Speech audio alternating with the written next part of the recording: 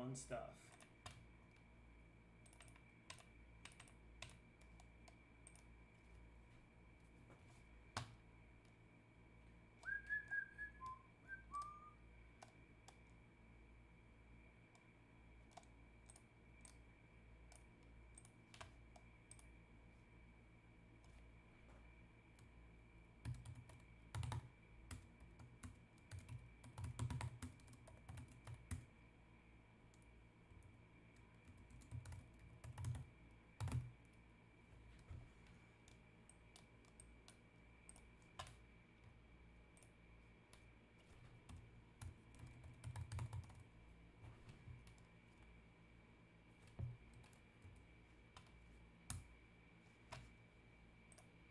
Get your Twitters.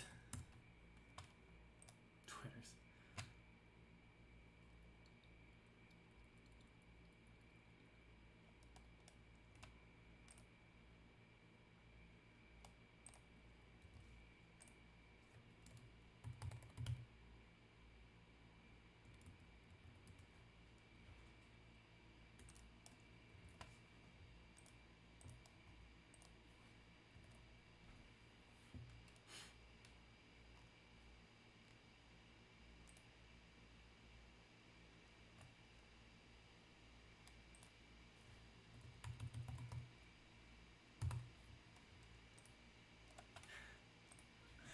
Yes.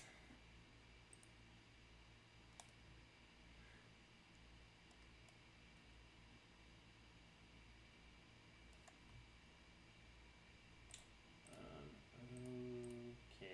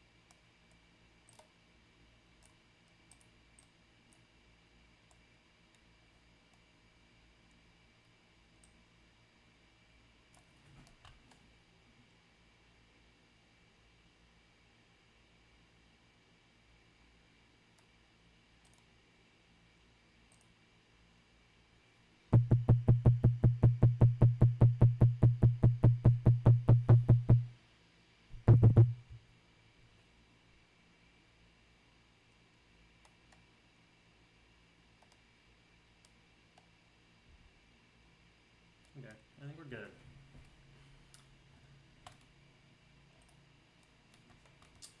All right. Start recording.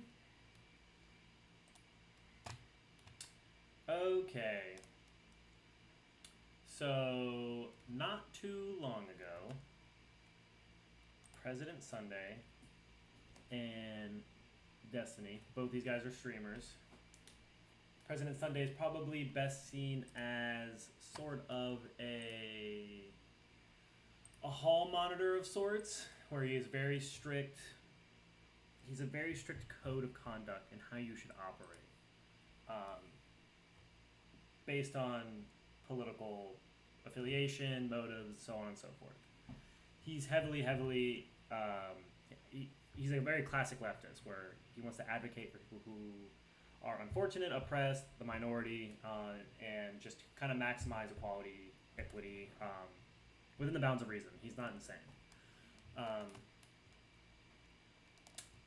And so him and Destiny got in a bit of a Twitter beef where President Sunday claimed that Destiny wasn't upholding his political moral code by hanging out with someone like Lauren Southern, who's an extremely conservative, maybe even alt-right personality on the internet. Because they have somewhat of a friendly rapport and banter and it's not always an aggressive engagement of ideas or debate. So President Sunday fears that someone like Lauren Southern, who has very pernicious, bad, evil, toxic ideas because she's alt-right conservative or whatever, that a lot of people in Destiny's audience might see that and be like, well, she's a really cool person. Maybe her ideas aren't so bad as they seem. So this is how we're gonna do this. Originally, they had their Twitter beef, and then next they had a conversation, Destiny and President Sunday, that was about like 8 minutes, I want to say. Then Rose Wrist, another streamer, commented on this short interaction, kind of saying how President Sunday left early or wasn't prepared to, or left early because he wasn't prepared to engage and defend his ideas, or two, he was scared, I think. We'll see. And basically, President Sunday made a video critiquing Rose Wrist's analysis of the conversation President Sunday and Destiny had. And President Sunday is also going to defend the conversation he had with Destiny and explain his motivations, why it went the way it went, and why he believes he's in the right. So we're going to do this a little bit backwards. We're going to start with his final video of the whole interaction, and then we'll go to the original video of President Sunday and Destiny talking, because there's kind of a larger point I want to make here about deplatforming, so on and so forth, and debate in general. So let's dive in, shall we?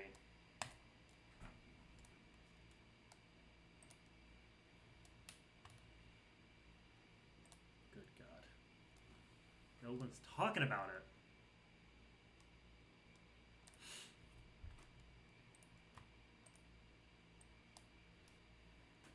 Okay, so this is Rose Wrist.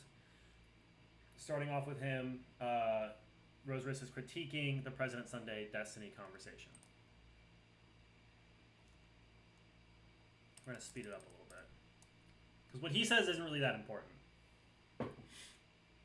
Because from this video, you will see that President Sunday, in this video, he gives the appearance of just absolute knockdown arguments to all the critiques from Rose Wrist from Destiny. Like after this video, you'll kind of be like, wow, is Destiny a scumbag? But then I want to go back to the original conversation, and I think it'll kind of show how President Sunday's framing of it is at best dramatic, or at worst just completely wrong. Obviously, I'm going to make my own case, just kind of trying to give this whole lineup, because I think if we were to go in chronological order, you'll get heavily swayed by President Sunday's argument here, because it's very, very good. It's very tight. It appears to be a knockdown. But I think when we go back to the original source material, the President Sunday Destiny conversation, you'll definitely see it's not nearly... It doesn't feel as impactful as President Sunday makes it out to be.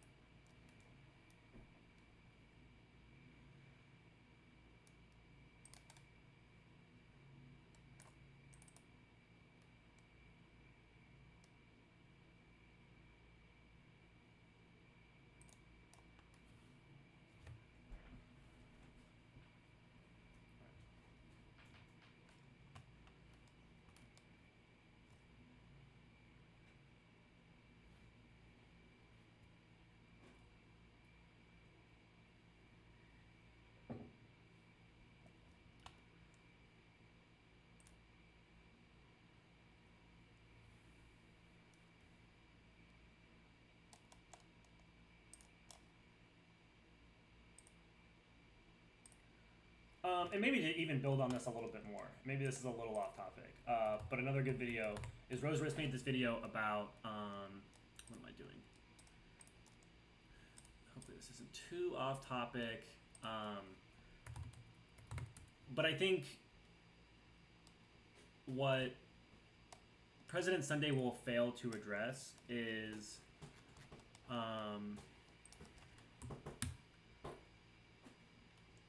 Rose Wrist he's fairly highly critical of video essayists. With this video, came out yesterday, pretty good. But basically his argument is that video essayists, which President Sunday is essentially doing in this video. He's constructing, he's picking out the source material, constructing his argument, and then using that source material to build his argument. But Roserift's biggest critique of video essayists is that obviously they're able to construct the most optimal, strongest argument. And as an audience member, unless you're well informed of the whole situation, it's easy to believe that the argument given is completely knocked down. There's no counter. Where obviously the whole point of debate is that in real time you can make a claim and then they can make a counterclaim, and you can kind of build off that where you can't hide behind omissions. Everything is up. And you can always argue the finer points, but essentially everything is on the table, and you don't have the choice to take stuff off the table. You have to argue for it to be off the table, but you have to make that argument. And a lot of video essayists will just omit things that probably are important, but will choose not to because incorporating those arguments would weaken their own argument. So thus they'll omit it, making their argument in their video appear much more salient. But let's continue.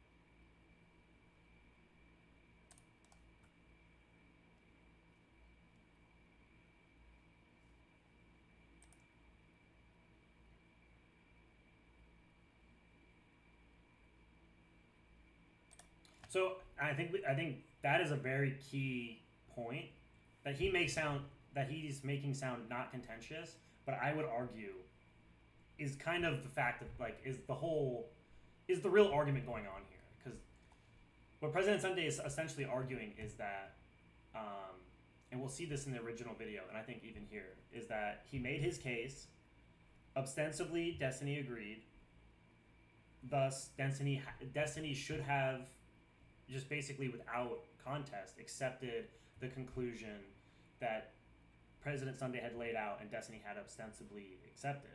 But obviously that's not how things work. You have to kind of debate the point. And we'll see later how President Sunday saying he left because he didn't want to debate the point, because Destiny's obviously a veteran debater and thus would have sophistry, whatever, rhetorical tricks, would have made the debate look as if he were right, even though President Sunday had earlier proven he was right and Destiny had accepted that President Sunday was right. So there wasn't anything to debate. But by President Sunday saying, okay, I'm leaving now, the discussion of the topic still happened. It was just no longer debate. It was just Destiny talking about the topic by himself without any pushback.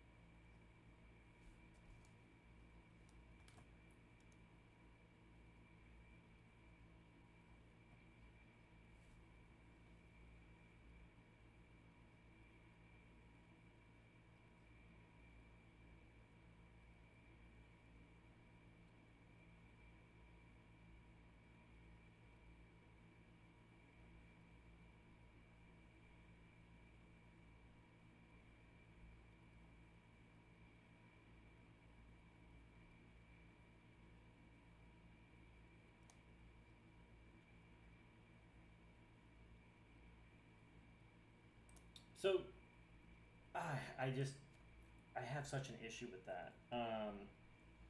So I understand how, because I understand. So what President Sunday and Rosewood are kind of getting at is that, um, so Lauren Southern is an alt right person, and by fact of her being an alt right person, makes her a bad person because of her political beliefs and her political advocacy.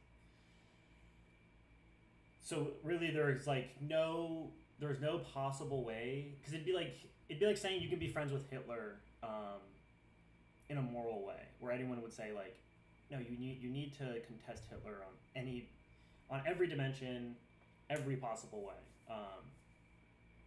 And obviously Lawrence Southern isn't nearly as bad as Hitler, but I think the dimension they're missing here is that it's really effective to become friends with someone or be friendly with someone if you really want to have a good faith engagement of their ideas. Otherwise, people will be very defensive about talking about their beliefs because they're going to believe we're not friends, you're my enemy. The only reason we're talking is because we're going to have some contest of ideas. So you're going to try to come in and you're going to try to beat up my ideas and say your ideas are better than my ideas and, make me look like a fool basically in front of my audience. And I think that becomes really not good, especially if you're someone on the left. So if you're like a liberal or a leftist or whatever, and I believe this because I'm a liberal, that our ideas are better, right? So I don't think we should shrink away from exposing our ideas, because I believe our ideas are more defensible, they're more logical, they're more empathetic, they're just better ideas. Obviously, I can't say objectively, but from my perspective, they're the better ideas. So we should relish the chance to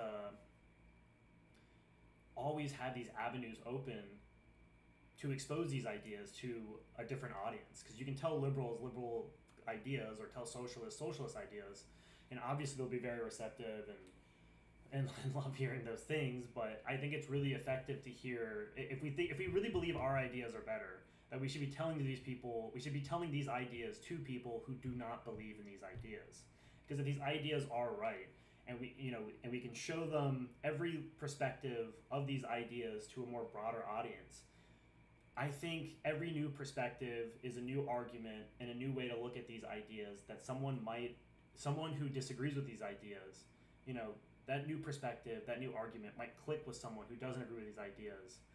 And if not change their mind about these ideas, at least make them more open and more understanding of these ideas. Because I think a lot of the time, and just naturally we do this, we kind of form tribes, we form sports teams in politics and say, my ideas are right. These people who don't believe in my ideas, they're almost not even human, because there's no good reason why a good person wouldn't have the same ideas as me. And then you get into a real mess where you're otherizing the other side, and you're just basically calling them demons, where they're not even capable of empathy or being good. They're fundamentally not even human. And I just think that's a real mess. I think it's really important that we try to be friendly with people who we disagree with, just so we can constantly hammer them with our ideas and just always confront their ideas. And I think Destiny's done a pretty good job with that with Lauren. And we can say that he's maybe being irresponsible, but if we look at, just from YouTube, and maybe you can argue on stream it's different, but I think on YouTube it's important that you look up Destiny Lauren Southern. Of course, that's the first one. It's all very combative content. It's not really them hanging out, and I'm sure we can find that one where they're playing League and it's not too aggressive or anything. But for the most part, it's Destiny contesting with Lauren Southern's ideas, and I think that's a really effective way where Lauren Southern and Destiny have a friendly rapport. So both of them are pretty willing to engage with each other, because I think they both realize they'll both be pretty good faith. And I would say I've seen a few of these, maybe even most of them, and I would say that appears to be the case. I don't think any of them are really trying to do rhetorical tricks or trying to just dunk on the other person. I think they're really honestly putting their ideas up against each other. And obviously, Lauren Southern's very biased. I mean, I wouldn't say Destiny's very biased, but I think ideologically I'm much more in line with Destiny. I'm actually like almost the same as Destiny, the opposite of Lauren. So obviously I think Lauren might be being biased. But I think to Lauren's audience, it's really effective to show, like, these are the ideas, Lauren. These ideas are better than your ideas. And I think a lot of time Destiny does a good job of showing that and demonstrating that to Lauren, to her audience.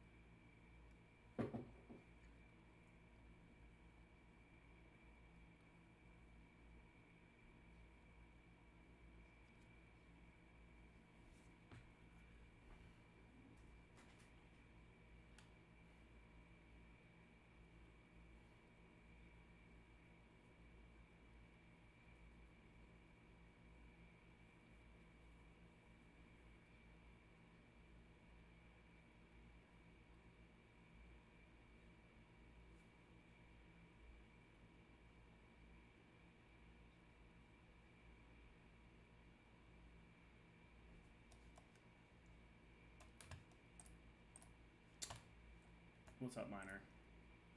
Yeah, I think that's the issue. Minor, we should talk again. I had a good time talking with you.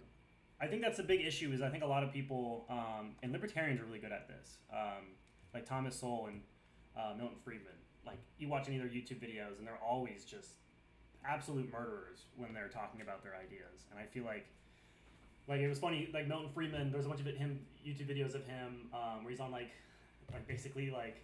Back in the day, it was like the Oprah show, or I don't know, like one of those daytime shows for like stay-at-home moms, and he just absolutely kills every idea that's put to him, and he just makes it sound so reasonable, like everyone should be about this. And I just feel like when you try to isolate yourself, isolate and insulate your ideas, you're gonna just always run into trouble. Especially like a lot of the people on the right, like the alt-right, like Jordan Peterson and Ben Shapiro, like they made like a lot of reputation for themselves by just saying no one on the left wants to debate me.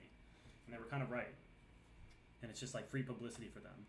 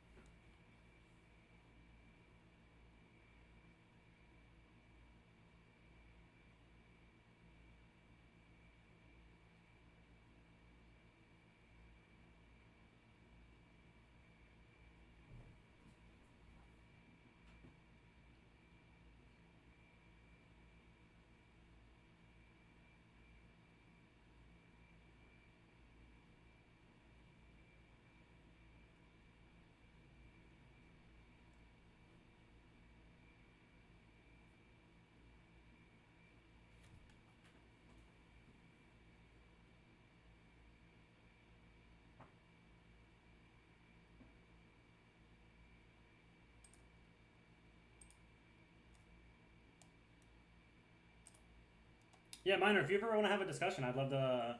I mean, I guess we could have a more debate. We kind of just had a discussion last time, which was fun. But I think people might have, because I'm more liberal. You're more libertarian. But I think we could have a fun discussion. I'm actually going to be talking about some ANCAP this stuff later and how that relates to abortion. Had a big Reddit post about it. It'll be interesting to see what you think about it. I'm going to make it a video. Hopefully it won't be too long, but we'll see.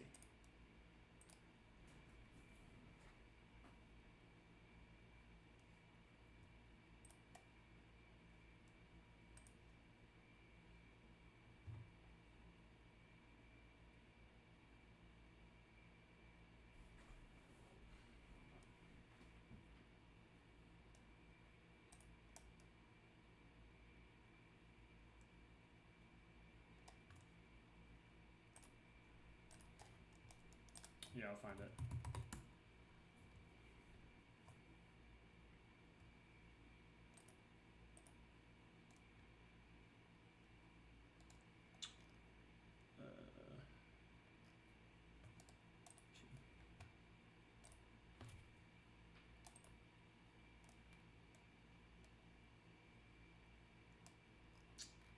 is hard to find.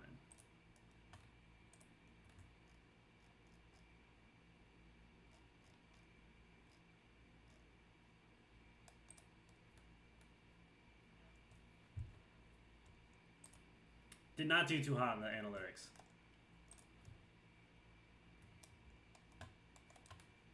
I'll put this in the chat. No.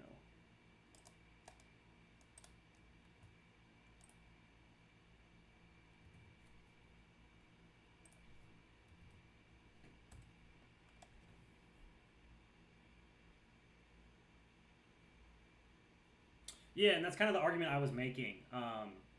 Because so this subreddit anarcho-capitalism, it's like clearly very, it's much more conservative than it is ideologically anarcho-capitalist. Where, I mean, it's fine to be conservative, but in the anarcho-capitalist sub, it's just so annoying how, I don't know, it's just so cringe to me. Where it feels like a lot of people don't understand it. But yeah, I mean, we can even, I would love to have a debate with you on stream about that sometime. I think that'd be good content for both of us. But I would be surprised if you're a real anarcho-capitalist. I feel like very few people are really actual anarcho-capitalists.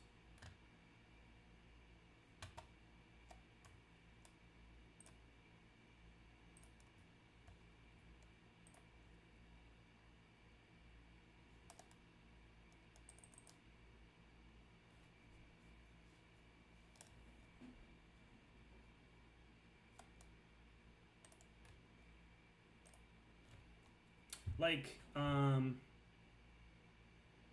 think a lot of, I think for the most part, they're just minarchist or libertarian. I mean, for really, they're just minarchists. Like, I don't know how deep into, so maybe I just have a fundamentally, like, narrow view of anarcho-capitalists, where I, for the most part, my understanding of anarcho-capitalism comes from David D. Friedman, where he kind of talks about,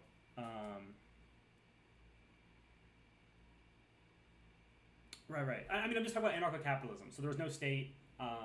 All functions of a society are voluntary.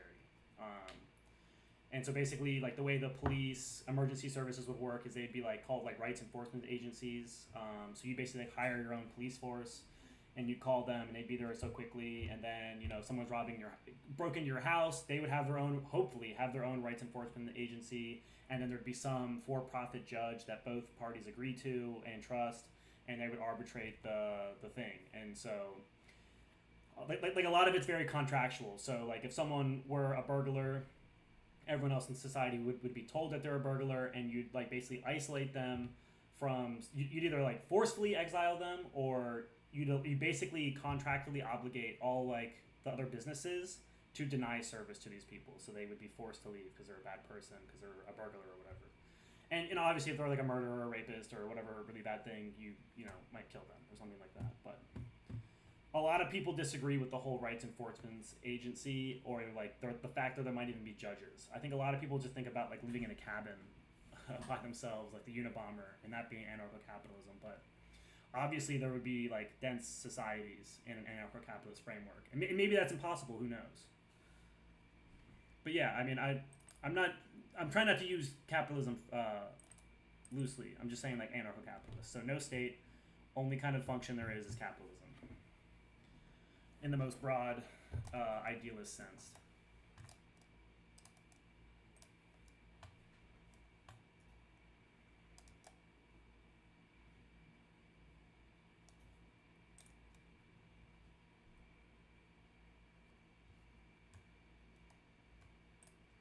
I guess I should probably put this chat.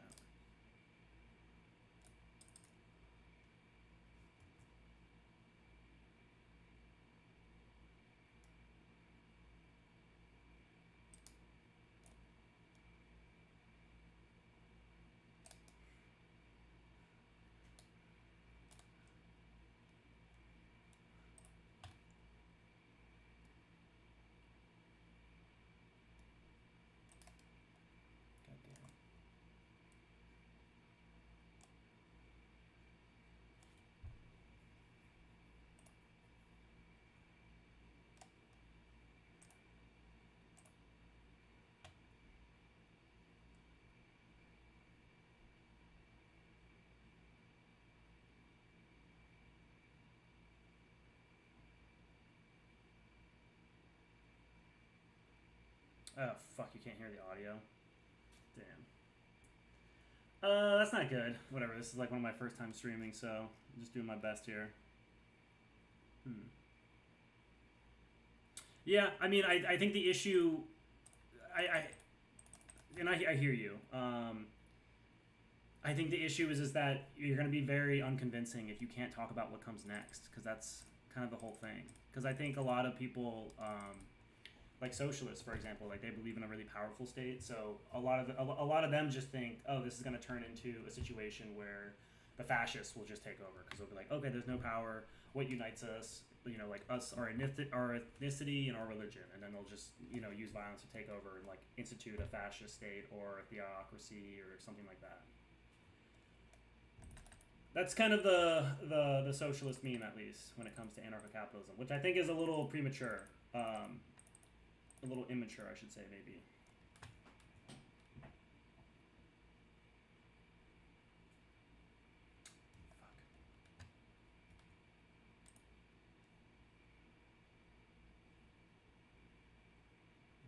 Hear the audio.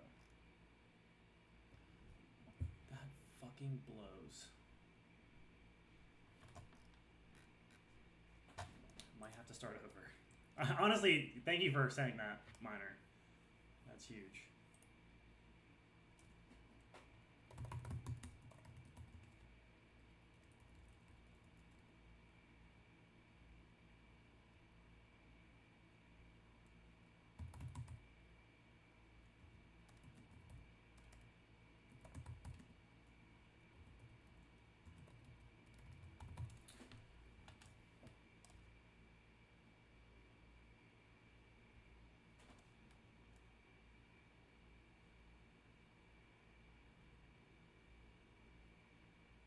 Yeah, so this is good because I think about this a lot. Yeah, use OBS. That comes more recommended than Streamlabs, but I'm not really committed to either one of those. But I think the one thing you could, so like Sam Cedar, I don't know if you know him from the Majority Report, like a lot of anarcho-capitalists or libertarians will call in, and he'll always kind of set it up, like what if a monopoly takes over, what are you going to do? And basically get them to the point where they have to kind of admit, like, yeah, we'll kill that person who just like monopolized all of society, and they'll kind of laugh at them and be like, oh yeah, see, like that's not going to work. But then I think you could always turn that around, like you don't have to use a hypothetical. You could even just say like, well, what if a politician became really popular and started convincing a large swath of society that we should use the state apparatus to persecute like the Jews, for example. Like, would you not kill that person? Because that's Hitler, right? So you probably, it's hard to say we probably shouldn't kill Hitler, and that's the same thing. We're like, both sides of these equations can go off the rails, obviously, and we've seen that with horrible results on the side of the government, with someone like Hitler or whoever coming into power and doing horrible things at the state's behest. Yeah, I mean, Hitler's always an easy example.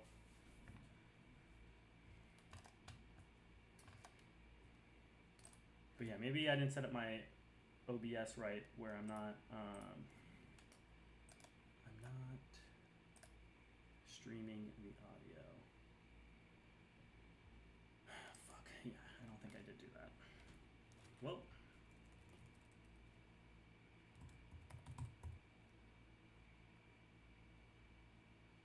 yeah, I think you're right.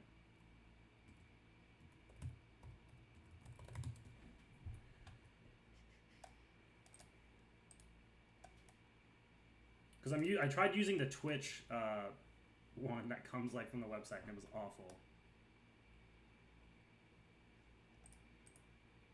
Yeah, all good.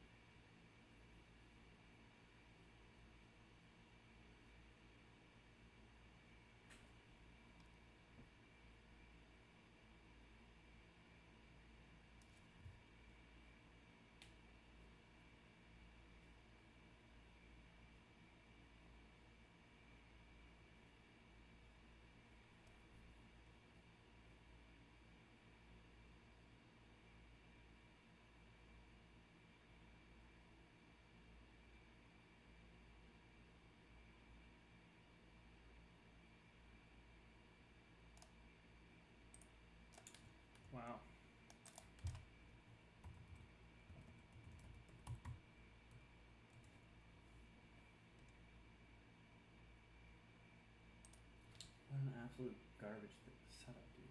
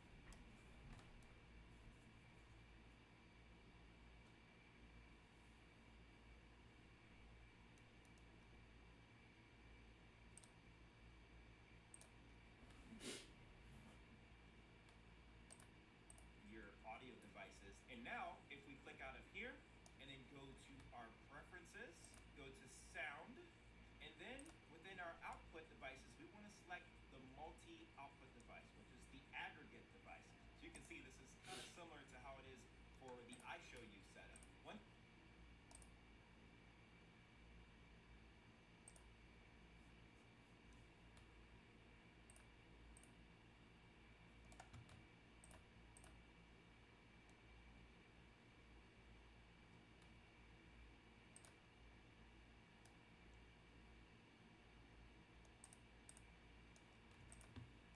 For the iShowU setup. Once you do that, you'll notice on your computer that you can't modify your audio system's volume levels anymore. So you either have to set it before you switch to the aggregate device, or you need to adjust your audio volume within the applications that you're using. With that all out the way, now that we have OBS open, all we need to do is go to our settings, go to the audio tab, and then for one of the desktop audio devices, can just select black hole and then select OK, and let's give this a little test. Oh, imagine if we could play copyrighted music. Woo, woo. As you can see, any piece of audio that you'll play through your Mac will be picked up.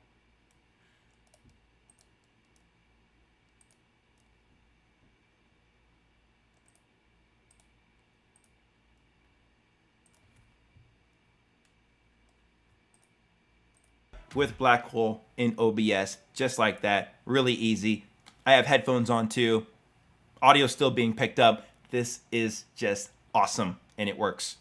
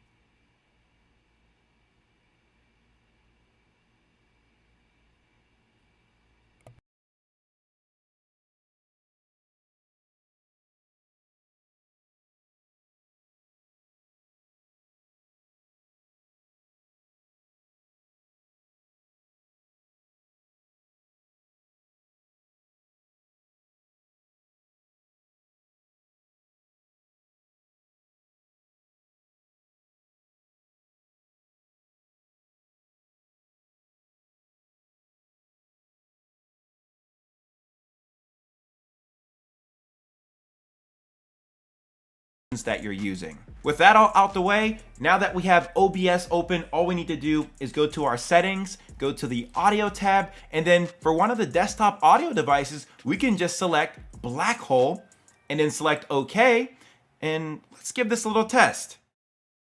Oh, imagine if we could play copyrighted music.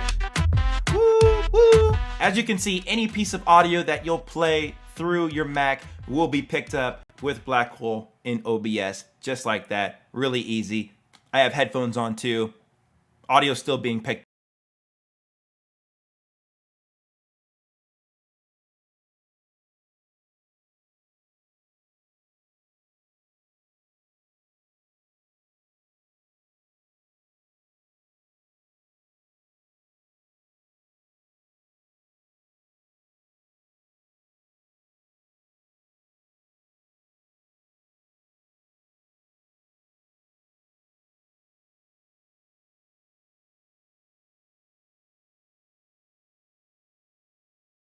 Up. I turned off my mic. How's it looking now, Miner? Is it looking better?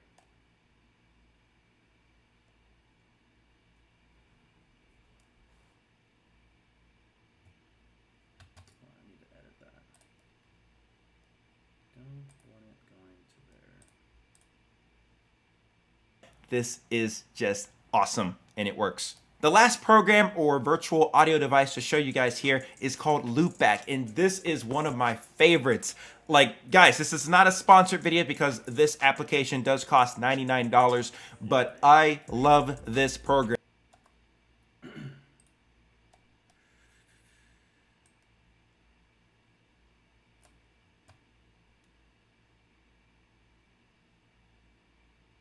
way to put you up? Yeah, I just bring down the. How does this sound on your end? Just curious. Yeah. So this is me talking. I should be a lot louder, right? It allows the mixing and combining of different audio hardware sources, as And well as I the brought the desktop application down. audio and system level audio all channeled together. There's also no special configurations required, so that means I don't have to go into my MIDI settings, create an aggregate device. I don't have to go into my audio Bring settings, the and then desktop a now little I bit. can't modify my system audio Word! or Thank you, anything Miner. like that. Huge. So check it out. This I is almost my just spent loop like back 3 right hours. now. I get most of my audio recorded Yes, through now Google I can count Chrome the or next maybe through Destiny. Spotify. Do you like For the Destiny? video, I'll show you quickly how to set something like this up. All I need to do is press the plus button here to set up a new virtual audio device. It's my Loopback Audio 2. And then at the top where you see sources, this is where I can add all the different apps that I'm using, even the hardware devices. This is just so nice to use in case I don't want all my audio. run this all the way back.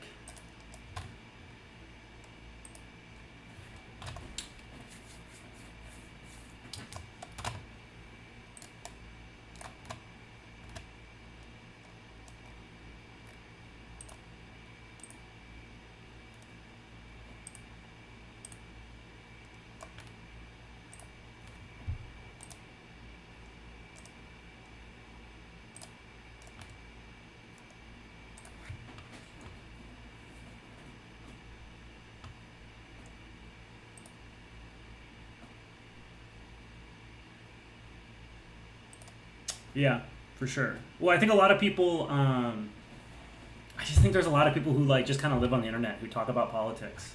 Like I'm a pretty big fan of Destiny, and I just find one of the funniest things with him is when talking about like this is a little explicit, but like negotiating like sexual experiences, and how it's just funny how when he'll talk to people that they just like his take will sound like extreme. Like for example, he says like if you're a woman, you probably shouldn't invite a guy back to your house unless you trust him enough to have sex with him, which is like pretty standard advice I would say to most regular people, but a lot of people took that as him being like a rape apologist. Yeah, and it's just funny to me how people get so upset about that kind of stuff when that's like pretty basic advice.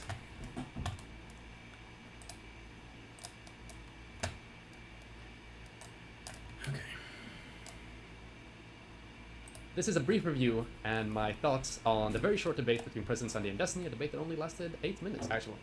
The following is a response to a quite frankly extremely stupid review of my recent brief interaction with Destiny by Rose Wrist, in which the latter calls me a coward and a hypocrite. So I think there are two possibilities for why he left here. Yeah, I think that's a lot of people, like a lot of socialists especially, where it's kind of just saying like, yeah, I think everyone should get everything for free. You know what I mean? Everyone deserves to be happy, but then it's just like, well, how do you get there? And then like, what if this happens? What if this goes off the rails? And they're always kind of just like, well, that won't happen. Everyone's a good person all the time. Ability number one is he left because he was incapable or afraid to engage further in the conversation and essentially used that as an excuse to get out. Or number two, he agreed with Destiny, realized that his engagement was helping Destiny grow, and therefore went out for more like a principle reason. And I'm saying principle for some of the things we're going to talk about later. And the funny thing is, honestly, I don't know which is worse. You know, reason one is, it's fairly obvious to understand why that's like negative, right? And why that one is pretty bad. So if the reason why he left is just because he wasn't able to engage anymore, that would just demonstrate that he hadn't thought through his arguments before expressing them publicly, and that he crumbled at the slightest bit of pushback to his beliefs, that he's a bit of a spineless coward who leaves the conversation when it gets off script, and that he's kind of reinforced the stereotype that people like him are incapable of engaging in critical engagement with people live, and hides behind one-sided reviews where you can carefully control what gets discussed. It's fairly obvious why that's a bad reason. But let's take the more charitable interpretation, okay? He left because he was principled, essentially. He realized that, oh, what I'm doing right now is actually doing the thing I'm accusing Destiny of doing, so I'm going to stop doing this. Because now I know that that's bad, and I'm a principled person, so I'm not going to do it anymore. So once again, everything I'm about to say now is assuming that Sunday buys Destiny's argument, that Sunday's engagement with Destiny is helping Destiny grow, and that's why he left. This also demonstrates to some extent that he hadn't thought through his belief, and therefore acted in incongruence with his belief by coming on to Destiny's stream at all, essentially. Because this is like the one we're watching here. Well, I think this is interesting because it's all about deplatforming. So Rose here. So President Sunday, the guy who made this video, he had a discussion with Destiny, and maybe you've seen it, maybe you haven't. But essentially, Destiny's friends with this woman named, this other online person named Lauren Southern. She's a conservative, and she used to be very alt-right, like very anti-immigration, very worried about like Great Replacement, like the white people not replacing themselves, and like Europe not being Europe anymore, or America not being of a European character. But I think I would hope that she's like kind of softened her view towards immigrants. Not so sure about that. And so Destiny's been kind of friendly with her, even though he's pretty liberal, very progressive, and he'll have a pretty friendly rapport with her. But for the most part, they debate. Like if you type in Destiny Lauren Southern, it's almost all debates. What do you want? What a job that I... No. God, I hate ads.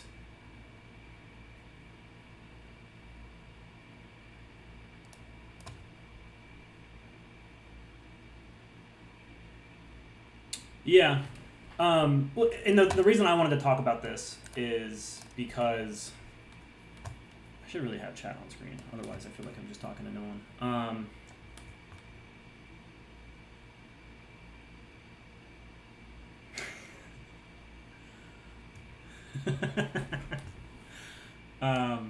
Well, the reason I wanted to talk about this is because President Sunday's whole critique of Destiny is that by being friendly, being cool with them, by having them on the stream but not debunking their ideas, is you're essentially helping their political projects. But I mean, on the flip side, what about our political projects? What about Destiny's political projects? Like, if he can use Lauren Southern to bolster his own, I think that's a good thing. Where, I mean, Destiny's done like a lot of good work, like in Georgia, Nebraska, and I wonder anywhere else where he's like putting a lot of money in his own time to help his politicians get elected. I don't know if Lauren Southern's really doing that.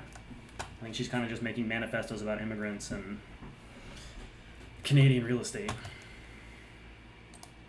A fairly easy thing to think about. You don't need to be like a philosophy lord if Destiny can figure this out. And Destiny's a smart guy, but if Destiny can figure it out in like just a few minutes of listening to you present your arguments, you probably should have thought about that enough to be able to reach that conclusion. If that's something you feel comfortable tweeting about and even going into a debate with. Once again, we still have that issue with not really thinking things through. More pertinently, probably, is the fact that this means that President Sunday is a massive hypocrite. Rose's reasons for calling me such are interesting primarily, if one is paying attention, which Rose obviously was not, because, as we shall shortly see, it highlights his own hypocrisy in a rather spectacular way. The accusation of cowardice doesn't merit a response besides noting the obvious.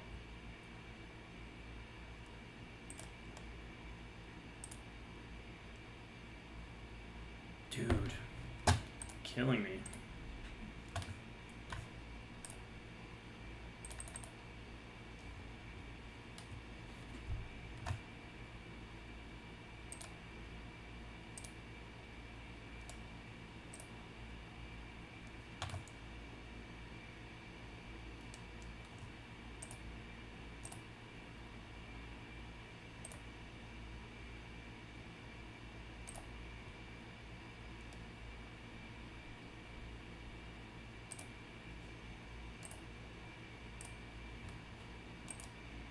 Massive hypocrite. Rose's reasons for calling me such are interesting primarily.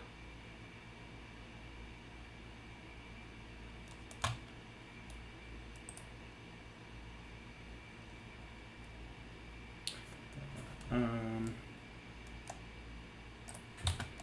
gonna have to do that, aren't I?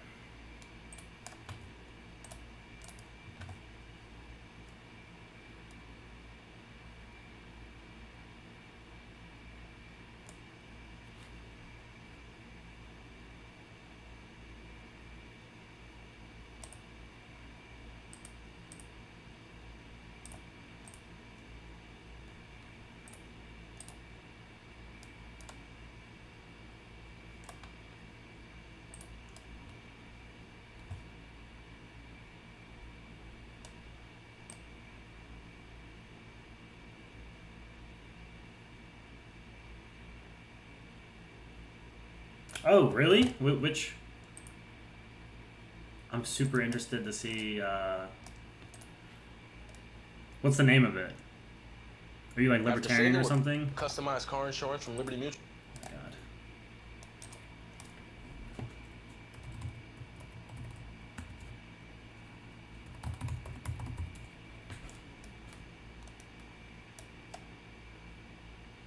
Shifty libertarian? Is that you?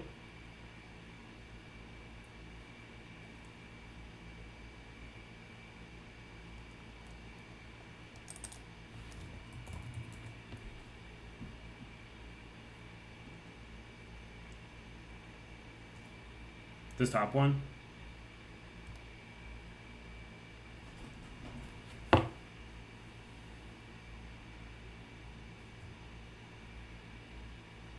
Let's go. Let's go. Let's. Wait, you didn't do well? I mean, Rose is really, really smart. He does his research.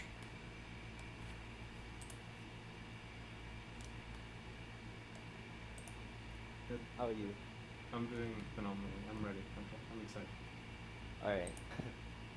So, I mean, I don't. What are your like common objections to market or capitalism that you would like you to address? Because I don't want to just, put words in your mouth or anything.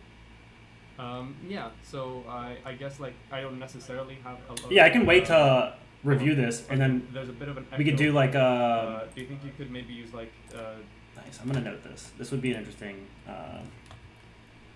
This would be interesting to go over on stream.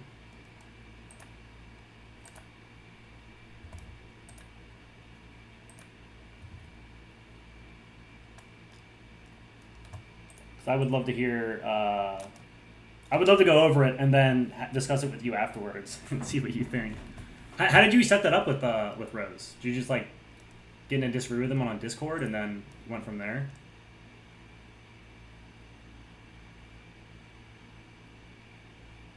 Right. I mean, I feel like debate's one of those things. You just have to practice it. You kind of just can't naturally be good at it. You kind of have to.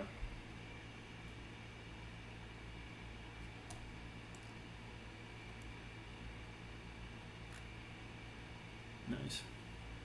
Are you a fan of Rose? Or did this debate ruin him for you?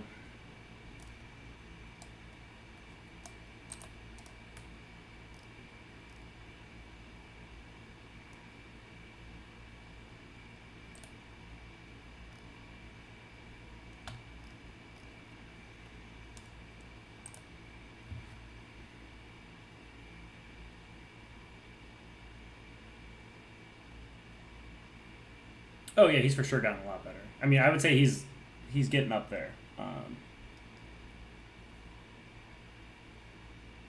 Yeah, I like watching Rose. I think Rose is good. Destiny's good. I used to like Vosh a lot more, but Vosh is kind of trash now.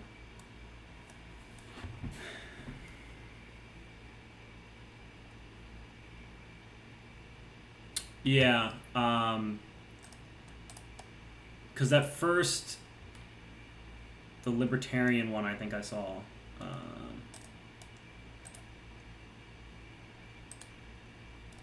Win it.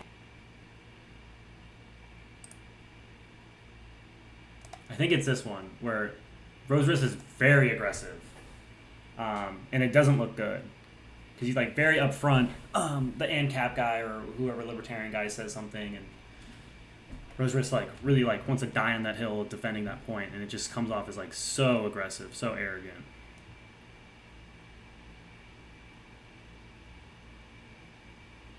Right. Yeah. I don't know why he's like that. I feel like, because it seems like most people who argue with him are like very like even keel. Not really going like that extreme. Like this debate where he argues with the ethno-nationalists. I can understand him being a little bit more aggressive, but he does a better job of like letting them be aggressive and then returning with aggression, which I think always looks a lot better than you just being aggressive up front, especially early in a debate when the other person's clearly not being aggressive.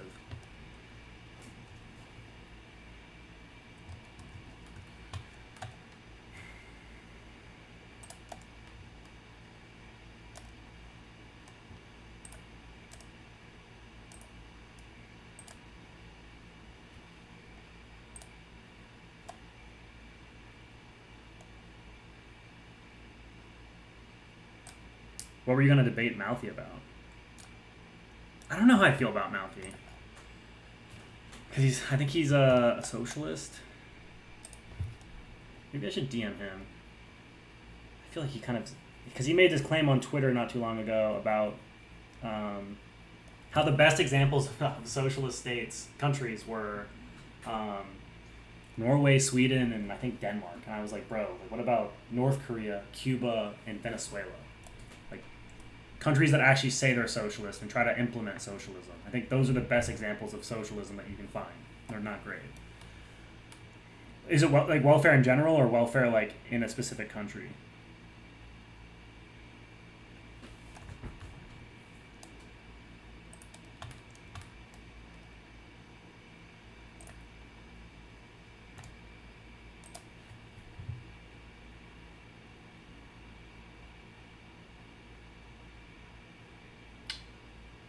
Yeah, that's a tough argument. Yeah, I mean, you have to make the point. I think with welfare, it's really hard because because you're gonna just come off as like unempathetic. You're gonna seem like a not caring person. Like, I feel like you'd have to. I mean, I assume you were gonna argue it like solely on economic grounds, right? What's most economically efficient or effective? Which is tough because I feel like I'm not too familiar with Mouthy, but I feel like it's dangerous because he could always just flip the debate into being something of like an optical, ethical grounds. Do you think you can make a good moral argument for why welfare is bad? I think that's going to be really hard for you to substantiate.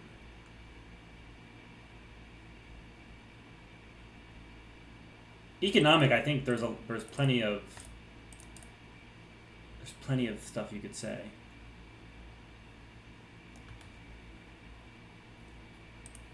I mean, moral is tough unless you wanted to bring up like single motherhood or something like that, which is the classic like Thomas Sowell argument.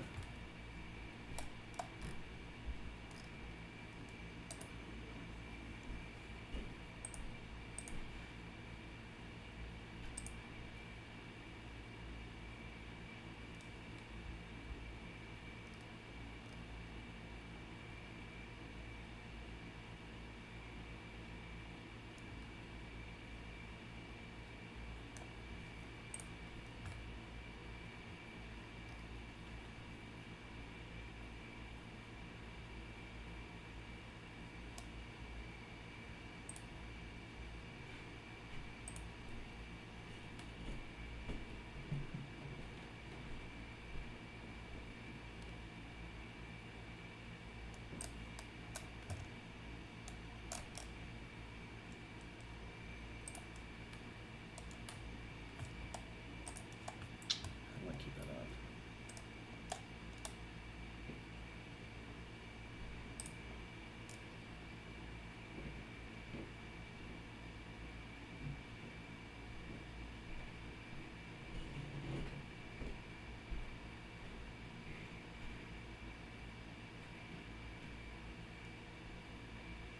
Right, and I think most people would argue the morals. I think that's kind of the issue with libertarianism, is it's very easy to argue against morally. Like, kind of like socialism. It's very easy to argue it on moral grounds, but it's very hard to argue for it on economic grounds.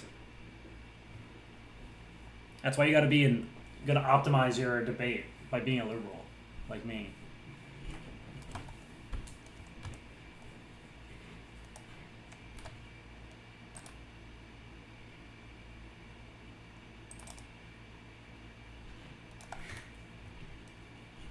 So you have a moral argument for why you shouldn't do welfare?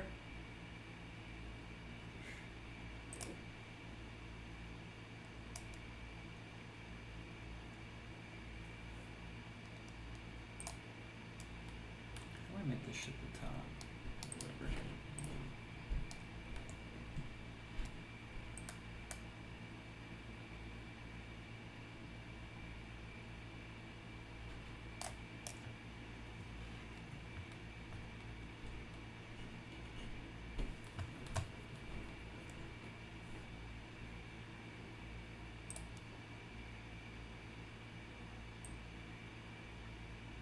I would love to hear that argument sometime.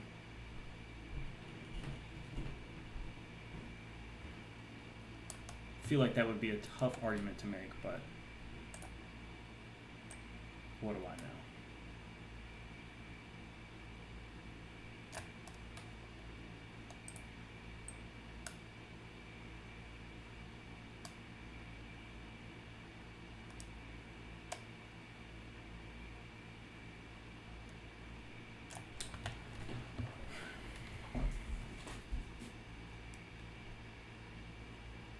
Who have you argued with any people besides Rosewarist? Right. I mean, yeah. Obviously, anyone who says morals, anyone who's a moral objectivist or whatever, is probably kind of an idiot. Yeah, and also the issue with doing the moral argument is you kind of have to have an argument about morals, and then defend why your moral system's correct. But yeah, I would love to I would love to review this and then talk to you afterwards. That would be pretty funny, I feel like. Especially if you feel like you didn't do a good job.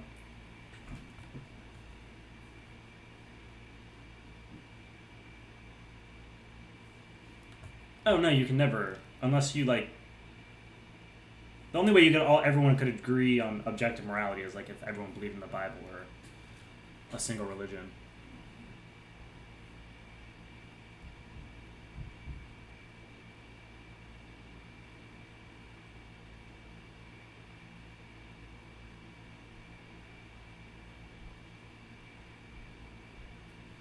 Lord Pasta.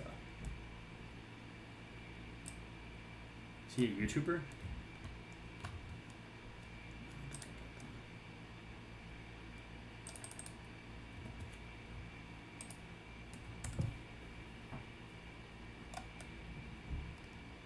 Damn, Lord Pasta.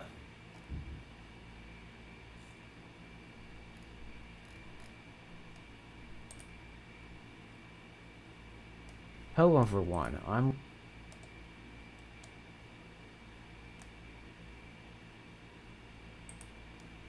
What is he like, what's his vibe? He doesn't seem very political. Hello everyone, I'm Lord Pasta and welcome to my channel.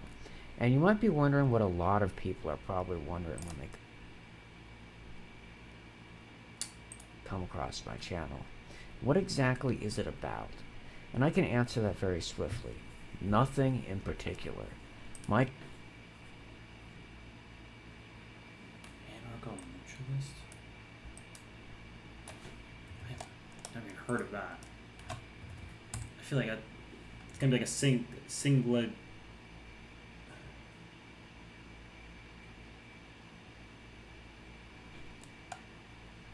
What is that?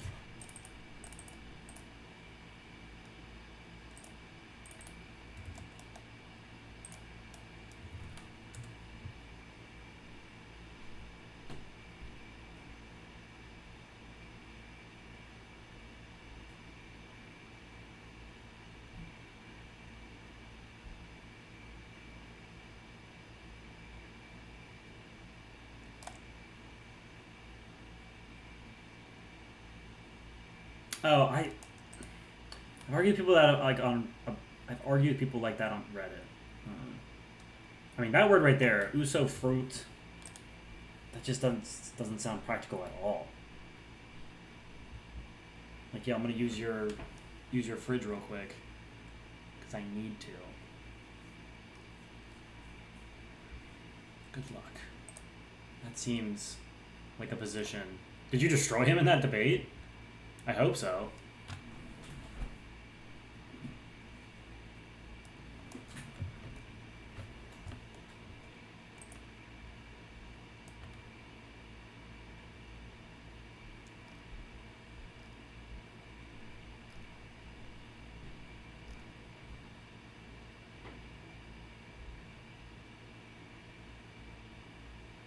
Human versus elves.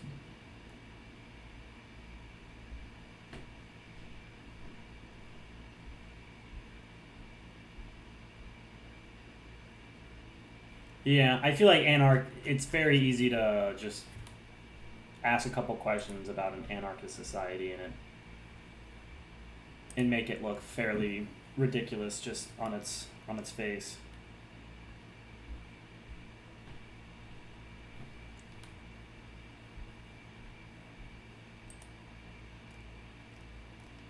Damn, I'm actually pretty pumped. You should let me know like next time you're free to talk on voice. We can go over this. The comments are very much on Rose's side.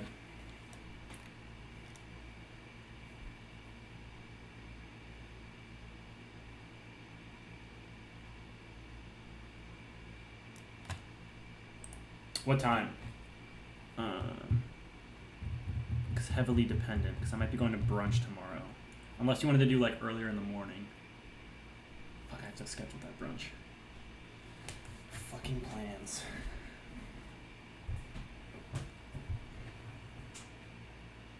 I mean, I guess it doesn't even have to be that long of a thing, right? We could watch this, maybe even speed it up a bit. Like watch this in an hour, talk for an hour. That'd be good, right? Or do you think you need more time to kind of go? Because I imagine, or we could probably watch this for an hour and a half at like 1.2 speed or something. I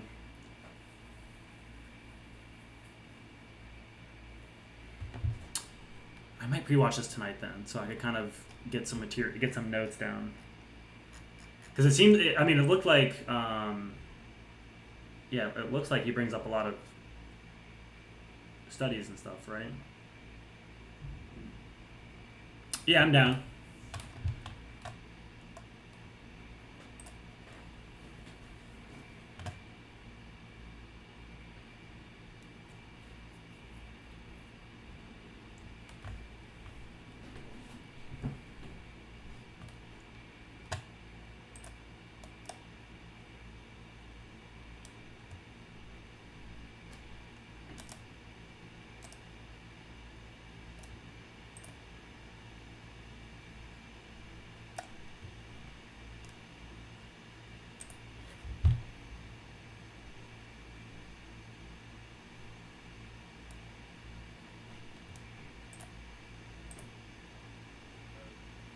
Like push to talk or mute yourself when you're not speaking or something, because I can hear myself played back in an echo.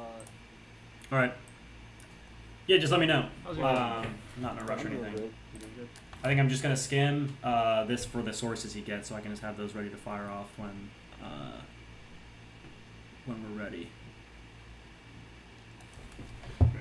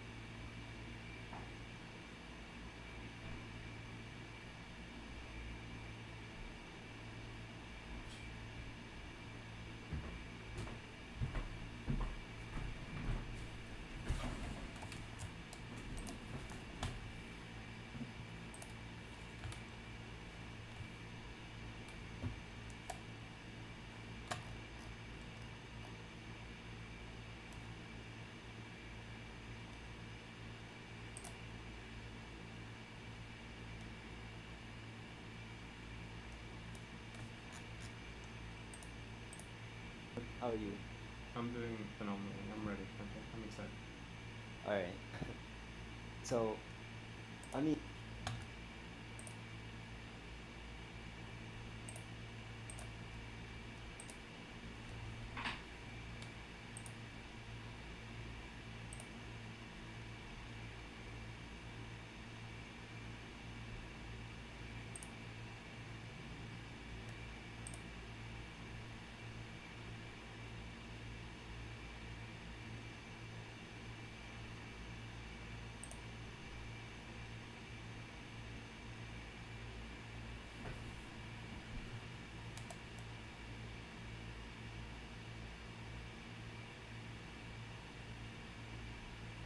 Yeah, how much time do you think? Oh, word. Okay, perfect. That's great, actually. Yeah, definitely. Just shoot a message in the chat or on Discord, and then I can cover a good bit of this, and I can always come back to this. All right, see you then, Miner. And my thoughts on the very Okay, to set this up, this is a follow-up video from President Sunday covering Rose Riss's coverage of when President Sunday confronted Destiny about how Destiny is sacrificing his political morals and his political goals by being friends with people who have opposite or adversarial political roles or goals relative to Destiny. So that's confusing. So he's friends with a woman named Lauren Southern, who is conservative, used to be alt-right, used to be very anti-immigration, might even still be very anti-immigration. Yet Destiny has a visibly friendly rapport with her.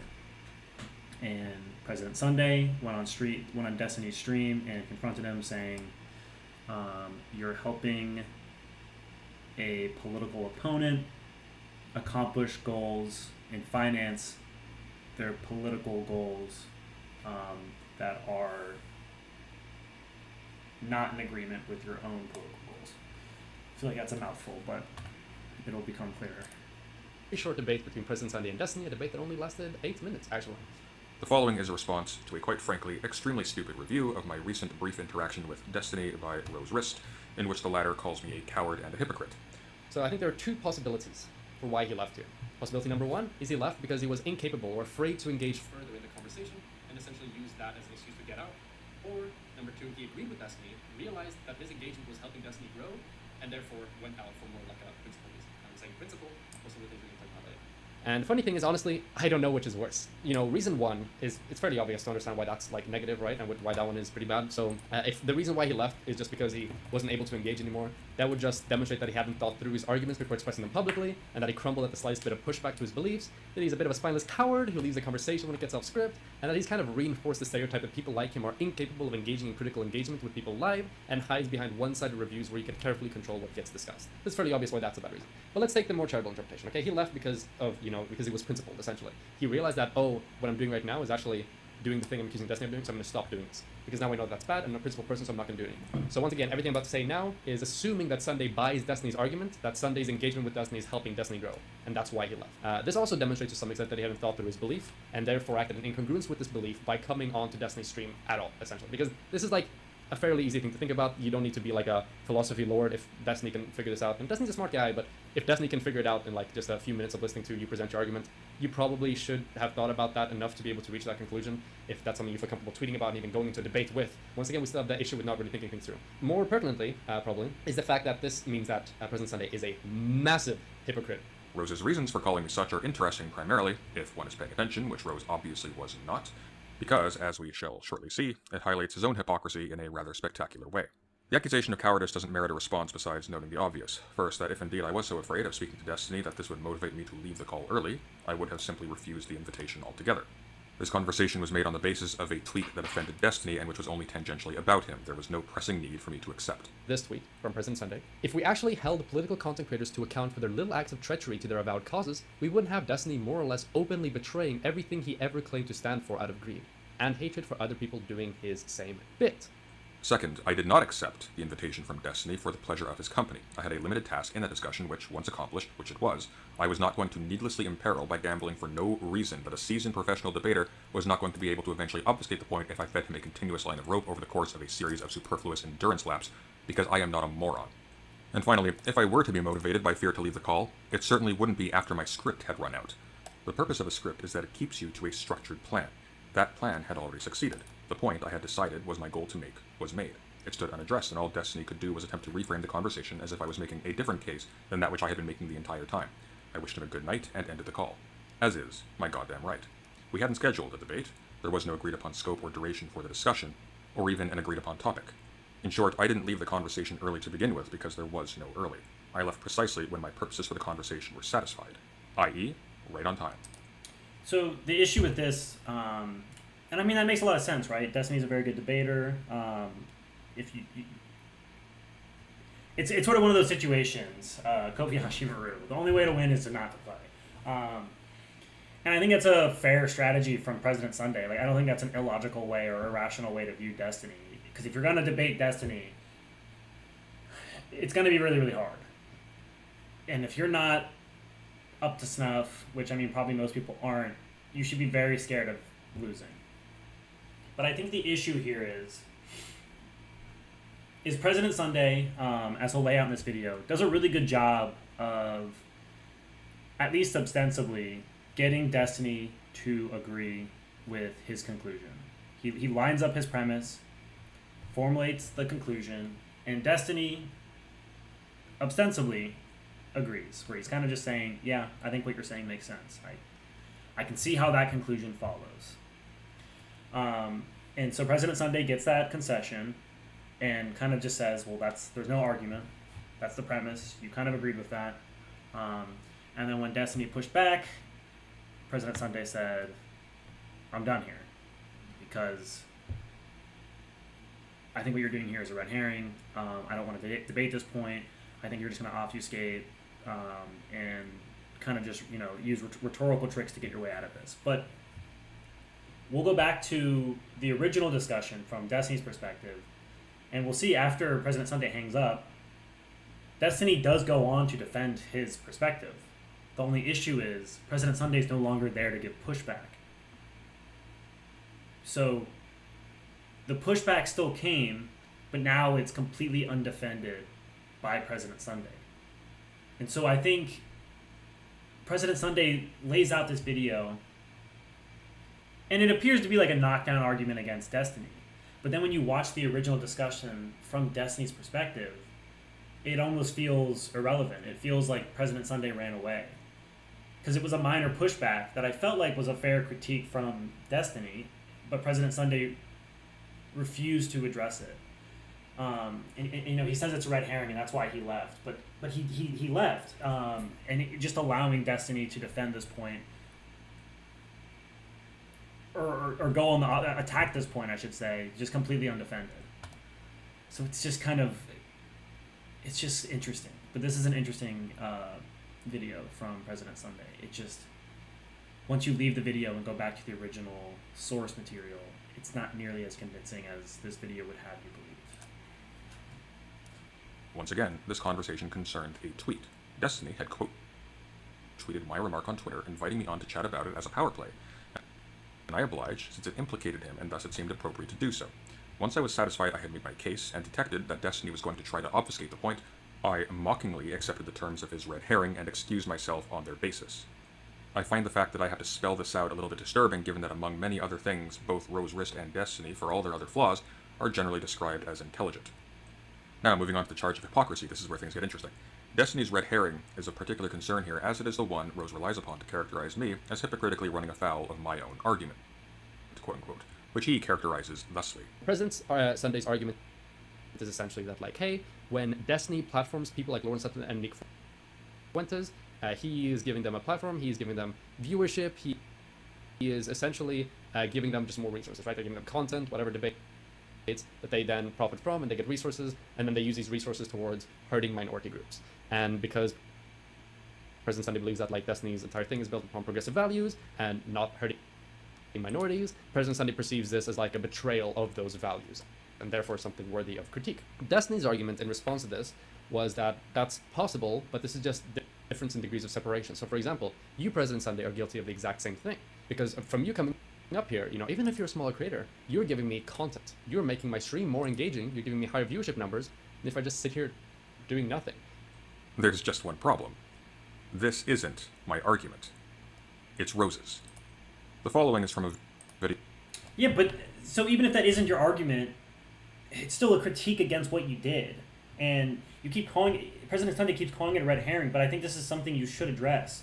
And I feel like if you could address this convincingly, it would make this entire interaction be much more effective for President Sunday's goals, for what he wants in the end, for his end conclusion. But he keeps wanting to not even address this. But I think on the surface, I think so, and I assume much of a large proportion of the the audience, including me, would see this critique and think this is like something that's worth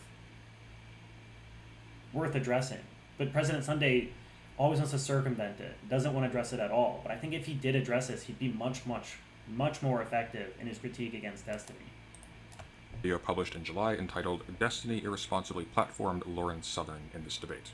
And yeah, the key issue is that was not what happened when they were playing League.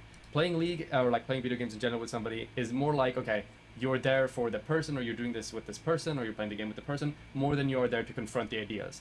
So there is sort of a more intrinsic passive acceptance of the ideas that are being laid out, if that's not the focal point of what's going on. So even in the Sargon debates, where things are pretty civil, they work through things, you know, in a non-aggressive manner, the focus was still very much on the disagreement, and the whole framing of the debate was that, okay, there's a disagreement here that we're trying to work through. While in the other discussion, it was more like, okay, this can be interpreted as just two friends hanging out and, you know, having a bit of political conversation on the side. And that's negative, because it's giving a platform and it's granting legitimacy to Lauren Southern in this instance, which, I don't know if I need to remind you all of this, is probably one of the worst online political content creators when it came to radicalizing people to the far right. And in case you had trouble following this, Rose Wrist helpfully clarifies in a pinned comment. Quote, "Hey everyone, so it seems some people are still unclear as to exactly what the criticism I am levying is, so I thought I'd clarify a bit. My criticism wasn't in regards to the fact that Destiny was playing video games when he was having the conversation. Both of the other examples I praised in the video included Destiny playing video games, the discussion with Lauren and the debate with Sargon. Destiny is more than capable of having a debate while gaming. The distinction is that he was playing video games with Lauren Southern. The reason why I believe this distinction is meaningful is because I believe that it fundamentally alters the tone or the framing of the discussion. It carries with it a stronger implicit acceptance or legitimization of the ensuing discussion and viewpoints than if it had been purely a discussion. The framing, at least in the eyes of some portions of an audience, is no longer that these two individuals are on here to work out disagreements, but rather that they are playing games together and on the side having a bit of a chat about politics. I find this to be irresponsible, as it puts Lauren as a person and her beliefs in a more casual light, I suppose. Now, I would like to add that the mode in which Destiny did hold the conversation is absolutely perfect for trying to change the opinions of an individual. The nature of the conversation lends itself towards charitability and the higher likelihood of potentially changing your mind. However, the fact that it didn't occur privately, but... God damn.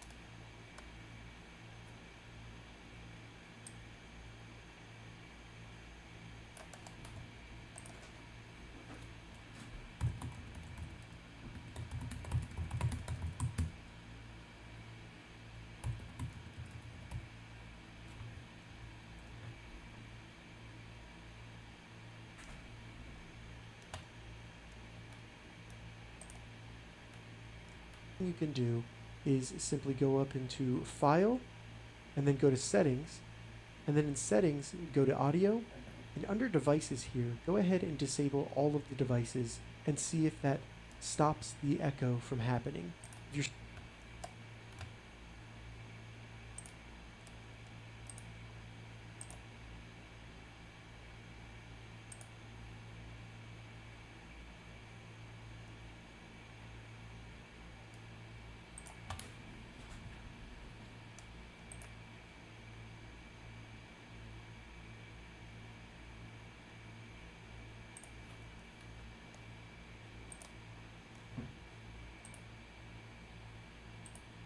If you're still having an echo after that, it might be an issue with your computer. Once you've established it's not an issue with your computer, go ahead and enable these one by one. And then once you hear the echo again, you found the device here that is causing the echo, and you can disable it, and then you will have fixed.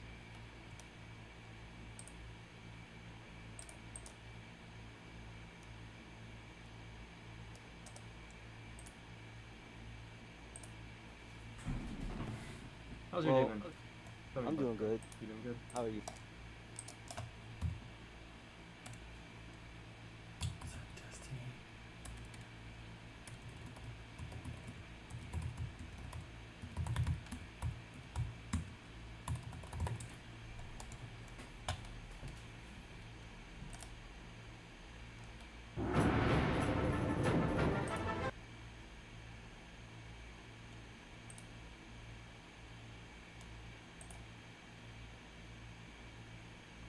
Hi, horses. A lot of like a lot of that argument I think comes from like also like the college thing of like, oh well, you need A dog and a Trump cup. through his like variety of divorces, or Biden like seemingly being a or on paper being a staunch Catholic, but then going like against pretty much every standard thing. That was to instill some amount of order. That was to instantiate some type of like retributive justice that wasn't just we're going to kill your entire tribe because we caught your brother stealing horses from us or some shit. So I think that in the past it has been the case that people realize that like chaos and mayhem and murderers and thieves are so incongruent with society that we are going to bring down holy hell and destroy you if we think you're doing it. I think we've got. So to start, so I guess I'm trying to figure out what's going on and what's going wrong with my relationships. I'm 38 now, and I think I've ironed out a lot of the immaturity problems that Wait, you're what age? I told Lawrence Southern that I've never complimented my girlfriend.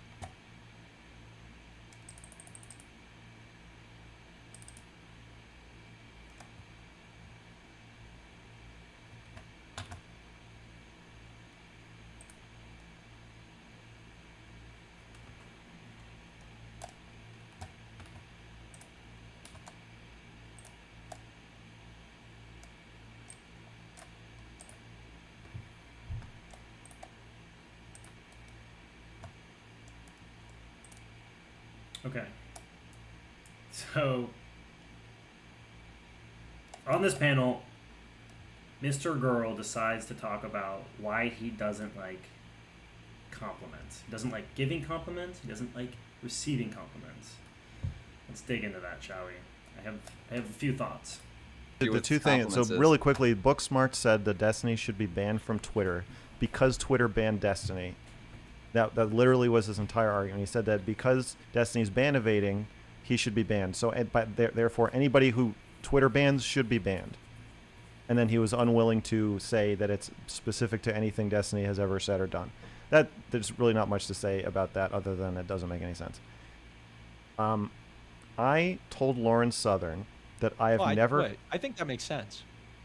Well, he's just. But then why are you talking about Destiny specifically if your only statement is, I think Twitter is good at banning people, and when they ban people, I agree with them. So because Destiny was banned, therefore I think he should be banned too, because I agree with Twitter anytime they ban somebody. It's no stupid. point in. Like, it's totally stupid, but it makes sense. Like, he's just a snitch.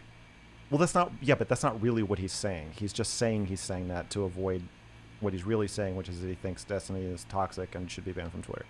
Oh, but he won't like own his position, so there's no point in talking about it. Oh yeah, then that's dumb. Yeah. Okay.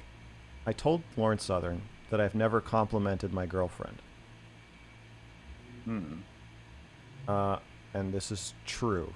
I've never complimented her physical appearance, and I don't think I've ever complimented her in any way. because I don't like.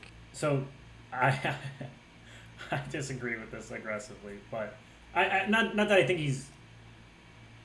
Not that I disagree with his prescription. I just think I have a hard time believing that descriptively, the fact of the matter that he's saying that he's never done that, he's never complimented his girlfriend physically or whatever. I just find that so hard to believe. I just don't believe that. Being in the role of evaluating her, and I resent that, and it feels weird to me. I don't like the idea that it's an compliments feel slimy to me, because when you compliment somebody, you're enjoying it yourself. You're saying it to make yourself feel good to some extent, but you're pretending that really you're just trying to make them feel good. And so She for compliment those, you?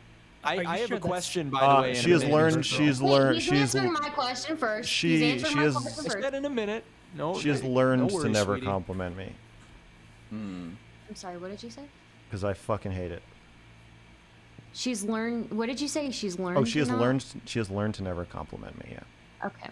All right. I find I don't feel like I'm complimenting. When I compliment something, I don't feel like I'm getting something out of it. I always feel like, in fact, it's kind of the opposite. I have to push myself to compliment people because I don't know. It feels bad to me in some weird way. But Why? I think I should. I don't know.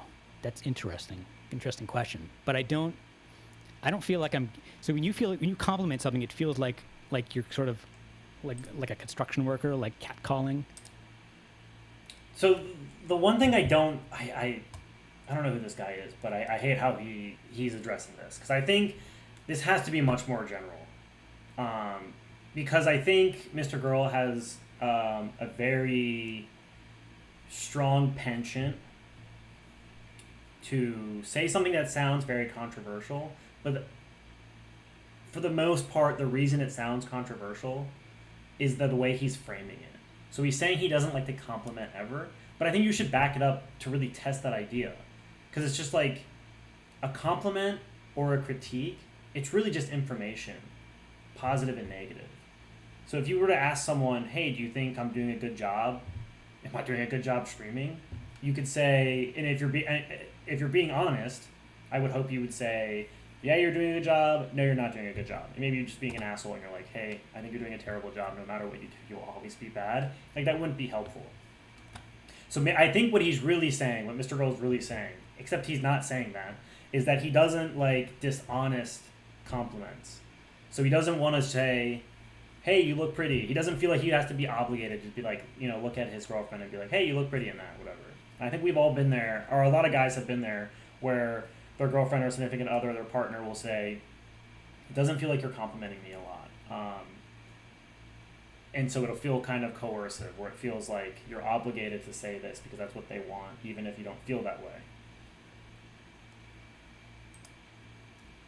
Yes. A woman walking by, and that's always what it feels like?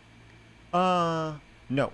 It doesn't feel like that. It's just that I know that's part of it. So I know that following the rush of like, oh, he thinks he said I have like I have nice breasts today or something or whatever, that you're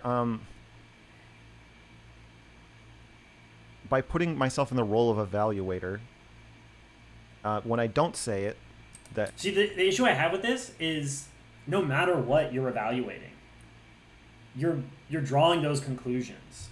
And maybe he is just so like, I don't know what the word would be besides mentally handicapped, where you're just absolutely not evaluating people, but we always are. We're always having our thoughts, conclusions about people, just latently. Like, you can walk down the street, see perfect strangers, and you're going to make a judgment based on what they're wearing, what they look like, whatever, right? What their haircut is. You're going to do that. You don't have to think about doing it. You're always going to be making assumptions about people, drawing conclusions, and, forming an opinion on something. I think what he's really saying, he doesn't feel like he doesn't want to verbalize those things. He doesn't want to state those things, but you're going to be doing that no matter what. And that's what bothers me so much, is he acts like these things aren't going on just inherently. And we're always doing that, because really when you do a compliment or a critique, you should really, in an ideal sense, you should be doing it when something is so positive or so negative that, it trips the threshold where it needs to be verbalized, where, a lot of the times when we see strangers in the street, we're not having such a positive or negative reaction that we feel like we need to verbalize it. Because we'll see something, oh, that looks a little weird. That guy looks nice in that suit. That's a nice dress on that girl. But it's not enough, and they're also strangers, so there's kind of weird. But, you know, we don't verbalize every positive or negative thing about other people unless we feel like it, you know, it's past the threshold to say something. That means something. When I say it, it's like, why did he say it now? It means something. There's just too many other things going on that I feel like there's no reason. Like I can make my girlfriend feel good about her body without making objective statements about it. There's definitely a lot of bad reasons to compliment someone, but I still feel like, you know, at the right time, for the right reason, compliments can be good. Like sometimes people just there's just something people need to know about themselves that's good, and they don't know it. Right. I think you need to view it just as like information. So you want less information? You want to be giving out less information? I think people in general want more information, right? Because unless they're just an absolute narcissist and conceited person where they believe their interpretation, their perspective on reality is always perfect. But I think a lot of times we have a hard time, especially judging ourselves. Like, I don't know, like, as a dude, I always appreciated when my girlfriend would be like, you don't look good in that outfit. I think you look better in this outfit. You look good in that outfit. Because I don't know, I feel like a lot of my girlfriends have been much better at fashion than I am. So I always appreciated their input. But obviously, I would agree with Mr. Girl that I don't want empty compliments. I don't want useless information. Like, I don't want you saying information to me that I don't feel like has any actionable, doesn't have any action item on it, where it's just kind of like, hey, you look good. Like, I want kind of more reinforcement, like, hey, you made a good choice, or hey, you made a bad choice. Okay, but I don't think a compliment is an effective mechanism for making somebody know something about themselves. I don't think. Hold on, wait, real quick. I want to hop in after Destiny. Yeah, you can. Okay, the problem is that statement is just wrong, right? What is an effective thing of making somebody? Well, yes, you don't get to say it, because what makes somebody feels good is going to be subjective in their mind. That's outside of the domain of what you can make statements on. So if it is the case that, like, I don't like how. I think this argument should have been abstracted to kind of uncover what he's really getting at. I think by really doing the dynamic of compliments and just leaving it at compliments, where I think it's better to view it as, you know, what is a compliment at its base? It's positive information. It's positive reinforcement. You know, it's the opposite of a critique. So I think when you put it on that number line of, or on that dimension of positive, negative, and should we be giving this information positive or negative? I think it's dumb. And then you could even add another dimension of honesty, where, yeah, I think most people would agree. Maybe most people wouldn't agree, because that's kind of what Destiny's getting at, where he's saying they're already implying the honesty dimension in it. So, for example, Destiny and Mr. Girl are going to talk about complimenting their girlfriends, where Mr. Girl doesn't feel like he wants to compliment his girlfriend because he feels like it's dishonest, because he doesn't actually feel that way. And Destiny will say, well, you should do that because, you know, my girlfriend really appreciates, or his wife, fiance, whatever, really appreciates that. And so I should do that because it makes them feel really good. You know, it costs me nothing. I should do that. But I think it's better to view this argument, because it's kind of hard to tell what the fuck Mr. Girl's even talking about. Are you talking about compliments and critiques in general, or are you talking about just obligation you have to a partner who feels like they want more compliments? Making a statement about somebody's body makes them feel good. It's not really on you to say, well, I don't think that actually makes you feel good. And if you want to try to do some weird, like, objective third-party observer for it, you could technically retroactively apply this logic to literally every single action, right? You could say, I don't need to compliment your body because I think that's unnecessary to make you, feel good. Oh, well, what do you like to do instead? Well, I like to touch your body to make you feel good. It's like, well, don't you just touch it then? Isn't that like a self-serving act? Like, couldn't I reductively or retroactively? So then at that point, you shouldn't do anything to anybody. We should all just sit in a box and die, because my problem isn't that it's my problem isn't that it's self-serving. It's that our cultural narrative around compliments is that they're not self-serving. That you're paying someone a compliment, you're doing something for them to make them feel good. But I don't believe that that's true enough to actually do it. And I don't think compliments are an effective way to make somebody feel good about their body or their intelligence or whatever. You said yourself that in your stream, you said you don't like compliments. I don't like compliments, but I'm not autistic enough to project my own thing onto every other person. I've interacted with way too many women to know how stupid it would be for me to say that you shouldn't compliment people. It's They like think one of the they most like important. Like, compliments. no, they do like compliments. I don't People think so. like it. Well, you're wrong.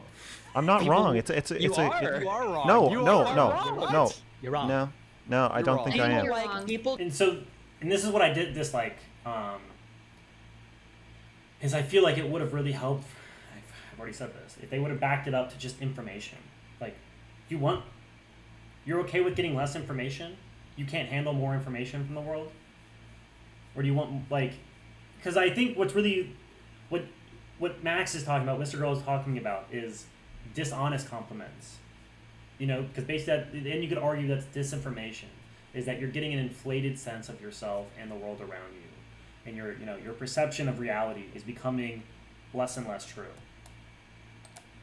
People generally like specific. Well, we don't listen to women on this stuff. Like, People like women compliments will because get they the make them feel worst good, of it. or because it can give them some access to your mind that they might not otherwise have. Oh, cool, he complimented me. It means he thinks I look nice. That's cool. I'm glad that I know. But it that. doesn't I know really. where you're It doesn't really mean that. It just means you said that. Like there's so many other maybe more women, maybe women just don't like it when you compliment. There's a them.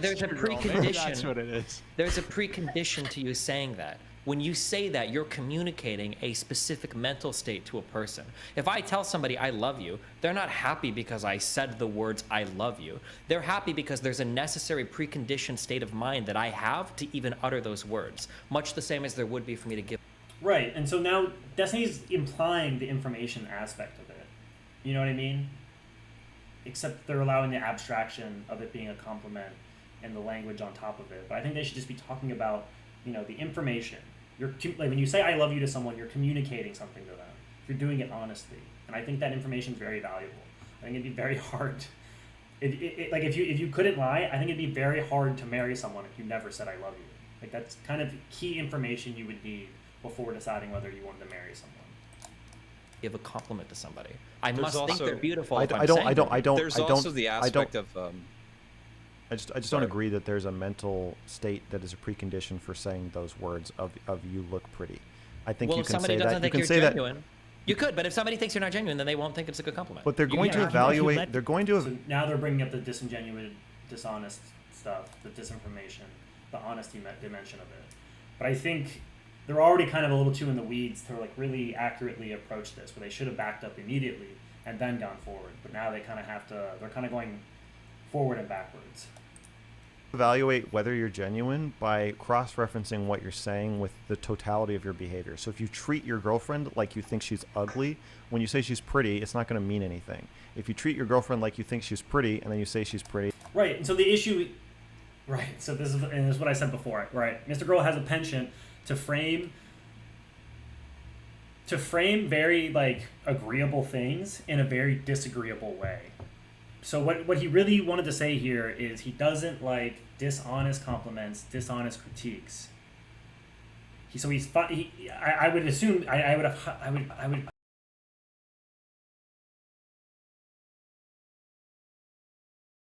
dishonest critiques and compliments, specifically dishonest compliments, which makes perfect sense. I don't think anyone would say. I mean, I shouldn't say that because they kind of made the point that their girlfriends kind of just want compliments as just like quick boosters. Even though, but even then, are those really dishonest, or is it more just the effort of saying it, where you kind of fall into that equilibrium where your girlfriend's so pretty this amount of time, and on average she's like always within that range, so it becomes the novelty of her being pretty kind of drops off. So unless she's getting dressed up for a wedding or whatever, Halloween costume, it doesn't really pass that threshold of novelty or prettiness, outside the normal range for you to feel like you need to verbalize that. So it's just kind of, and I think the dishonesty, how they hone in on the dishonesty here is kind of why Mr. Girl never talked about this again, because I think it kind of, he either found that the outrage for this wasn't, it was very much harder for him to justify, so he didn't want to do this outrageous framing of this pretty typical thing anymore. I don't know. I'd love to talk to Mr. Girl about this. It'd be interesting. it's also not going to mean anything. But That's I just think it. I just I think it understand is what you're saying, and I agree with you. I know. agree with you for how I process things, but you're dead wrong when it comes to other people. When I people think- compliment me, my thought process is, I don't give a fuck. I don't need you to compliment me on an achievement. I achieved it. I know that it's good. I don't need you to tell me it's good. And when Melina says things like, "Oh, I think you're handsome," obviously you think I look good. You're fucking dating me, or we're married. If you thought I looked hideous, you wouldn't be fucking married to me. But it goes Obviously, I know beyond. that. It goes beyond But- meaningless. It makes you angry. No, me, because I'm autistic. But not everybody else is autistic.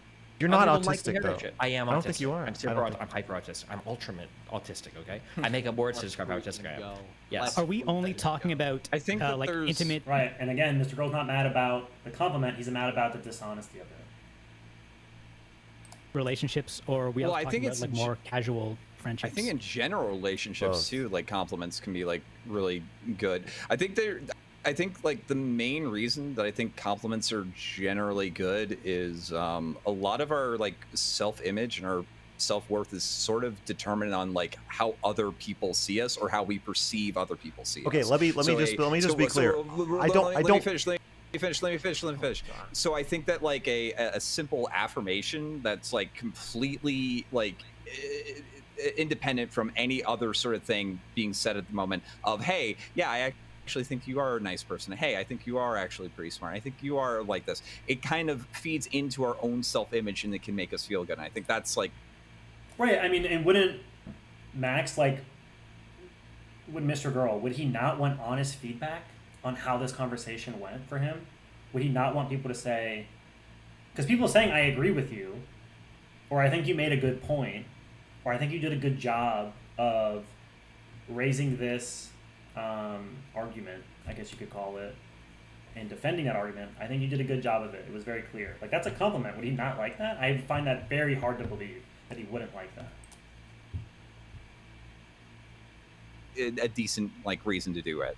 I don't agree that that compliments are an effective tool for accomplishing that task. I don't think that is true.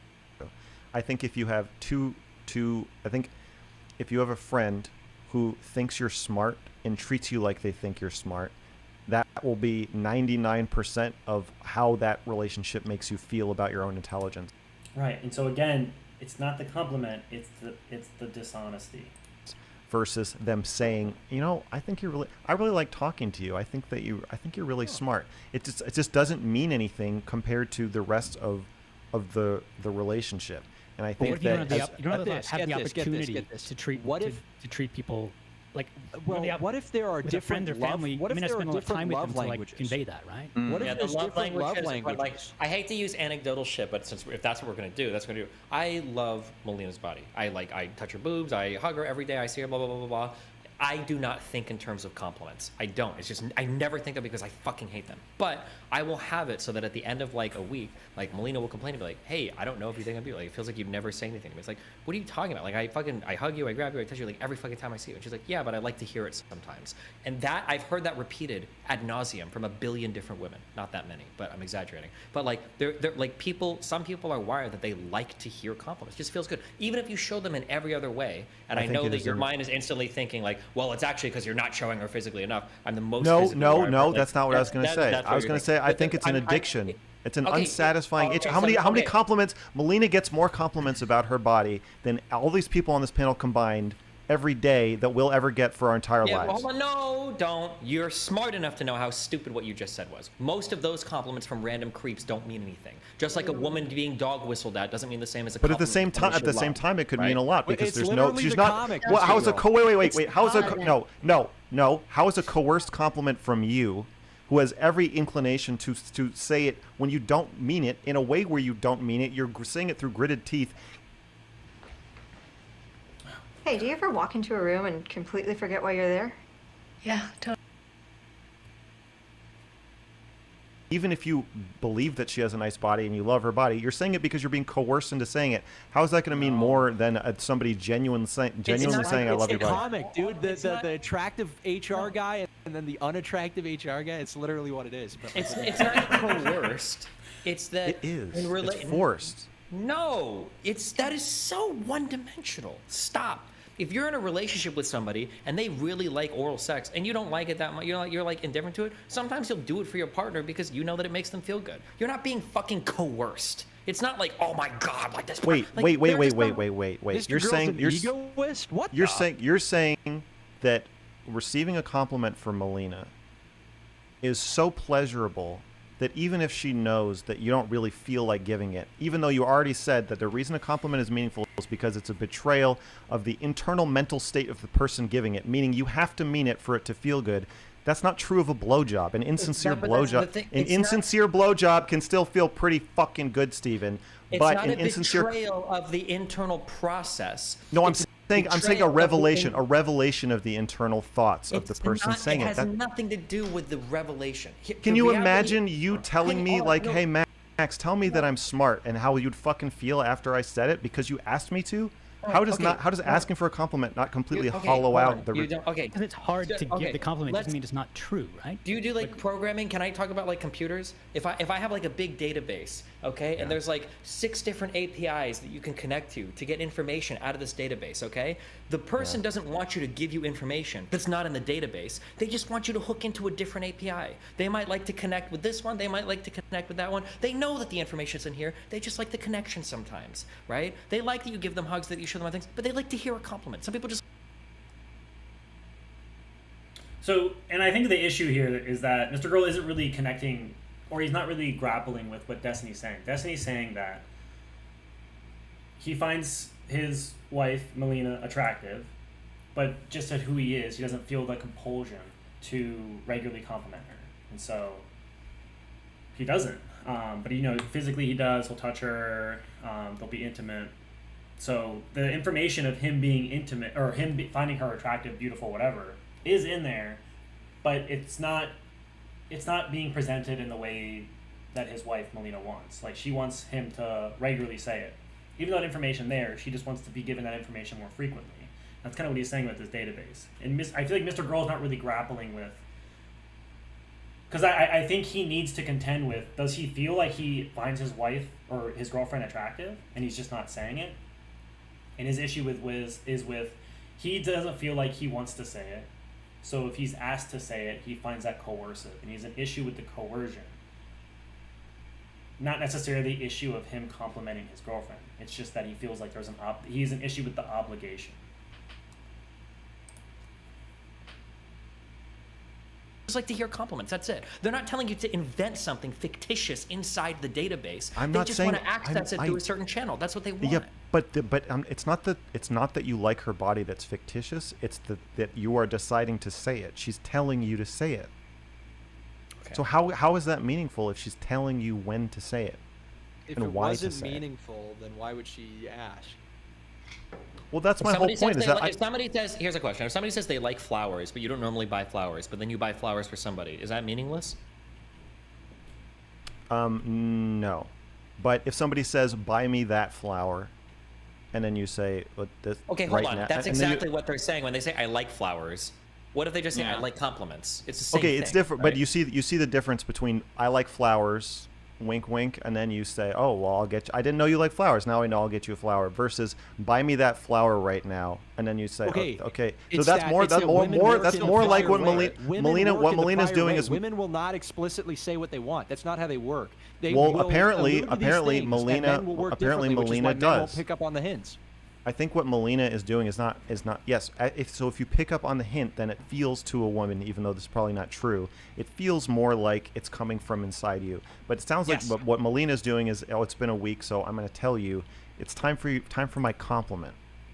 Okay, which to me is the same as saying, buy me that flower right now. Normal human beings need regular intakes of good things. It wouldn't take a person who's 22 years old and say, you've socialized a lot, it's time for you to be fucking isolated for 3 years. How can you complain? You've been talking to people for so long. You need a constant feed of this type of stuff. It's like how we survive emotionally, most people. Okay, so my answer to this is that I think that a lot of people conflate compliments with warmth. And that compliments, especially from men to women and fathers to daughters, maybe more so than any other relationship, compliments are the delivery mechanism of warmth and affection. So I think a lot of women get socialized to think, okay, so therefore I just need a stream of compliments. But there's no amount of that will ever fucking satisfy them. Okay, I here's think it's a well, hollow. as I think it's a somebody that- hollow pursuit. Okay, we're going back and forth. Okay, listen. Fine, I will tell you, as somebody that was a quasi-sociopath in my early 20s, okay? If you Yeah. want to find a way to manipulate women to get what you want out of them in the most horrible way possible, the easiest way to do that is through compliments. But I People believe love that to is hear you say because- things. Through giving No, and hold on, no, also no, withholding. But that's you can because they're kinda- unsatisfying. That's because No, that's not. It's because they're ultimately satisfying. I Because don't there's think they somebody that are. we respect- Okay, well, okay. Fine. the easiest way to manipulate a don't think woman, that or they are, the though. no, the easiest way to sexually manipulate somebody is to dangle something in front of them that never ultimately satisfies them.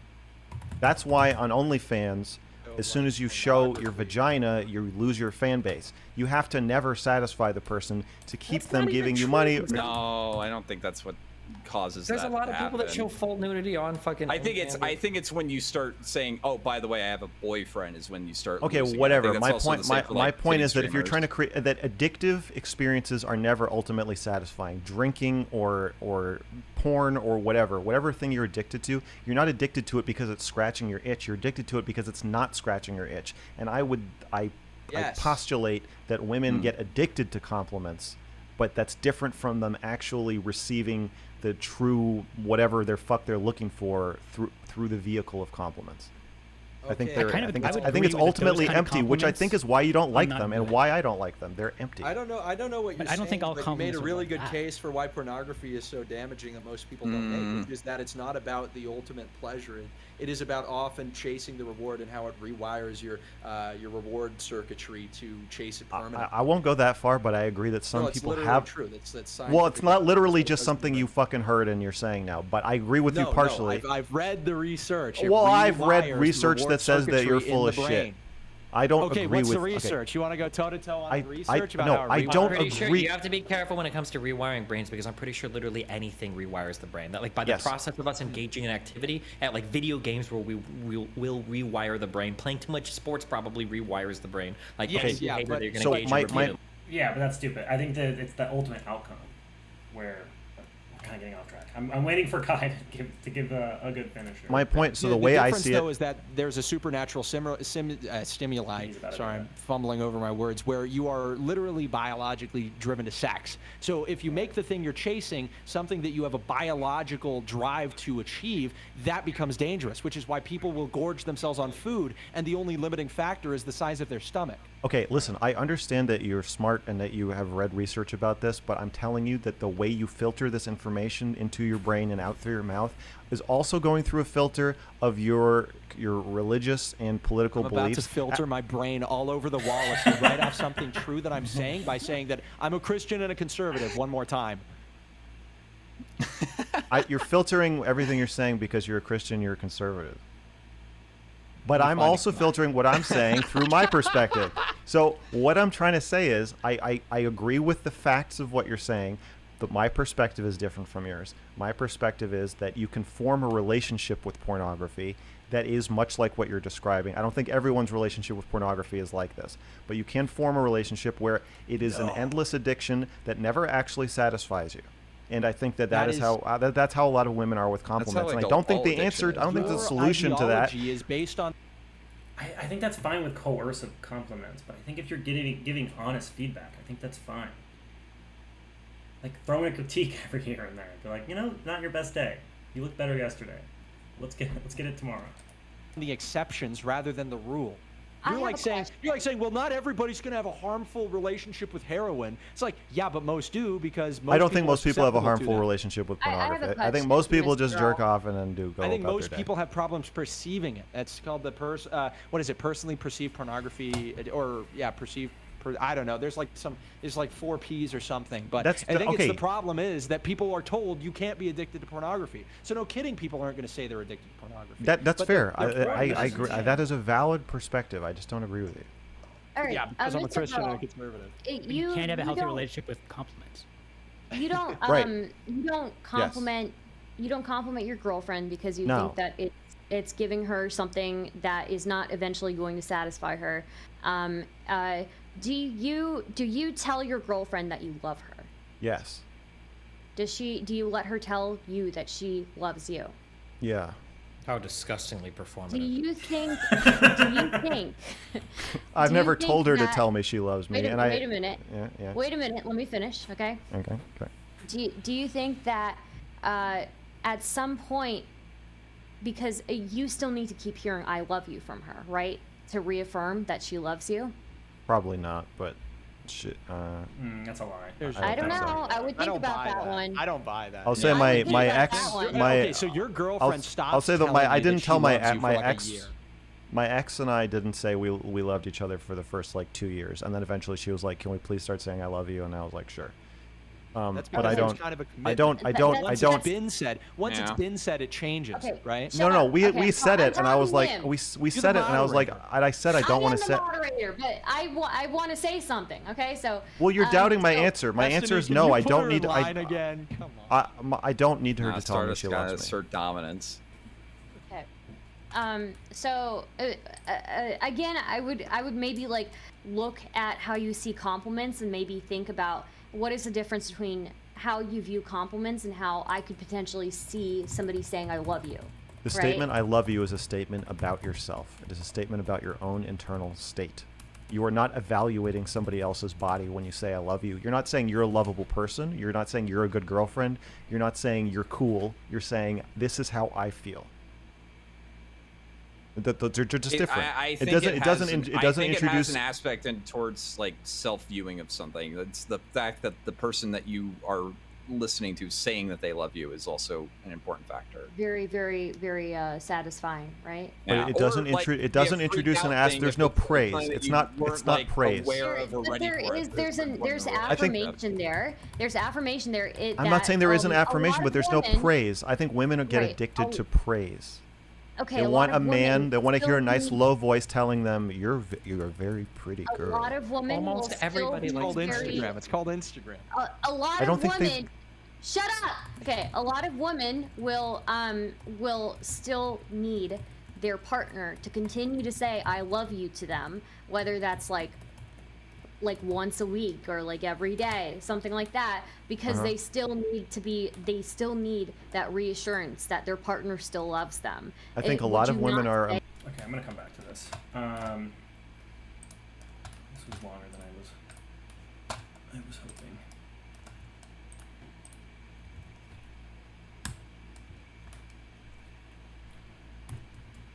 Four hours. All right.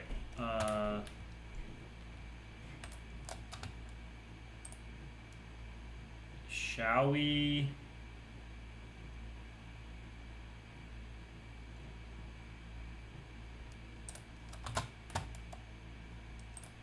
Yeah. But for the most part, I kind of want to hear more interested on your perspective. But I mean, if I feel like pausing it, I'll pause it. But for the most part, I kind of want you to be the person who does it.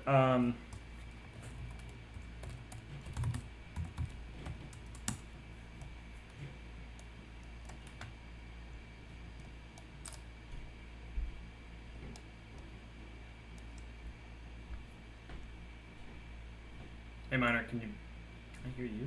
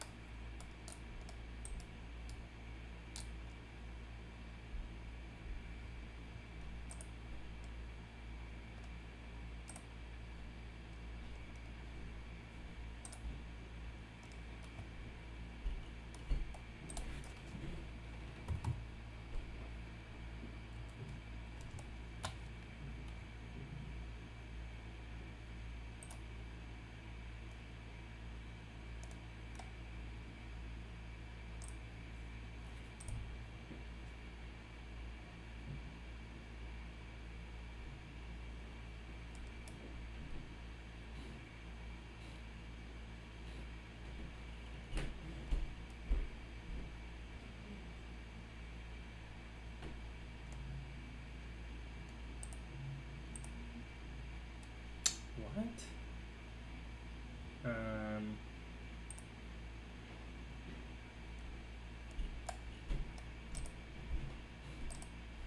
so confused by that.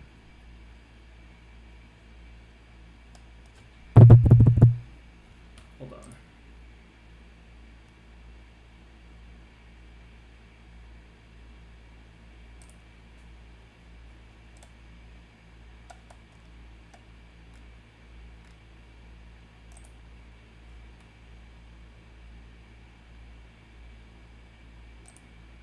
Okay.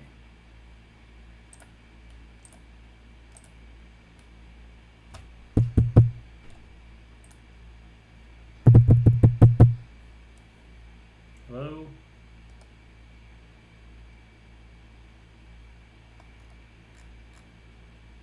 Input device.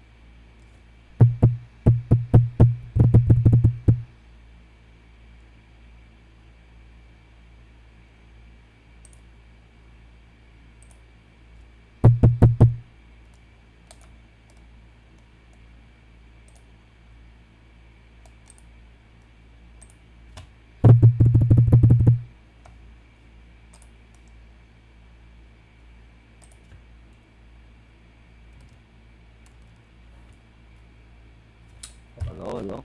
Oh, I can hear you. Oh, I can hear you now. All right, perfect. Yeah, I don't know what that was. That was random. All good. All right. Are you gonna watch along with me on stream or what? I think it'd probably be better to maybe like screen share on Discord, only because if I watch it on stream, there's like a delay. So like if I tell you to stop, it'll be like way later. You know what I'm saying? Yeah. Okay. Yeah, yeah. So you can still watch it on YouTube. I mean, on YouTube on your stream, but just for here, probably better screen share. Word. Yeah. Okay. Let me update my settings real quick so I can do that. Yeah.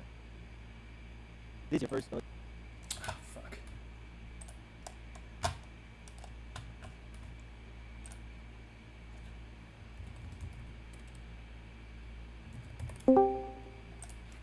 Hello? Hey, sorry about that. Okay, you can still hear me. Alright, no, I just want to make sure. Close that shit. So, quick question. Are you going to stream on Twitch too, or you just want to stay on YouTube? Well, Destiny and Mr. Girl, Destiny's banned on Twitch, so I couldn't stream that on Twitch. I forgot all about that, yeah. Yeah. It's pretty stupid, but whatever. Yeah. That makes a lot of sense. Alright. You can see the share, right? Yeah, it's a terrible debate. Pretty excited, honestly. Let's see how this goes. Alright. Yeah, okay. I think Alright. Can you hear this? I'm doing good. You doing good? Yeah, yeah, I can hear it on your screen. I'm This is doing good. phenomenally. I'm ready. Okay, I'm excited. Alright. So, I mean, this is me being I friendly. don't.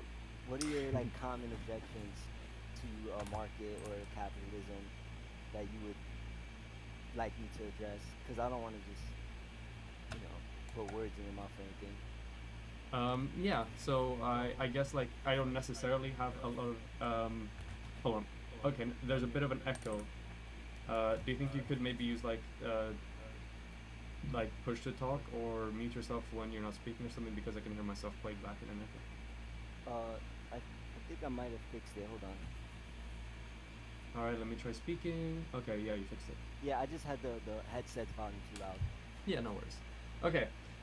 So you brought up two things there. You brought up capitalism, you brought up markets. I do have issues to markets, although they are right now outside of what this debate precisely should be about.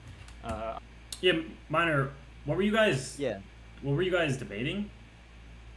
Well, I think it was just about like anarcho-capitalism, like period, like, or I think he had said something about capitalism, quote unquote, or like being inefficient, and I think I had commented, and then I DM'd him on Twitter, and we were gonna have a debate. But that's actually one thing I'd probably say now. There wasn't much of a solid point to start with, and I think that's one thing I'm getting better at. Instead of like, oh, what's your problems? I think I kind of like have like could lay out my position and then see what people think is wrong with it, rather than like really have nothing to talk about. I felt like that was another problem we had. Like I kind of came in and I didn't know exactly what it was he disagreed about. He just kind of said that he doesn't agree with capitalism and all that, but he never got like specific. Mm-hmm. But I will say his views have changed a lot more. Oh yeah, so this is back when he was a socialist, right? Yeah. Yeah, he's not a socialist anymore. His views have changed a lot, so I don't know what precisely his problems would be with capitalism or libertarianism in general now, but this was way back when he was like a quote-unquote market socialist. Right. Okay. Interesting. Yeah. Because him bringing up markets, I feel like markets is always that's a really broad. That's like arguing. Yeah. Interesting. Yeah, so it's this like is gonna be very broad. It's that's another thing. Like it's just too broad. Like, and to me, I have a different perception of what a quote unquote market is compared to what he probably thinks a quote unquote market is. So it's like I'm just like I said, I've gotten a lot better at clarifying terms, getting to understand what we mean. But here it's like we just kind of just came in and both were kind of blind. Right. Yeah. And I feel like especially with economic debates, a lot of it is just kind of arguing. Yeah. It's like what is socialism? What is capitalism? What is a market? Yeah. What's private property? Yeah. Exactly. All right. Word. I envision, and the way we talked about this debate previously, it was set up more around market socialism, which is still, a market system, and that's sort of what I see as like the next step, I guess, when it comes to bringing about economic reform in a lot of countries around the world. When it comes to capitalism, however, I have a lot of issues with it. Number one is that capitalism is fundamentally undemocratic, and I believe as a libertarian that if you are to have any forms of coercion or power enacted upon you by a hierarchy or people above you. Yeah, this is what I was saying earlier, is they always kind of go for the moral, like ethical. Yeah, and it's like, I think I did say something after this, like, well, I don't think democracy is, like, I don't think it's anything special, right? Like, I don't think doing something democratic is either a good thing or a bad thing. I would argue that doing things, quote unquote, democratically is just like, to me, it would be immoral because it's kind of just like the majority just pushing their views and what they want to do on the minority, right? Right, it's authoritarian by the majority, yeah. Yeah, so it's like, that was the first thing when I was just like, wait, why would that be a problem though, right? Like, what I'm trying to say, like, why? Because, ideally, you could democratically elect someone really bad, quote unquote, and we wouldn't sit there and go, oh, it's right, it's fine because it was democratically elected. I'm pretty sure all of us would be like, no, it's still bad. Yeah. Right? So I just thought that was weird for the first contention to come out, like, oh, it's undemocratic. And I'm just like, okay, so what? Like, why is that a good or a bad thing? To me, that's just so, like, neutral. Like, who cares? Like, what we should care about is the action that's going to happen as a result of said democracy or just in general individual actions. Yeah, I think that's a good point. Yeah. That relationship between you and the power should be done in a consensual setting, should be done in a democratic setting in which you have influence over who and what sort of restrictions or authority is being enacted upon you. And the current business model that we have of traditional capitalist firms completely lack that. Current businesses function practically as a dictatorship in that there is no sort of accountability from the bottom towards the top that you would see in just regular democracy when it comes to dealing with most political things in a lot of countries. I like how you said dictatorship, because David Friedman I don't know if you know what that is. He kind of says that too. That markets are like competitive dictatorships, and he's an ANCAP as well. But I mean, so the first thing I would say is like I don't think democracy is necessarily a good thing. Like on its face, I can't think of any possibility where we would want to, like where having the majority have the final say about everything is necessarily a good thing, rather than having a system, which I think is what capitalism is, where individuals get to choose exactly what it is they want in their lives, what it is they want to do, and if there's things they don't like about whatever, they're free to leave and go to another place or make their own like kind of business, do their own kind of structures. But so that's one. Okay, so let's take this point by point then. So I would take Is there anything you wanted to say on that? No, I was saying like what I was saying now is what I was trying to say at that time. I think I kind of said it more clear now. Like we can't think of anything where because it was done democratically, it's necessarily the case that it's automatically good, right? Like yeah, no, I think that's a great point. Yeah. Yeah. Okay. Attention with what you initially said, how people just would have the opportunity. Do anything else? I'm having a hard time telling when it's you're talking now first in the video. Yeah. I'm sorry. No, you're good. Oh, you can keep going. Yeah. Right now as individuals to engage in any sort of economic production that they'd like. That right now is absolutely not the case. A lot of people are floating around amongst minimum wage jobs with jobs that are hard to really like make any sort of necessary, like growth or influence in or developing their careers and stuff like that. And for a lot of people, the possibility of them actually having any influence over the key principles of economics, such as how they produce something, what they produce, and how much they produce, is practically close to zero. Under a market socialist economy, where every single worker is included in the workings of a firm, who gets elected for managerial positions, what the like wage distribution is going to be like, stuff like that, then they genuinely would have a form of influence as an individual over themselves and their careers and their economic activities and stuff like that. Well, I mean, I think saying right now people can't choose to open up their own business, you're saying, because they're floating around minimum wage jobs, right? I mean, right now we do know that I think the average cost of starting a business is $30,000, which just happens to be around the median wage. So unless somebody's able to save up, this is one thing I kind of I used to struggle with a bit in the past, but now it's like I've gotten better at kind of like showing that it's irrelevant, at least to me. So they'll say something like, "Oh, but the cost to open up a business is such and such," right? Mm-hmm. But that's the cost of trading, period, right? So it's like it's almost like saying like, "Oh, I want a desk, I want a computer, and I want a air conditioner in my office, right? Because I want to be able to start up my own like streaming career." And it's like, well, yeah, but the cost to get a desk built and a computer built and get an AC built for you is such and such, right? And they'll try to see that as like that's like a cost being imposed by like some kind of system outside of humans, like a structure that's just making it like that's the case. No, that's just the cost of doing transactions with other humans, right? So unless you're gonna sit here and say like two humans engaging in a transaction and one putting a cost or a price on something, and that's quote unquote a barrier to you is immoral, it's almost like saying, well, then trading in general is immoral, right? I don't know if that makes sense.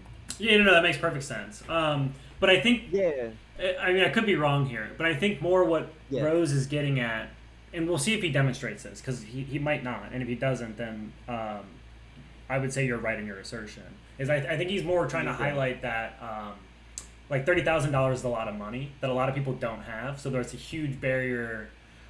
I'm not saying he's necessarily saying startup capital being a necessary component to starting a business is inherently unethical. I think he's more saying that the magnitude of that startup capital is inherently exclusive. So like a lot of people can't do that. But that's a pretty weird point, because it's like, where is the 30,000 coming from? But go ahead. Yeah, it's like, but it's also like, to start what business, right? It's not specific enough. It's like, well, like it's like, imagine if I said, wait, it costs $50,000 to start a business where I want to build a 100-foot skyscraper. It was like, well, yeah, that's a lot of resources, right? Like, of course, you're gonna have to do a lot of transactions with a lot of different people and firms to do something like that. But if you want to just like, for example, just saying like something like you're doing, you want to start a quote unquote business or entrepreneurship where you just want to stream, well, then it only costs you maybe about 3,000, right? Like it's not, it's almost like he's saying that there's just an objective cost everywhere to be an entrepreneur, kind of do your own thing. Well, no, it just depends.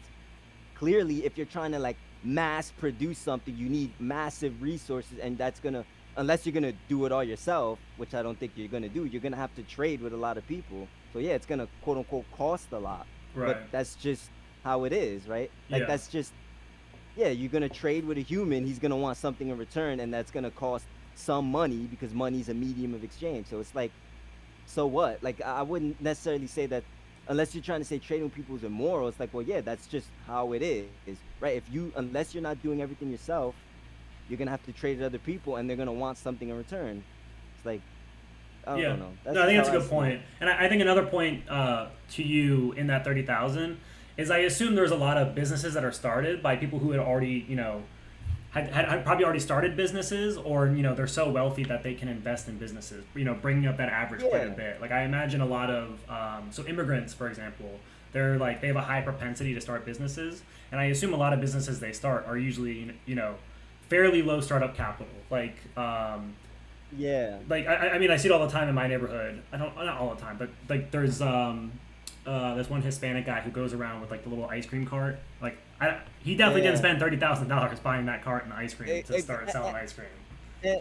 When I used to live in New York, bro, I mean, I don't know if you've been to New York, but you see a lot of people with like small stores or like corner stores, like, you know, owned by like Arabs or like sometimes Hispanics too. And it's like, I don't think it costs them like 30,000, right, to like, you know, get everything there, but compared to like if you want to start up like a McDonald's, like a big chain, right? So it's like it's and I have this, like I said, it's like almost going back to when me and you were talking. It's like I don't view economics as like some top-down system kind of bestowed on people. I just see it as like the consequences of interacting with humans who want to trade resources. Like, I know it sounds very simple, but that's just how I see it. Like, I don't see any kind of like, it's almost like you're familiar with like moral terms, like moral realism, moral anti-realism, right? Yeah. It's like, I like to call people who view the economy like that, like economic realists. Like they seem to think like economics is like imposed on them, like by some sort of system out there, when it's just like, no, this is just people engaging in trade, and they're gonna have subjective preferences on what they want to trade with, and yes, it's gonna cost this, cost that, depending on whatever, right? And depending on how much resources you want to get. Like, I just view it very simply. Right. So maybe if I gotta reframe that, and so because I agree with this. I think a lot of, it's kind of my issue with when I hear a lot of people like communist or anarchist talk, is they kind of talk about like there'd almost be like an evolution of human, where we would get to this system and people, for whatever reason, they stop being selfish almost, where they stop trying to maximize their own utility, and they're kind of okay like working really, really hard, making all this surplus and giving that surplus away. But I think inherently, you know, economics shows this, is that people want to maximize their own utility for their own benefit. And, you know, that might, you know, mean they're helping out their family or their friends, but that's still helping their own utility. And I think like that's going to happen no matter what. I think that's just, economics is just measuring that, you know, that behavior in humans, which I think is probably immutable, which I think is what you're laying out there. Yeah.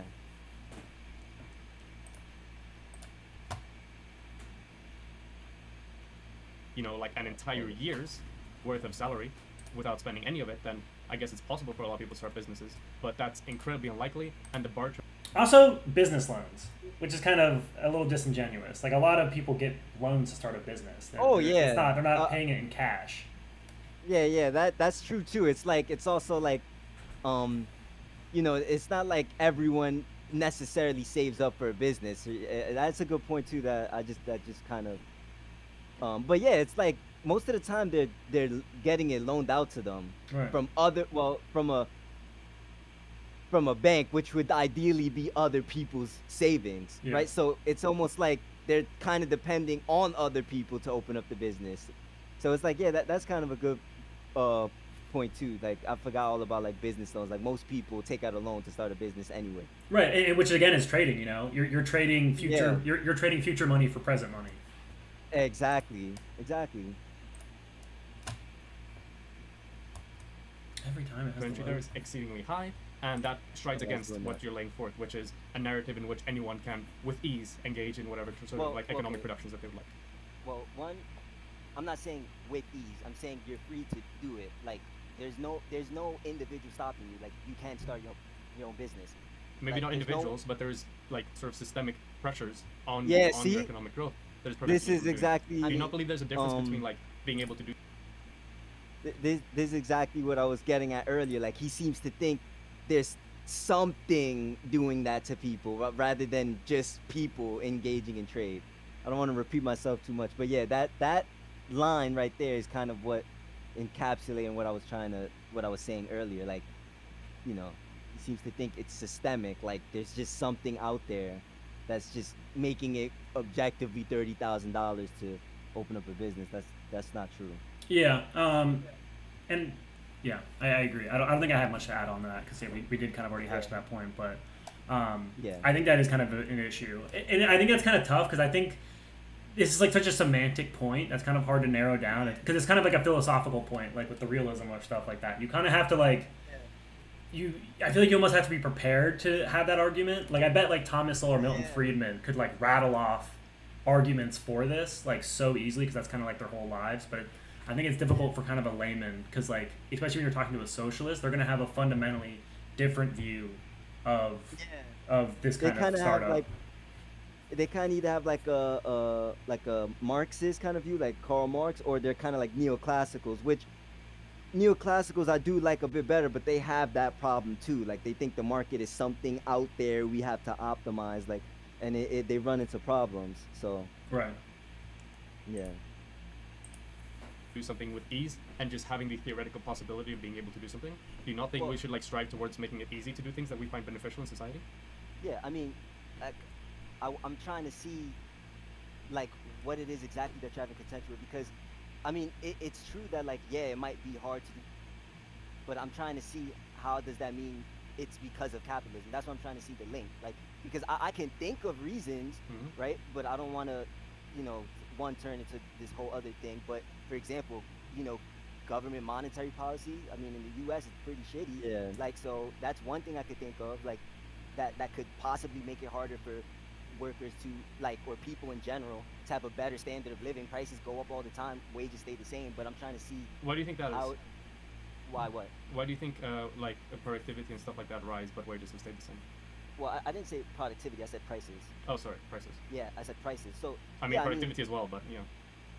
I mean, I don't see how I can see that in the U.S. I mean, I can provide you a resource with this. This is like fairly well studied and well cited. Oh my God. I mean, here Yeah, is, he like- kind of sidetracked you here, to be honest. Yeah, he did. He really did. Cause I'm glad, like, you know, I say I did really bad in this debate, but there are some things I'm glad about. I'm glad I clarified, like, I didn't say productivity, I said prices, right? Right, yeah, that Because it was almost good. feel like he tried to debate me to debate something else. Like, Yeah. oh no, productivity, when that's not what I said, right? I'm glad I at least had the wherewithal to say that. But he did kind of sidetrack to, like, he made a claim that, like, it's hard for people, and I brought up a situation. I don't know if you agree with it necessarily, but I'm just saying I brought up a situation where government monetary policy, it's monetary policy that's making it harder for everyone else because of printing money and going into debt and blah blah blah. That's making it prices go up and the wages stay the same. And I was trying to get him, because he said he had a problem with capitalism, so I was trying to understand, like,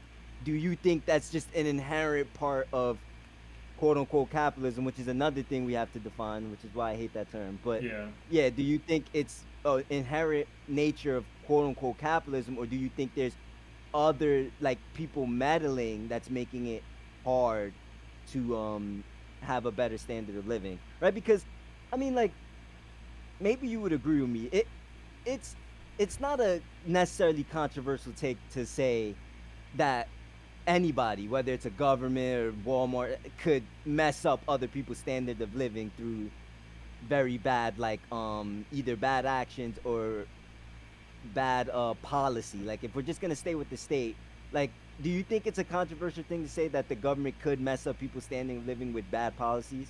Do you mean like monetarily, or do you mean like in America before like the Civil Rights Act, so you could like legally discriminate against whoever you wanted? So you could be like, you're not allowed in my store because you're black, which I mean is a policy, and that's definitely lowering the standard of living of people.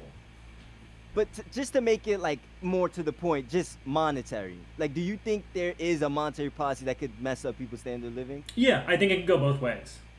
You know, it's like a trade-off. At least, yeah. I'm like I said, I'm not gonna sit here and have you be an ANCAP, but if all I need you to do is see that it could go good and it could go bad, right? And that's all I was trying to say. Like, well, you haven't done the work necessary to show that it could be other things. You're just saying it's capitalism.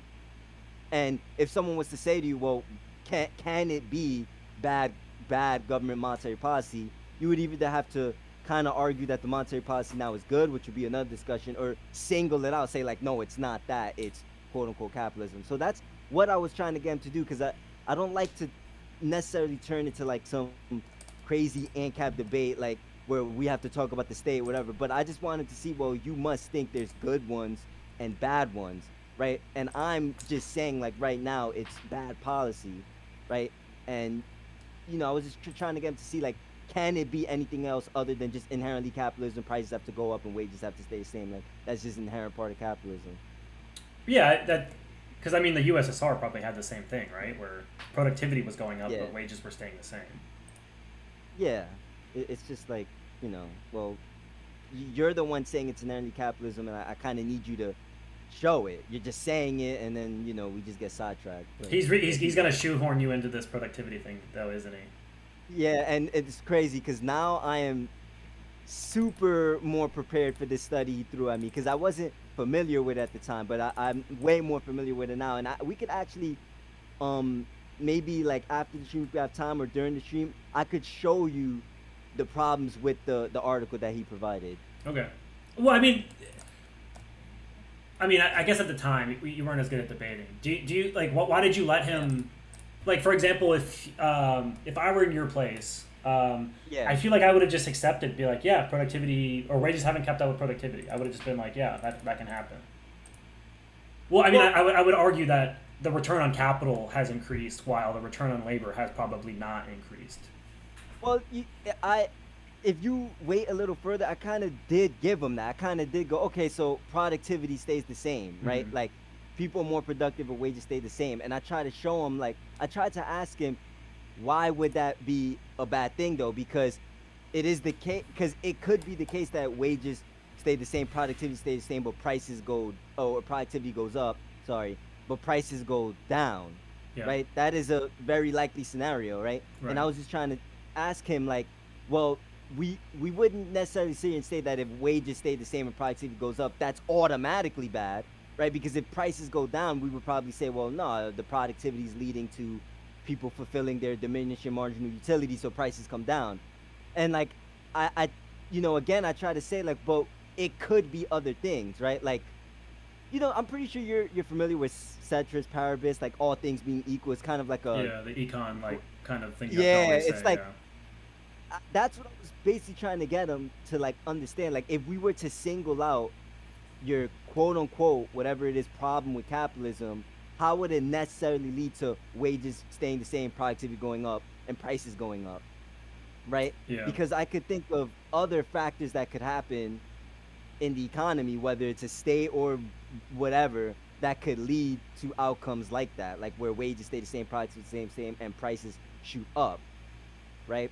So I see what you're saying, and I think I did just let him, like, you know what, whatever, like, I didn't want to go through the whole study. I kind of just like, whatever, I'll take your word for it, but you still need to demonstrate that it's inherently capitalism's fault. I think I kind of just went that route instead. So if you were to do this debate again, how do you think you would frame it? Or what do you think you would, do you think you would just come up with certain topics on why you think, like, let's assume Rose Wiss is still a socialist. Are there certain topics where you think you would hone in on? Or do you think you would still just do capitalism versus socialism? I think I'm kind of done with just quote-unquote capitalism versus socialism. Right. I kind of start, believe it or not now, I start a little bit on the moral side, because I think the if we can't understand what economics is, right, and what it is, the problem you have with economics, quote unquote, and what I mean by economics, just individuals trading and, you know, just allocation of scarce resources by individuals and stuff. I think we could get caught like a little caught in the weeds, right? Because when I talked to Lord Pasta, like I just started with, well, what is the issue that you have with because his was a little more honed in, because he said he had a problem with like property rights, right? Like individual property rights, which is kind of a moral concept. Yeah, right? for sure. So yeah. we just started off morally, and I was just like, well, you know, what would you like? I just gave him scenarios, because I'm like, you must think that you're justified in owning your house, and that's a sort of private property. What would have to change for someone to say, no, it's not your house, you're not justified in owning the house? And then we got into a bunch of stuff. Like, I think now I'm just like a little more prepared to just kind of get out of the way. What is it that we quote unquote think or economics is, or just start off with the property rights? Because I feel like if you don't have an issue with property rights, meaning individuals owning and trading things, then I feel like your argument for quote unquote capitalism goes out the window, because you'd either have to be engaged in a double standard where you say, no, it's all right for everyone else. I mean, it's not all right for everyone else, but it's all right for me, right? Because you practice in private property yourself.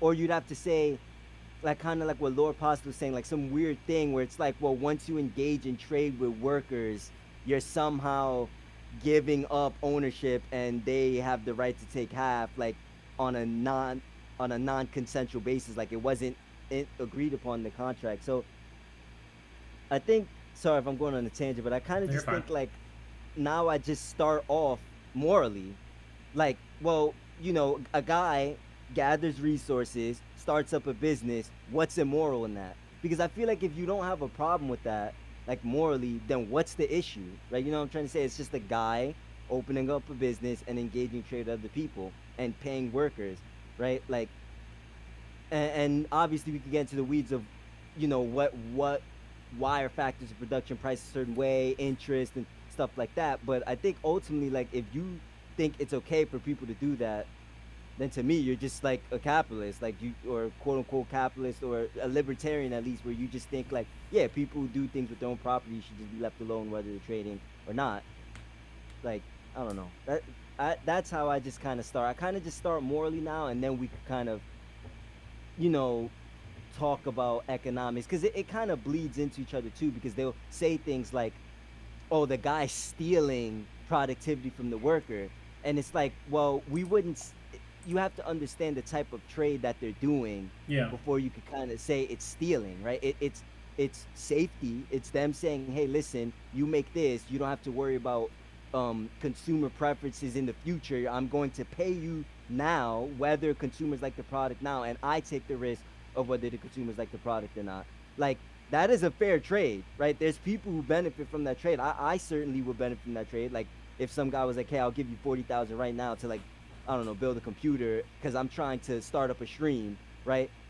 I'm at least glad to know, like, hey, listen, I'm getting that $40,000 whether this guy's stream is successful. Right. Yeah. Right. I think, and I think if you were to say that that's quote unquote stealing, then, you know, to me, you would just look crazy. Like, it's definitely a viable trade. It's definitely people. It's not stealing, because in the sense that the entrepreneur has a plan. Like, you know, he's thinking of profits in the future, what consumers would pay for in the future. So if he thinks consumers are going to pay $5,000 in the future for a product, he's not going to spend $6,700 trying to fulfill that plan. That's where factors of production come from. That's why he's going to quote unquote pay you less, because he's projecting in the future he's going to make this much, so he's going to try to spend under what he thinks he's going to get in the future.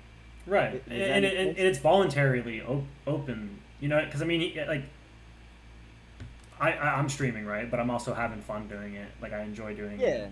So it's not even, I you know, yeah, I understand what you're saying. I think that's a good way to go about it too, because I've argued as socialist before, and you can, and you can get them to admit some fundamental axioms that I think you can really start setting them up with hypotheticals that don't make any sense. Like, for example, so they said, because the issue with that whole thing where a worker is entitled to like all the profits of their labor, right? But when does that end? Is it after the part leaves the factory or whatever? Because then you could set up like a hypothetical I've set up for people is, I own a house, right? Like say where I am right now is my house, and then I pay someone to update my bathroom, and then I sell my house. Do the people who updated my bathroom for their labor, like, I'm definitely making a lot more money selling my house now that they updated my bathroom, but are those people entitled to some of the profits of me selling the house? Like, it starts to become unworkable. It doesn't make any sense anymore.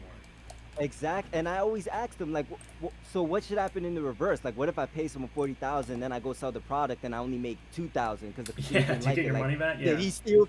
Yeah, did he steal from me? Should I just go up to him and be like, hey, listen, I need that money back? It's just like, it's a trade at the end of the day. The future's uncertain.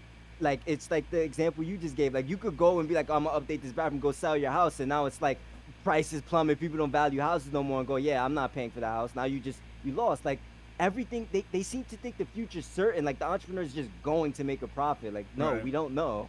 That's the whole point of why the worker engages in the trade, because it's safer. It's like, well, I'm just getting this wage regardless of what happens in the future.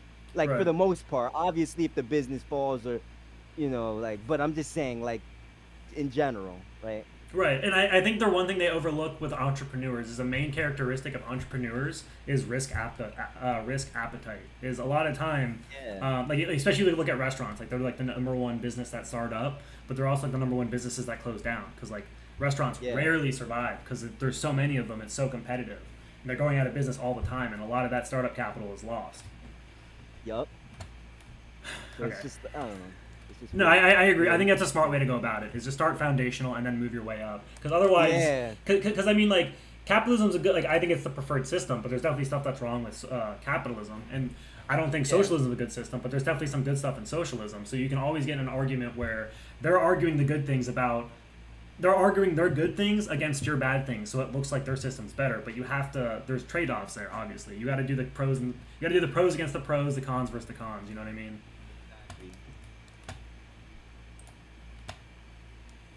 Institute in 2015, it illustrates a phenomenon called wage stagnation, in which productivity goes up but wages stay pretty much the same. There's a lot of really interesting graphs here, especially I would draw your attention to figure 2, found on page 4, where they show the productivity of average workers and how their hourly compensation has stagnated and not grown in tandem with productivity from around 1973 forward. So this is 100% true that productivity and hourly compensation have not kept up with one another. Okay, even if I grant you the case, like, it doesn't necessarily. Wait, what do you mean even if? This is, do you have any counter evidence? No, I mean, one, I haven't looked at it. I'm just taking your word for it. I mean. Okay, I mean, this is like fairly like well agreed upon, but okay, I mean, whatever. We can just move on. Yeah, bro, this is my first time seeing it. Like, that was a little aggressive. Yeah, see, it's like I'm trying to like give him his scenario. Like, okay, yeah, well, I'll take the case that wages have stayed the same. I mean, wages stay the same, productivity goes up. I'm just trying to follow it up with another question. Like, yeah, and I'm waiting for you to give me the reason why it's inherently this. Like, that's it's just weird to me. Like, I'm trying to give you what you're saying is true, and you're being aggressive. Like, no, it is true. It's like, okay, bro, it doesn't matter. For the sake of the conversation right now, it's true. Like, right. And I heard someone in the chat did the even if, but it's just like he's providing evidence that you haven't vetted, so it's just kind of like you're trying to play along. Exactly. Otherwise, you could just say, I'm gonna review this whole study and then we'll restart the debate. Yeah, like give me 50 minutes. Let me review the whole study. It's like, bro, I'm just listen. You threw a study at me. I haven't looked at it. I'm just gonna give you your scenario. Right.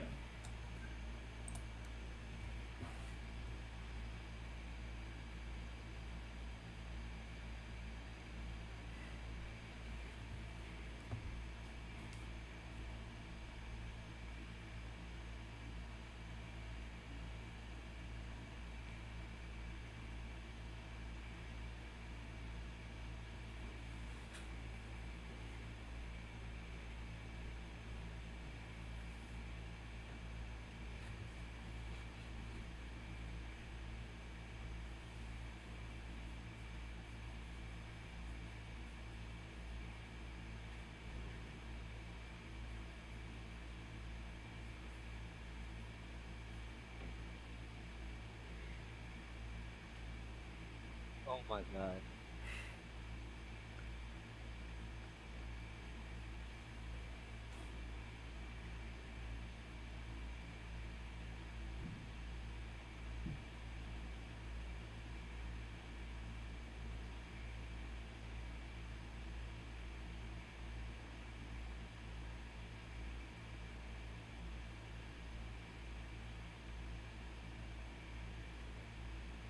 Yeah, you could tell he's changed surplus value. I don't think he ever uses that term anymore. Say that again. I said you could tell his opinions have changed. Like surplus value, that's not really a term Rose Risk use anymore. Right. Yeah, I would hope not. Yeah, because yeah, Yeah. surplus value. Yeah.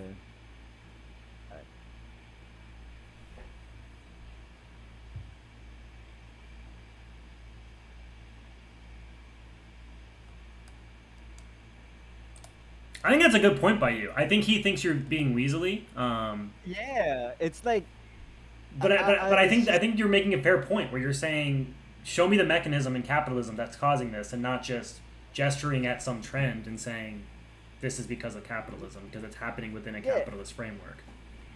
Yeah, it's weird because it's like when we do that with Venezuela, for example. When I go, oh, socialism is bad because look at the trends happening in Venezuela. It's like people look at me like I'm crazy, like, oh no, you Right. gotta show that it. But when I say it, like, all right, well, I need you to show. It's like I'm just looking at like, oh, you're dodging. It's like, well, if that's the case, I can just go, yeah, communism is bad because USSR, Mao Zedong's China, socialism is bad because Venezuela. Like I could just sit here and cherry pick, but you would disagree with that. So why is it you get to do that? And when I kind of combat back, it's like now you're being dodgy. It's like it's weird.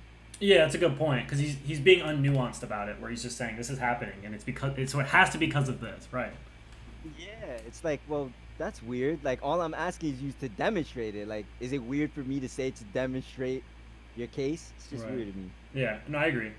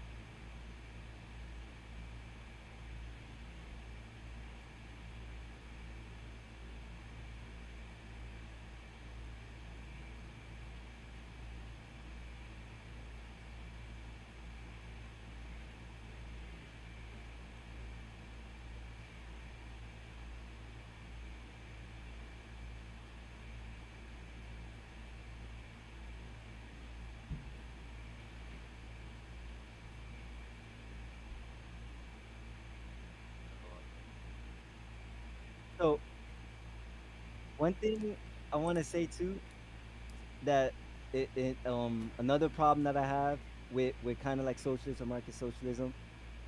I mean, maybe you'll probably agree with them in this sense a little bit, but I think they overrate workers, right? And what I mean by overrate is they seem to think the economy is about them. No, or I don't want to say the economy, but they seem to think that everything should be revolved around workers, right? When no, it's revolved around consumers, because Yeah. if you don't have consumers, what are you working for, right? You're just building potatoes just to sit there. No, you're hoping to build it and find somebody that'll be willing to consume or trade the potato, right? So it's like consumption or consumers is the vital part. So when he says something like, oh well, the board, they're gonna siphon money away from the workers, it's like, well, yeah, because they're trying to increase their productive capabilities for consumption, for consumers, which is which is what's going to keep the workers in business. If and I'm pretty sure you agree with this too. It's not a good business plan to take all your profits and go, yeah, let me just dump like 50% to it into raising the wages of workers, because you know the wages of workers are dependent on what consumers will be willing to pay for the product, right? So if you're paying $50 an hour to just make like, and I'm not trying to demean, right? I'm just saying it's just a fact that people tend to value Big Macs as not $50 worthy of dollars, right? If you're gonna pay someone $50 to produce a Big Mac, right? That's cost. That's all going to workers that you're gonna have to cut somewhere else, right? So if you do that, you still have to find a way to make it that the consumer wants to trade the Big Mac for $5, say.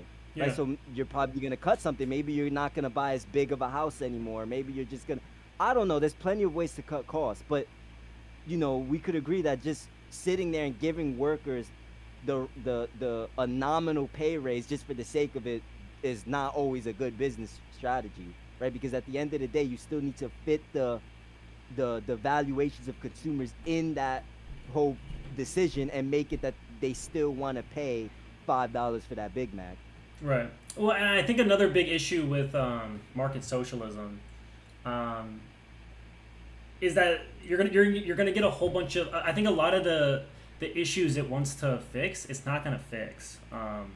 Like for example, like there's gonna be like tech, like the tech industry will still probably, like those workers will be really, really wealthy, but people who work in fast food probably won't be that wealthy, like still, because the value that the tech industry makes is like, you know, it's very hard to produce. Like those workers are very scarce. So inherently there's going to be much bigger margins. But for something like fast food, like the core competency of fast food is, you know, besides being quick with like, getting the food out, is just low cost. So the margins are inherently going to be low. Yeah. It's just it's just like again, like these fundamental points that I tried to hammer on. Now that's something I didn't do here in this debate. Now I'm just more fundamental. I just bring it down to earth, like.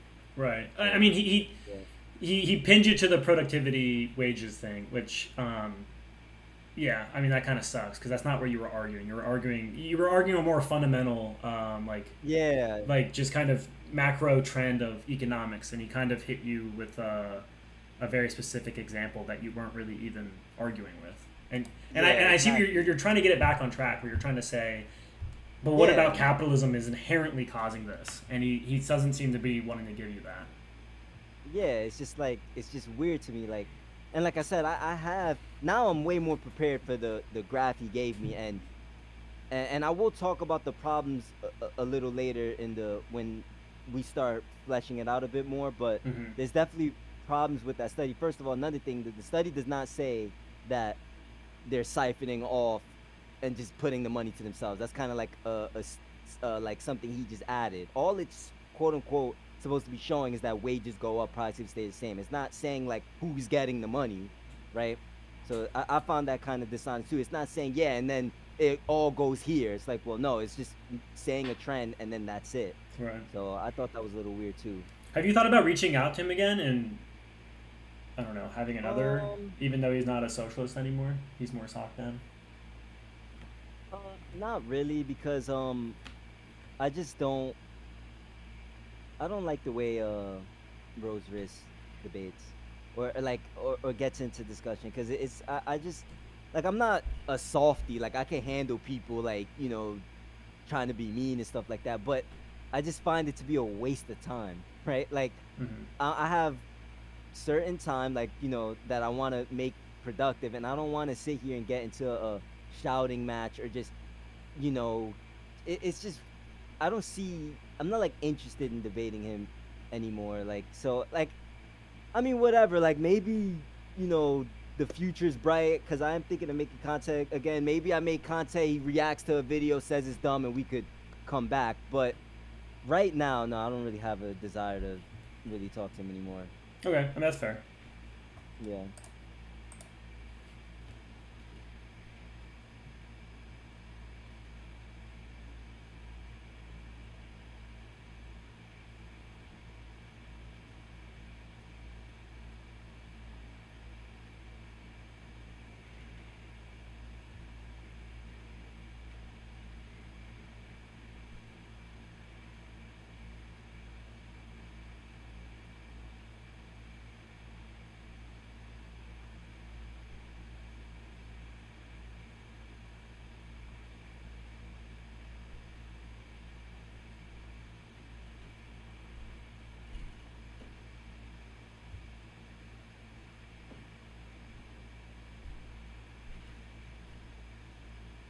And that was one thing that was a little weird to me. Like, I find it weird that he claims something and the burden is on me to disprove it. Right. Like, that's definitely a burden of proof. Like, you're switching the burden of proof. How is it that you could say, oh, my explanation's way better and you got to disprove it? It's like, well, no, you got to prove it, right? Like, it's not up to me to disprove it. So right there was a clear burden of proof switch, right? You're the one saying it's something and you got to say, I could give my reasons. I could most definitely give my reasons for why inflation and bad monetary policy could cause the things that's being caused, but I shouldn't have to, because I shouldn't be in a position where I have to disprove what you say, right? Because that could just put me in a position where I could just give you my reasons for inflation. You go, yeah, but you haven't disproved my thing. It's like, well, no, right? It's to provide better explanations, not to disprove. It's almost like, I'm not gonna use religion because I don't know if you're religious, but it's almost like, saying something about Bigfoot and then going like, yeah, well, how did this footprint get here? You have to disprove that it's Bigfoot. And then I go, well, it could have been this. It's like, yeah, but you haven't disproved Bigfoot yet. It's like, well, no, but my explanation just seems better. It just seems a little more reasonable. Yeah. It's not up to me to disprove what you're saying. So I thought that was a little disingenuous. Well, yeah, and it also just feels like you guys are off track. Yeah, we're definitely off track. Yeah. Right, because he's just kind of saying, like, he's basically saying, like, this thing is because of capitalism, and then now he's making you have to argue against the productivity wage bifurcation, and just kind of using that as, like, a stand-in for why capitalism is bad. And it's funny seeing his chat. I wonder if his chat, I wonder if the people in his community have changed a lot, because they seem to be pretty anti-capitalism, but who knows? Nah, yeah. I mean, it's also because, like, it's like people hear the word ANCAP or libertarian and automatically you're just like an idiot and just you don't know what the fuck you're talking about. So right. I also sometimes just get that vibe too. Like, that's why I try not to tell people, but yeah, it's just like, so there's a lot of that in the chat. Like, oh, this guy's and you'll see later on like that they start saying things that I have not even said. I'm like, I don't address the chat. I was just only talking to him, but like later on I look and I'm like, when did I say that? Oh, have you heard this? The Alden thing? I heard about something with Bosch, like we use like Alden's number. Yeah, and it's not real. Yeah. Is that what they're referring to? Because like. Yeah. I'm almost positive that it's just like something that Bosch made up one time on the spot, and then someone said, "Oh yeah, I know what that is." And he said, "Well, I just made it up." So. Oh yeah, I remember that. Nah, yeah. See, that's what you try to get me to know. Just trying to be assholes.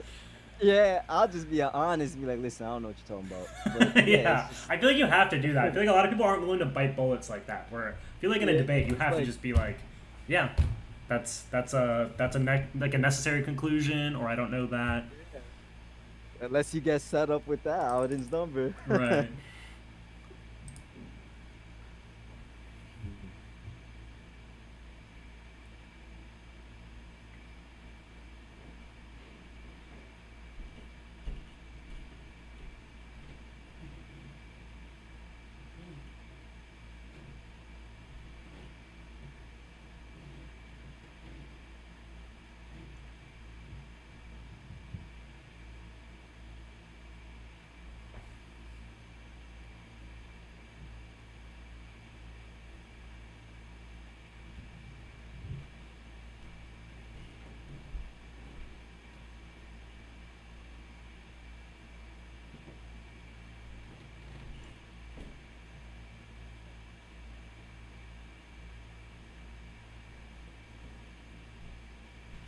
Yeah, I should have set him up right there, like, for the Alden's number.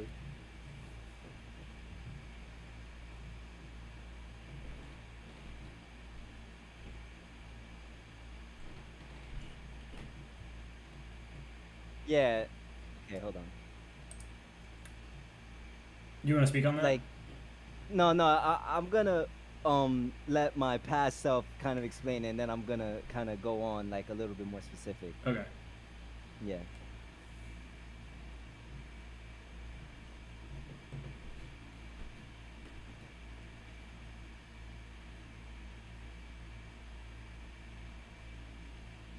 Well, hold on, real quick. Did you saw that switch? Yeah. He first asked me why aren't wages keeping up with inflation, And then I told him, well, I don't think wages is something that needs to be increased nominally to see better standards of living. Then he says, no, I'm asking you why haven't wages kept up with productivity? Right. Yeah. It just He's really trying to question. hold you to that, to his assertion. Yeah. Which I mean, it's smart by him to win a debate, but it's Yeah, a little, of course. it's a little dishonest. Yeah.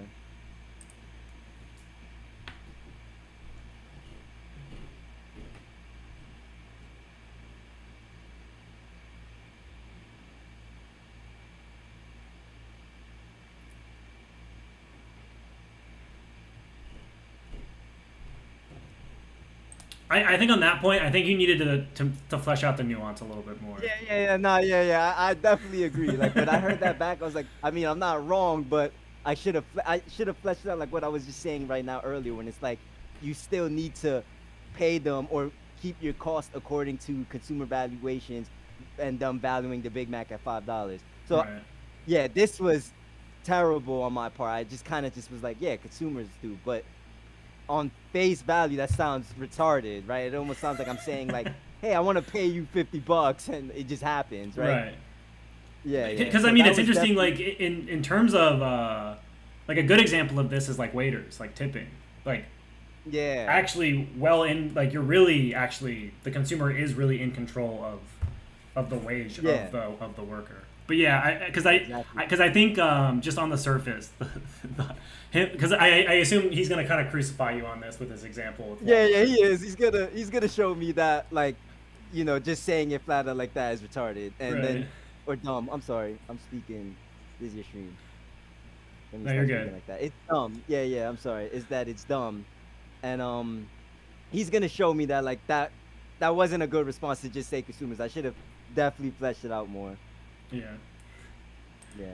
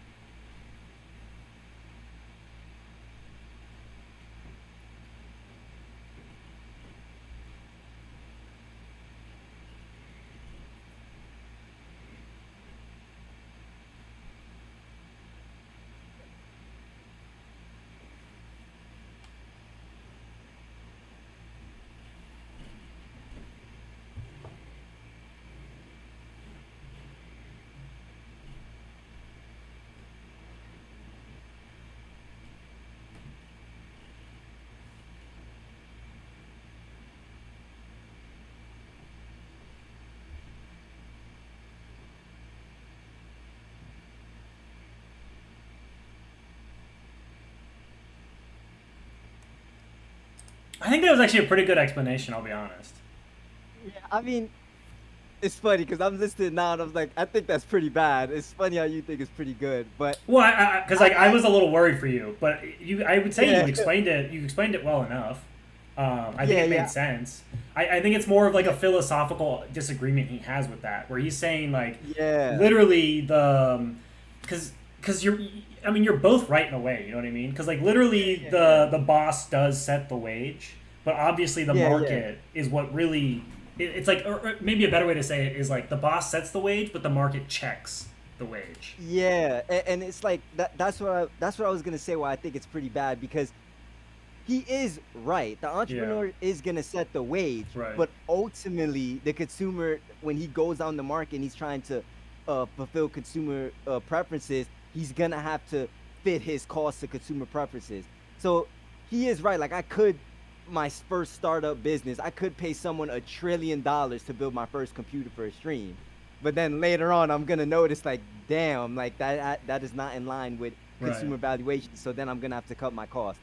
So he's right. I do think a better way I would explain it was like, yeah, he's right. The entrepreneurs in appraisal, because they're looking in the future, they do set wages based on what they think consumers are gonna value. And you're right, they could set it to anything, but ultimately later down the road, the consumer valuations are definitely going to show, and you're gonna have to understand like, wait, I gotta cut costs here, do things here, because I am spending more than what consumers value my product to be. And on the other way, like you couldn't just pay him a penny an hour, right? Because then you would have no worker.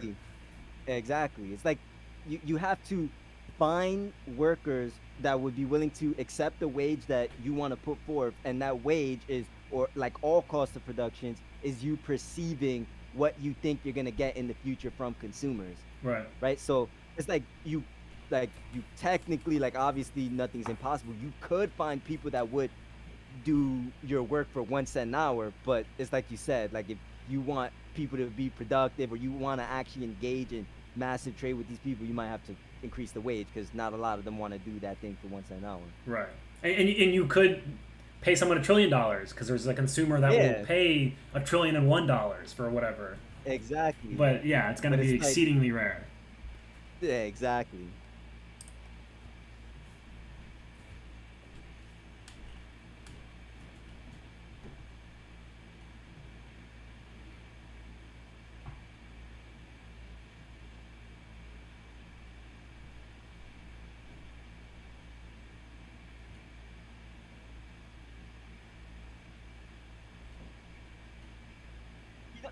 And real quick, I'm sorry, I don't mean to cut it off again.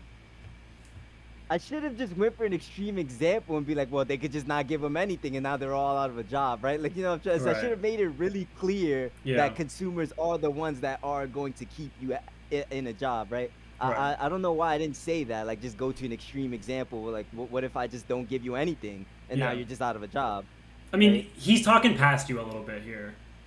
Like, I understand what he's saying. I understand what you're saying. It just feels like because he, like, I think optically he has the better argument. Yeah, I agree.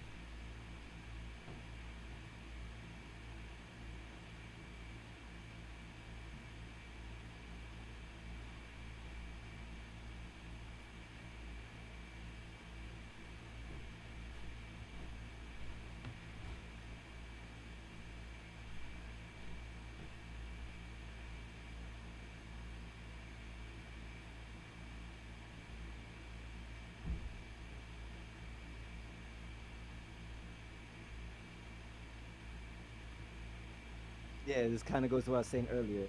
Go ahead. What's that? So this is gonna kind of go on what I was saying earlier. Like, it's not always a good decision just be like, hey, let me just increase people wages nominally. Maybe you want to increase in productive capabilities, like better capital goods and stuff like that, to increase your productivity. Right. So yeah. Well, because my understanding of that study, so like it's right, where wages haven't kept up with productivity. But my understanding of that was that just the return on capital just started to outstrip the return on labor. So a lot more investments were made in capital that were improving productivity, and there was less investment in labor, which is usually through wages, but there's also like training or whatever. And so like just the return on capital has been increasing while the return on labor hasn't increasing. So productivity is still going up, but it's just not being seen in wages. Yeah, and but like I'm gonna just give a little spoiler alert. The main problem with that study is how are you defining productivity? Like just think about it in general. How can I tell, like, just right now, like, oh yeah, the economy is just way more productive, right? Like you'd have to see a surplus in like goods and services and be like, oh yeah, we're more productive, right? But how do they know for like, if you were to just look at prices, how do you know the Walmart worker say it's more productive? Like, how would you know? Is that what they look at? Were they looking at prices?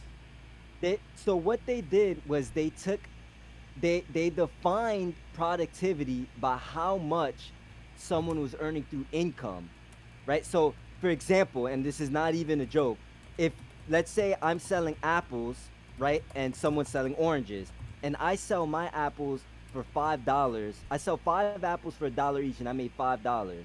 And then this guy sells 5 oranges each, but for $2. The study would say that the orange seller was quote unquote more productive because his income was better. That was the problem with the study. It's the way they defined productivity. They used income as a determination for whether someone's productive.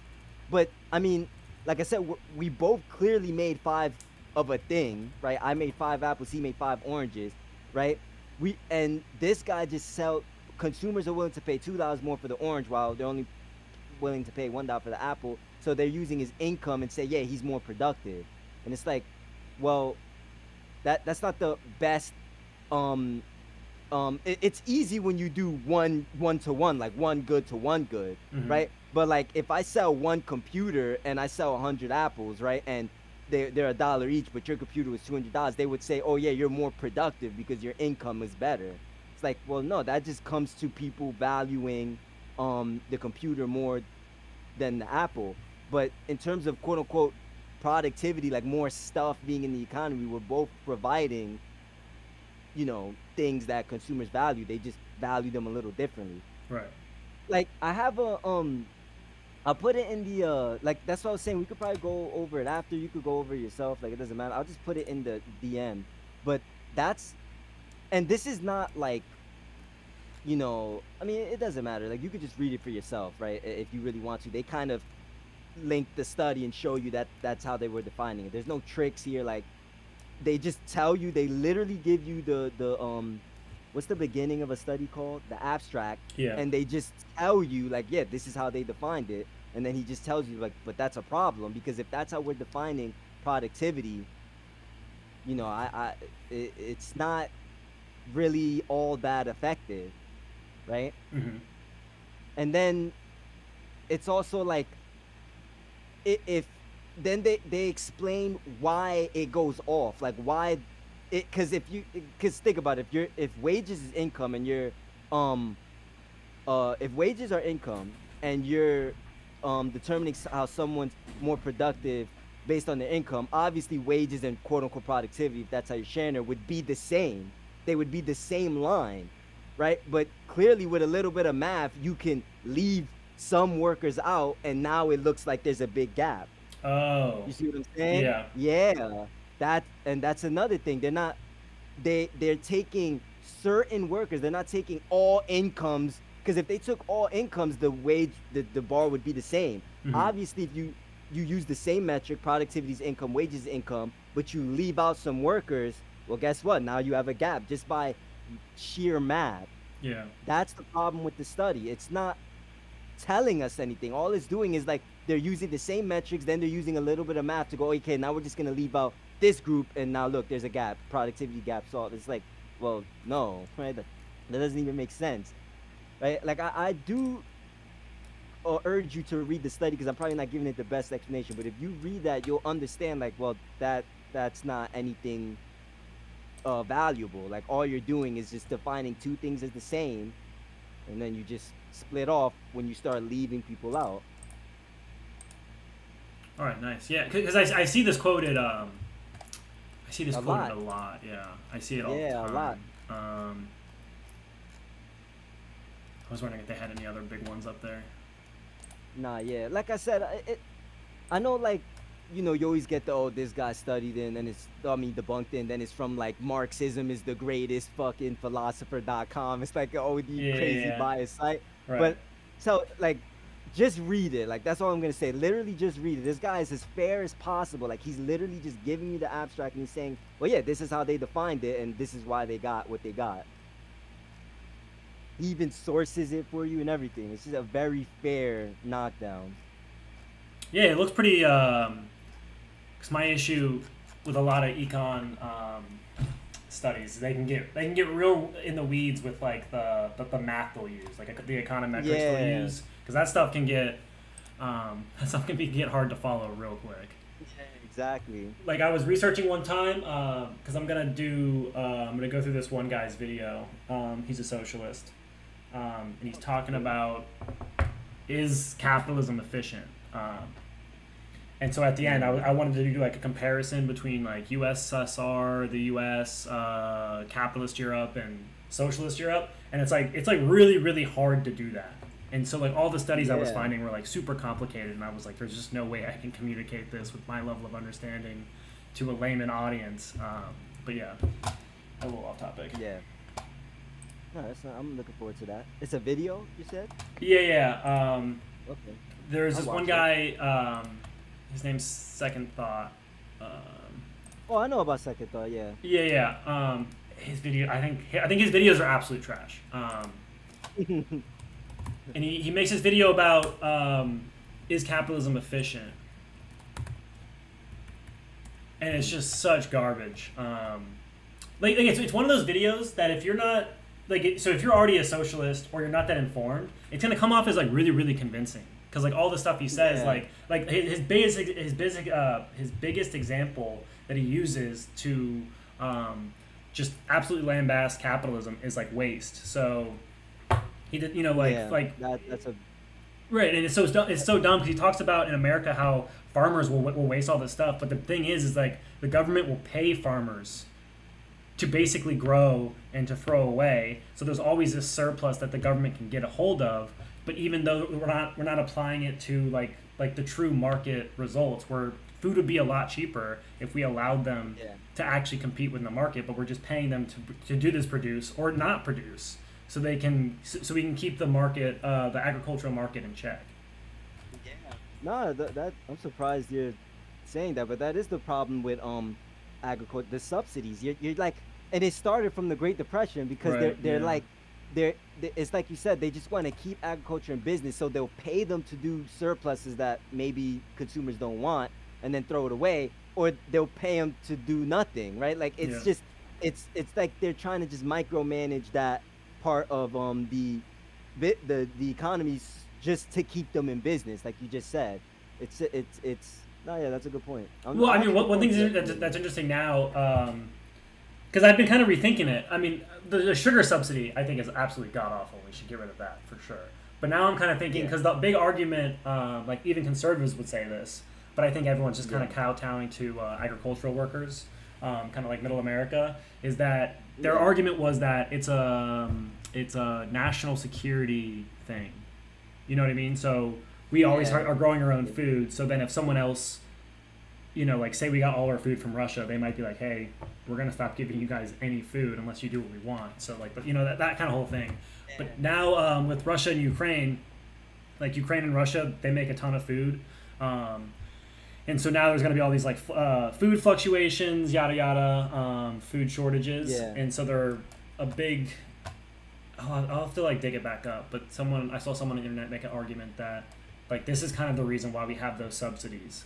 Because now our agricultural market, instead of being more efficient, it's kind of more robust, because now on top of those subsidies, the market can increase production fairly easily instead of having to do like this big catch up. Does that make sense? Like instead of throwing that stuff away, now we can actually keep it and export it, because it won't tank the domestic market, because it can go to exports much more easily. Yeah, I mean, that does make sense. Like again, like, I have my problems with subsidies, like, period. But that I see what they're trying to say. They're trying to say like, well, it's better to have the excess because we could just export it and be more independent rather than trading with other countries, and then if something goes south, Yeah. you know, we're screwed. Yeah, I can see that.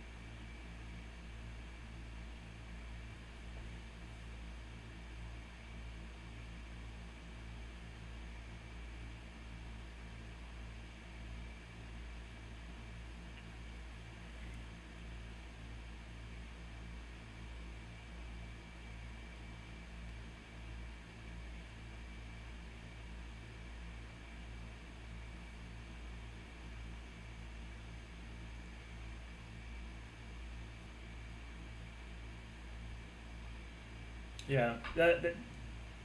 You tried to bring it back, but he's not gonna let you. Yeah, I did, but like,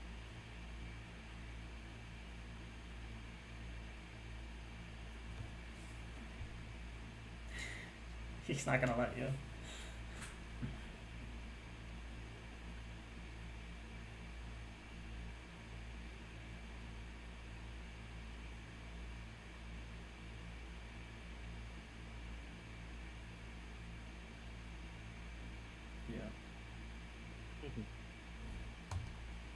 You're doing a pretty good job, all things considered. I mean, he's done. I mean, Rose just kind of got you in a spot where he's making you defend stuff that you don't care to defend. yeah, it's like you're asking me whether wages should keep up with productivity. It's like, because like again, the way I see it is like I'm not making any shit statements. Like if there's a wage and consumers don't want to pay that wage, I'm not gonna sit and be like, no, it should keep up. That's why I'm like, it's just a loaded question. Like wages are what they are. Consumers value what they value. They're going to pay based on what they value. Like I'm not Right. gonna sit here and say this person should get paid this much. And I'm like I'm trying not to bring up the inflation thing again, but I'm trying to get them like I can see why that's bad now, right? Because of certain policies. But it's like you're saying it's bad because of capitalism, and like I Yeah. just said, I He's- haven't gotten he's- any type of answer. Yeah, he's not letting you do that. I think, and it would have been smart for you to bring up like the market of labor. Yeah, it probably would have been a lot better. Right, because I feel like he's overlooking that, where he's saying that managers are paid this much just because, like of corrupt reasons or something like that. Yeah. Like he can't think of any other reason why someone would divert resources away from labor, or why someone would pay, or even why board, because there's another thing I didn't get into, why board directors would get paid more. Because I mean, where do you think boards, they have shares in the company, right? Where do you think that share come from? Investment. Right. They invested, they gave resources to the company, so of course they're going to get back more than the worker because they invested actual resources, right? So it's almost like, well, yeah, of course a board or someone who's a shareholder in the company is going to make more than the worker, because they actually are investing resources into the company. The laborer isn't. He's just getting paid right now and that's it. Yeah. He's not investing his own resource to it other than his body, if you want to say that, into the project. So it's like, yeah, of course I'm gonna pay the people who actually gave me resources and have a share in the company first. Yeah. It's just, yeah. I mean, yeah, I think this is just. I think he's just a better debater than you at this point, because I feel like because I think what you're saying is good, but he's doing a good job of being like, you're running from the question, but you're really just being like, no, I want to have the real discussion. Yeah, exactly. I mean, I think for the sake of time, we could probably maybe skip a bit, because then I think we start getting into more like philosophical, like moral differences, rather than like what I thought would be like economic differences. Uh-huh. Yeah, maybe like 5 minutes. I don't know about like that far. Yeah, 26. But I have to see because I do feel like, I just want to stretch it along. I know you don't have all day. So I think we're still talking about it. I don't know what we're talking about here. I think we're kind of just repeating ourselves.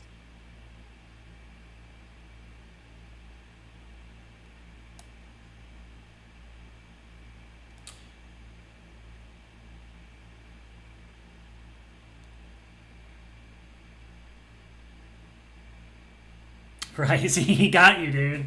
He got you stuck on this. It's like, I don't even know why I let him get here. It's like, bro, why are we Right. talking about this?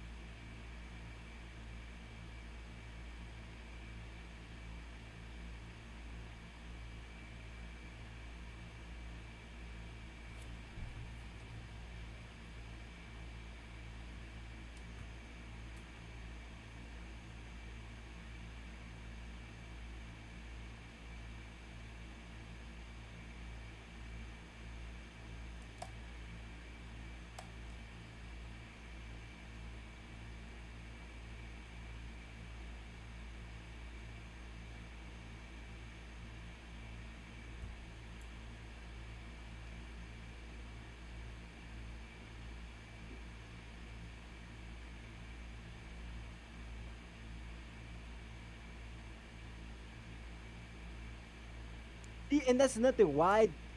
I don't know. It's weird. Like, why didn't he just say that though? Like, at least to me, like, why didn't he just say, "Oh, I have a problem with the hierarchy of capitalism"? Then I'm like, "Oh, okay, that makes sense." Yeah. Right? But he's here talking about wage productivity, and then it's like we're just both all over the place. If he just said, "Oh, I have a problem with the way it's structured," then I would have just went into the whole like, well, you do know what board members are. They give shared resources. They have stock in the company. Like, of course, you're gonna want to keep these people.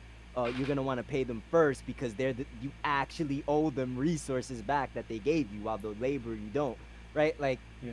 I would have just went more into that, but it's just like I was just so confused. Like, we're just like all over the place. Yeah, and I think Roseris. I mean, at least now he's very like I think he's very like empirically driven. You know what I mean? Like he really wants to like. Yeah, yeah. If you want to make a claim, you have to have a thing. And I just feel like a lot of capitalism versus socialism is it's philosophical. It's not really. It's more. Yeah. It's much more about how you feel than it is the world. You know what I mean? I mean, obviously, you have to eventually kind of make it empirical. Like capitalism is more efficient Yeah. or that kind of thing. But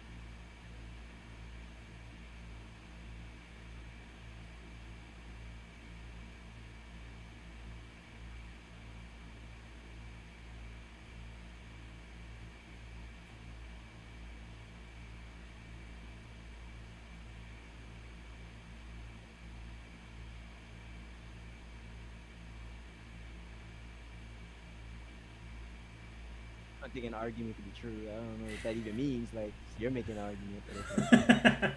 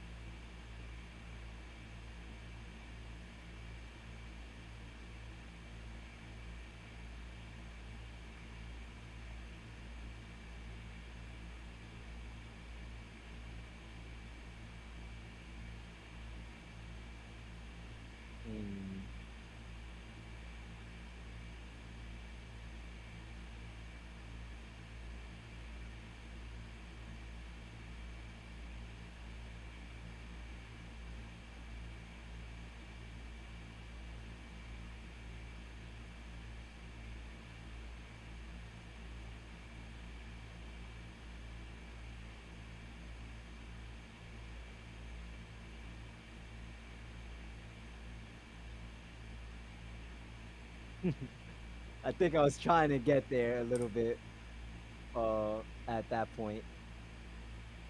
To like the philosophical, or what do you get where? What do you No, mean? no. I think I was like the point I was talking about earlier was like, well, like what do you think shareholders are, right? Like I think I was trying to get into that point, like, like you know, they kind of own, they invest resources, they kind of own part of the business. They're gonna get paid substantially a bit more because they're putting in their own capital. Yeah. But I think I was just like, whatever, I'm just done with this conversation at this point. So I mean, I think, yeah, I feel like, and I think you probably would have done this better now, is you really hammer the risk, where I feel like socialists love to overlook the risk, where they think, they think the only thing that makes a business owner is they just have money lying around to start or invest in a business. But there's a lot of risk. I mean, like people who invest in the stock market right now lost a ton of money. Exactly. It's just like, I don't know. It's just like, it's a lot of things. It's just like they, like you said, they just think entrepreneurs wake up and go, hey, I'm gonna start a business with my daddy's money, and it's like, well, some do and some don't. Like some work hard, they save up, and then they take the risk, right? And Right. even the person waking up and getting daddy's money is still risking. Like Yeah. he could invest all of daddy's money and it goes nowhere. Consumers don't want the thing he invested in, right? And it's also just like I said, this hard like workers kind of like the economy's about them kind of like mindset. Like, well, no, it's not. Like, and I don't mean that in a bad way. I mean, the economy's not even about entrepreneurs. It's not about shareholders. It's about consumers. Yeah. Right. Ultimately, like, all of these people, entrepreneurs, workers, all that, they're mechanisms. They're people trying to give consumers what they want. Right. They're all driven toward the consumers. So it's just this weird thing, like, oh, the worker deserves this share and this. It's like, well, no, the worker's gonna get whatever he's gonna get from consumers, and whatever he gets within the business, if the shareholders or the guy who owns the business gets more, it's like, well, yeah, that's the whole point of the trade. They were the one taking on the risk. They're gonna reap the greater rewards, right? And it's just like, I mean, like I said, Rosa is different now, but it's like this thinking, like, just because you were a part of it, because you actually worked on the thing they sold, you somehow are like entitled to the profits. It's like, I gave an example to Lord Pasta. I was like, what if I'm Jim and then there's Bob, and Bob says, hey, I'll give you $2,000 if you make me the best pancakes. And then Jim goes, I don't know how to make pancakes, let me go to Sam, right? And he gives him $5,000 to make the best pancakes he can make, right? And Sam goes, yeah, I'll take not 5,000, 500, right? Yeah. Anyway, Sam he says, I'll give you $500 to make the best pancakes you can make. And then Sam goes, yeah, I'll make them.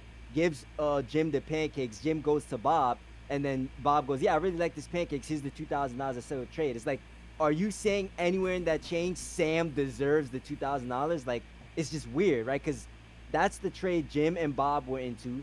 Jim asked you to make pancakes risk-free. He was going to pay you for the pancakes, and you thought that was fine. You could yourself go, no, wait, I'm just going to make the pancakes myself and go trade with Bob. But you at the time, right? Because I hate another thing. They make it seem like workers just work forever, right? I do think it's kind of like that now, but again, I think it's other things. But you know, Bob or the Sam could go, no, wait, I'm just gonna make the best pancakes ever and sell it to people. Hopefully, I could just get all the money. Or he could go, you know what? I'll just take the $500, just be more safe, right? It's you can't say because you took that trade and then I go and trade the thing you made me and make more money, you're somehow like entitled to. No, you're not. You agreed, you voluntarily agreed to that trade, and that's what it was. You thought it was in your interest to go, you know what? I'm gonna just take this $500 safely rather than making the risk of making the pancakes going onto the market, and now people are like, hey, I actually don't even really like your pancakes. Right. Yeah. Do you challenge him on like the equity ownership like the workers would have in these kind of structures? No, to be fair, we didn't really talk about much about his system, like how it would work and how, I mean, I'm pretty sure you're probably a little more well-versed than that. I kind of stick philosophically, and I do have my problems with market socialism, but they're more like fundamental kind of problems. Oh, I feel that. Yeah, that makes sense. Yeah, I mean, in my opinion, I feel like a lot of socialists, when it comes to talking about their system, and anarchists too, is that they have a hard time admitting that things might go wrong. Or I'm all for admitting things could go wrong. Because right, that's a huge part of it. Like that, economics. Like there's always got like, no one's ever gonna just be happy with the economic situation of the world, right? You know. Even when they're rich, other people are going to be poor, and then they're going to be upset that other people are poor, and then, but I mean, we're limited by reality. Exactly.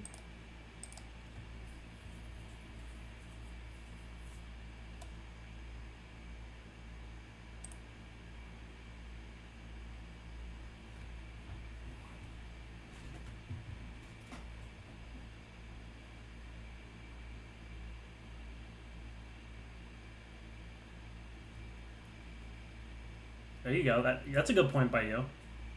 Yeah.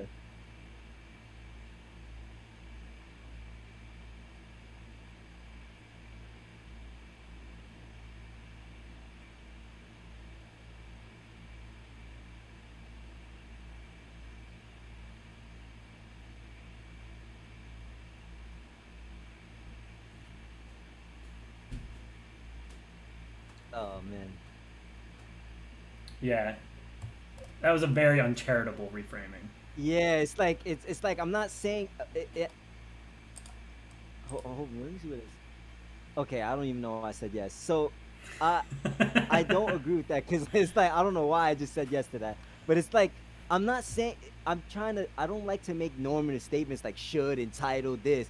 I'm just saying that is the trade they made, right? He took the talk, and that's the trade that they made. If unless you don't think individuals should voluntarily make trades like that, then that's just going to happen. There's always going to be someone that's gonna go, hey, I'll take that money now rather than wait in the future.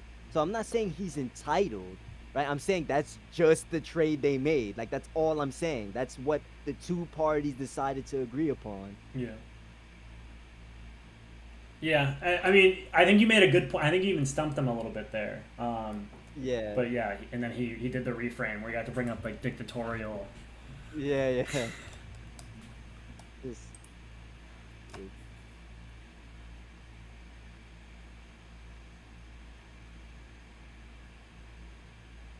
Yeah.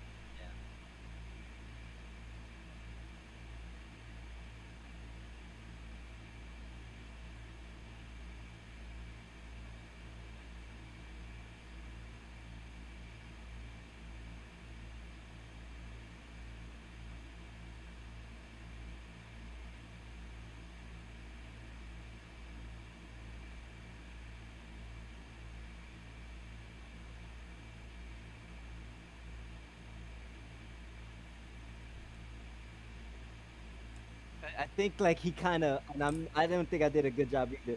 I think he kind of missed what I was trying to say. Like, I'm just trying to say, like, and this is what I was saying. What this is my problems with market socialism fundamentally. There's always going to be someone that's gonna want to take that trade. Like, I can't think of a universe where no human is gonna go, yeah, I'd take $1,000 now, right? Instead of waiting in the future where it's uncertain. Right. Like, am I crazy for thinking that there's always going to be someone that's like, yeah, I'll just take the money up front now, right? So it's like that's all that this relationship is catering to. It's catering to those people that want to do it, and then the people who don't want to take the risk. And then the people who do want to take the risk are going to be the people that's going to save up capital, open up a business. Maybe they start off as a worker or whatever, right? That's all I'm saying is like that's going to happen. Like, there's just going to be people that are going to want to take that trade, and they're not better or worse at it. I'm not saying like, oh, they're just scum, like they're not nearly as good as an entrepreneur. I'm just saying that's just the trade they want to make. That's all I'm saying. I'm not even making like a moral statement about it. Right. Yeah, and I think in this debate, I think you're being nice and not really holding him to the risk, because I think he's really overlooking the risk, like that this entrepreneur could start out with $50,000 and then end up having to owe more money, and then they have to work some job because they're in a desperate situation, and where they could have gone from being a successful entrepreneur, deciding how much to pay an employee where they owe people debts or whatever, and that's a scary situation too, but they took the risk. It's like this is another thing I have too, like maybe you see it too. It's almost like people think a worker always makes less than an entrepreneur. That's not true, right? Yeah. Like, there's people who start off small businesses that are, and I know this, like I truly do, right? But I know people that have started small businesses and they're struggling too. Like, what I'm trying to say? They're struggling too, right? The person working in Google is having a way better time of life than these people. Yeah. Right? It's almost like this idea that you think, oh wait, you're in entrepreneurship, you must be. It's like you kind of said earlier. It's like you must be rolling in money. Right. Like, well, no, you could just be struggling like anyone else. Yeah. I mean, especially if you think about like a small business owner, they're probably working like way more than 40 hours too, because they have to do all those different roles. Nah, definitely. Go ahead. I'm sorry, keep going. No, I was saying, like, when I lived in New York, you know how many times I saw the same person 7 days a week, like, working in these small bodegas. It's like they have to work overtime.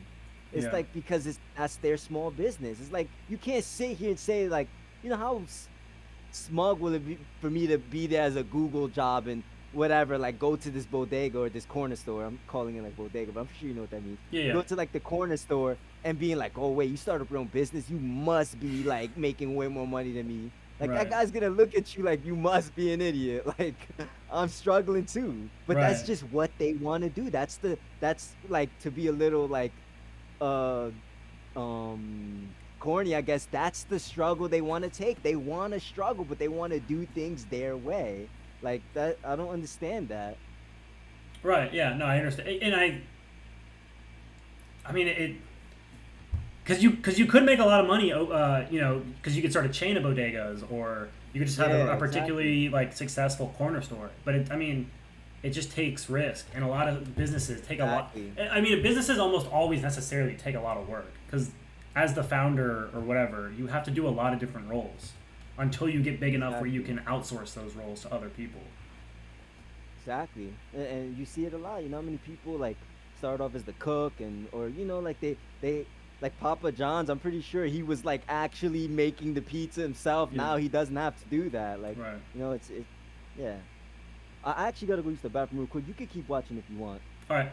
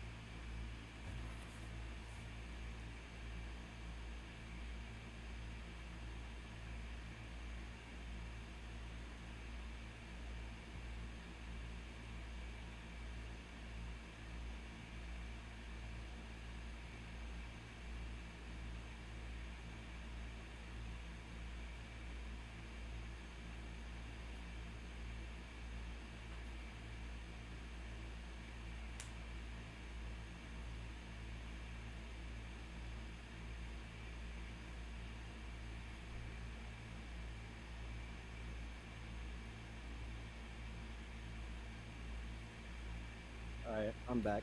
Word. Anything you found that you want to comment on?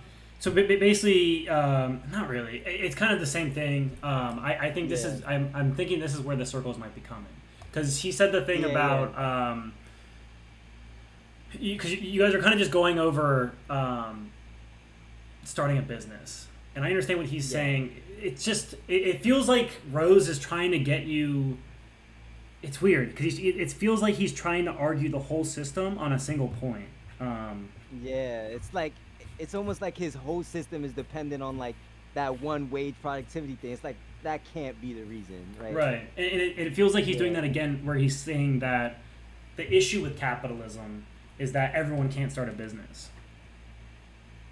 It's like I don't know. It's weird. Like I don't like to say can't, right? Because it's like, in what sense can they not, right? Because like they are free to do so, right?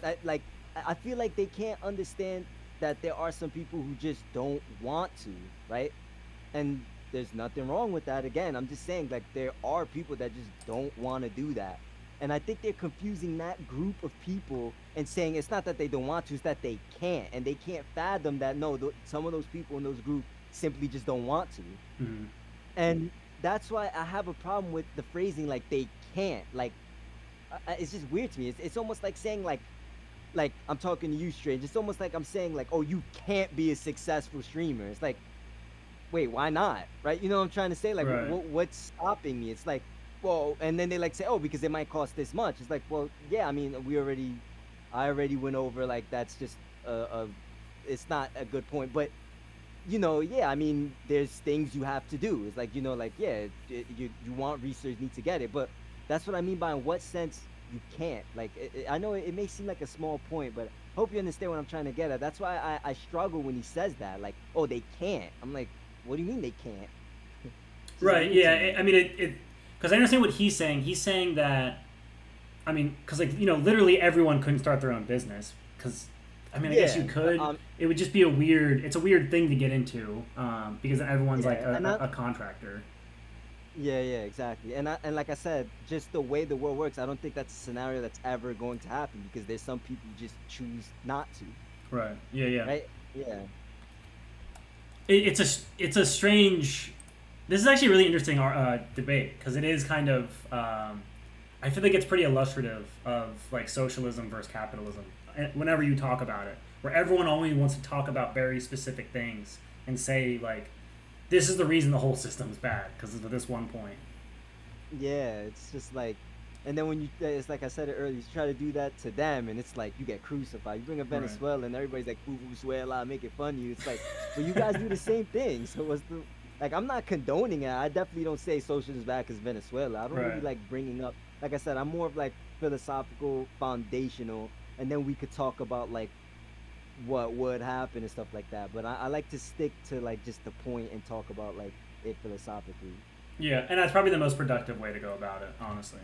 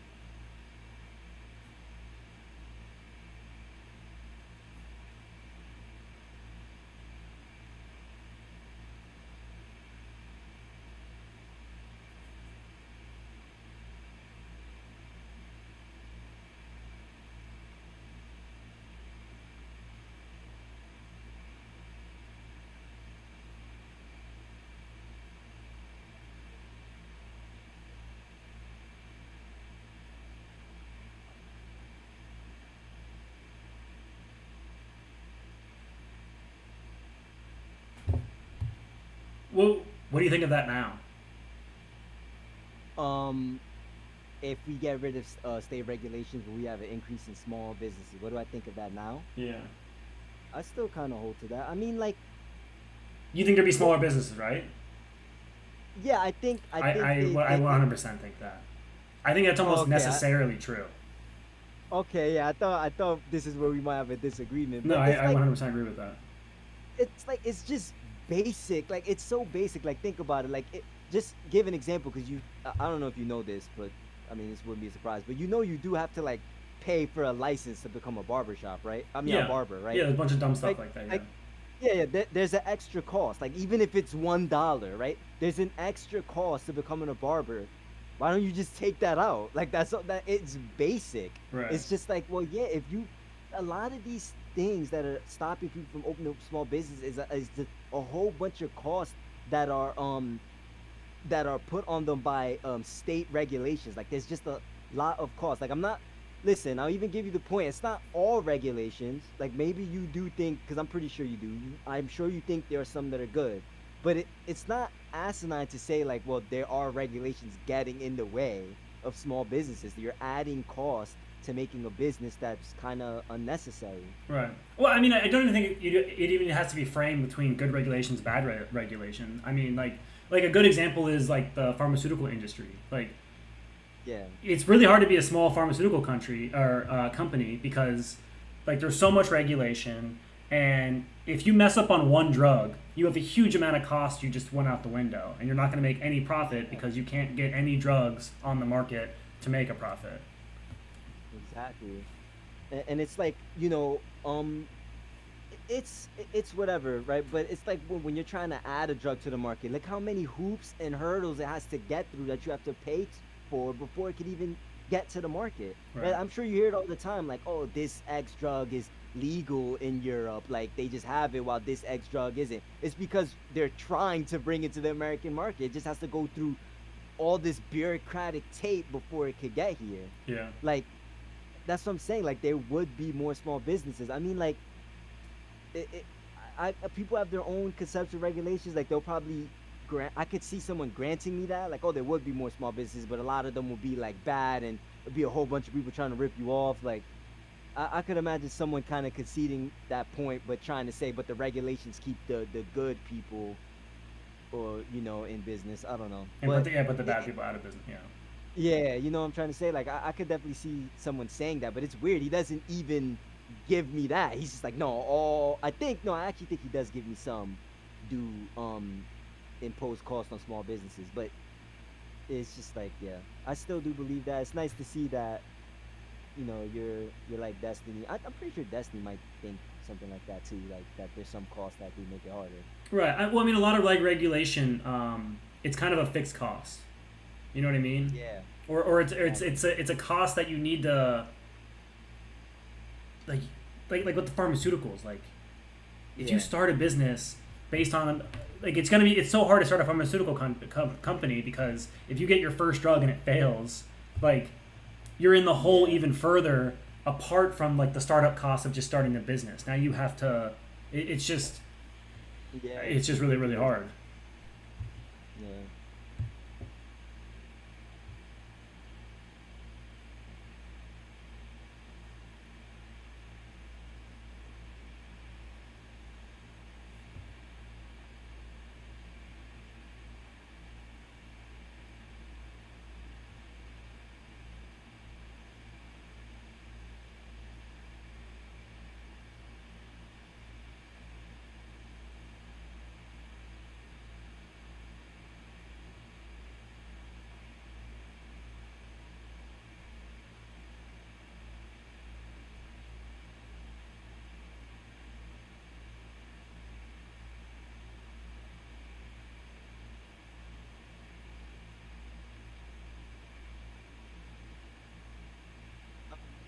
Your question real quick.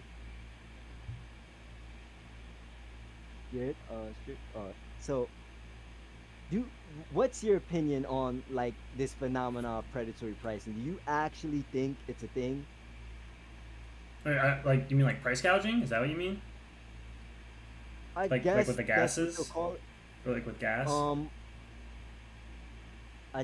I'll just give an example. I don't want to say yes, and then they're kind of different. But okay. like his example was that like a company would sell like, you know, Minute Maid or like a juice at like 1 cent, and they'll take the loss just to drive the competitors out of business. And then once that person's out of business, they'll drive the prices back up to $1 or whatever. Like, Oh yeah, like with like what do you call that? Standard Oil, right? Like that's the classic example with like a Rockefeller. Yeah, like, but do you think that's something that like is successful? Like that's something businesses actually do and they're successful all the time when they do it? Well, I don't want to say all the time, but do you think that it's actually like, if you look at the empirical evidence for it, it goes out in the favor of the person practicing the predatory pricing? Or do you think it's the opposite, that the people who do the predatory pricing actually just, the empirical data suggests now that most of the time they just lose? Well, I mean, that's a good question. So I think in theory it seems very like logical, but then when you think about stuff like Uber, Lyft, Spotify, you know, all those internet companies like Casper or whatever, like none of these companies make money, and yet they're pricing under so they can achieve more market share. But like I don't think we look at that as being predatory.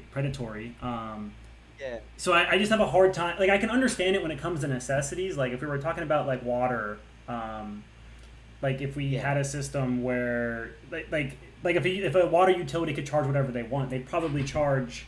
I don't know. Like in those cases, I can understand. Yeah. But it's. Go ahead. I just want to ask a question though. Let's say that was the case. So what? Like what if they do give consumers 1 cent a Minute Maid? Just like why would that, like, this is like this asphyxiation too between that. I'm gonna get into the predatory pricing and how the empirical evidence actually suggests that it just doesn't work, right? There's someone named Herbert Dow. There was another case. I think it was like a train company, but there's 2 cases in recorded history of a business actually trying to do that and they lost, right? And I'm gonna go over them, but just to bring this point home, like, who cares, right? Like, people have this idea that like there needs to be multiple companies giving us what we want. Like, no, if there's one company giving us this one thing at a cheap price, why does it matter, right? Like, they see competition as there needs to be a direct competition. I don't see competition as that way. I see competition as a process of just entrepreneurs trying to give consumers what they want, right? Period. Right? It's almost like for example, let's say this is gonna be a weird example. I don't even know if you watch it, but are you familiar with like wrestling, like WWE? A little bit, not really though, if I'm honest. Okay, I'll just use them as an example, as long as you know what it is, right? Right. Like, why does it matter if, like, let's say in 2000 when there's a little bit of history, but when they beat WCW, right? And they were the only quote-unquote wrestling company in the planet, why does it matter that they charge like pay-per-views at 1 cent? Like, why does that matter? If consumers love the WWE product and they're giving consumers that WWE product for 1 cent, right? Who cares, right? It's almost like this, like making a mole out of a mountain. It's like, yeah, I'm waiting for why it's a bad thing, right? That you're giving consumers one price or 1 cent of something to make sure no one else, quote unquote, could compete. But it's like, at the end of the day, it doesn't matter. Like, as long as you're fulfilling consumer valuation, it doesn't matter if it's 1 company or 100 companies. As long as the consumers are happy, right, and it's a fair trade. But I can see what you might say, like, oh, but what if there's like this one, like, basic utilities, right? Like, oh, 1 water company, right? Yeah. And it's like, and they're, I don't know, price gouging. Like, they're charging like the other example they like to say is like, it's like they're all over the place. They'll give an example of one utility company charging like $5 billion for water, and it's like, well, yeah, that's bad, but if there's no regulations, right, there's another entrepreneur that could come in and, you know, give consumers what they want and directly compete with that company, right? If there's regulations, then yeah, that'll make it harder. But if there's none, they can just do that, right? But it's funny, they try to give that scenario, right? And then they try to go on the opposite for ANCAP. Like, oh no, the opposite will happen. They'll just make it 1 cent an hour. It's like, okay, well, that sounds like a good thing. Right. Like, yeah. that sounds like a good thing that they're gonna give me bottles of water for 1 cent. Right. So the only issue I see with your analysis is like, how do you measure consumer happiness? Well, I'm not necessarily trying to say like, oh, there's a measurement. I'm saying if that's the trade, like if they charge it for 1 cent and consumers are buying it and that's the trade they want to make, they're making a profit selling it at 1 cent or whatever, or like that's the quote unquote measurement I have right there. It's like, well, yeah, they're voluntarily giving him resources, right? He's making a profit. That seems to signal that this is what consumers want, right? Or are willing to trade for. Like, yeah, I wouldn't be able to like that's like psychology. Like I can't go in their mind and see if they were truly happy with the water, right? But I'm saying like all we can do is judge them by their actions. They seem to have given resources in exchange for the water, right?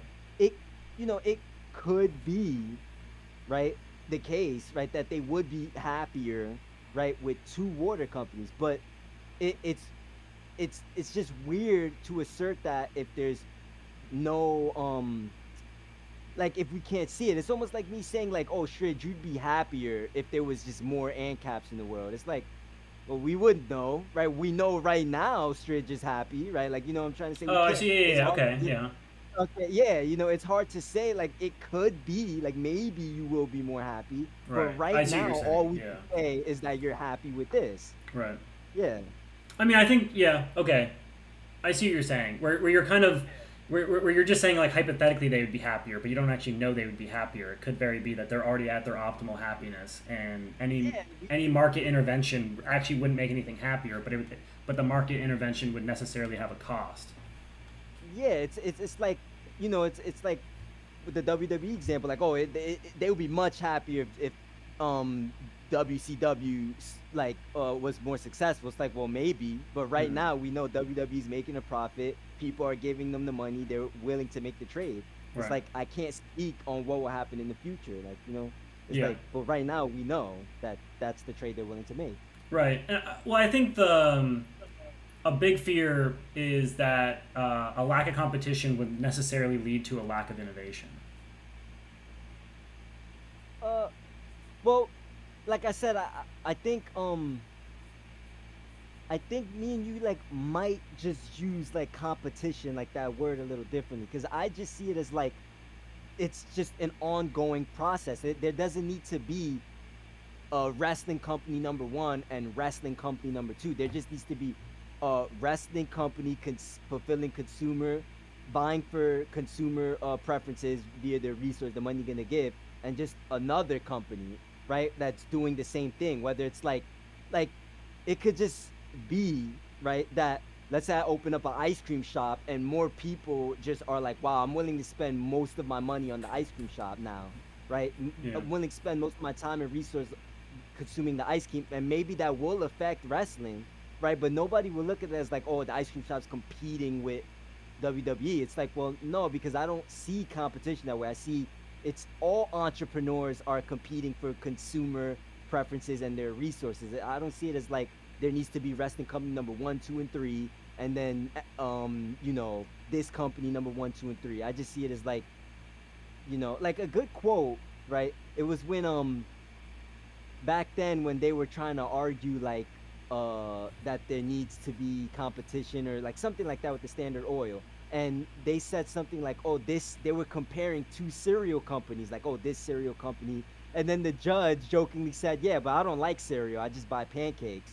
It's like, yeah, like if you think about it, pancakes do compete with all the other it's cereal a substitute.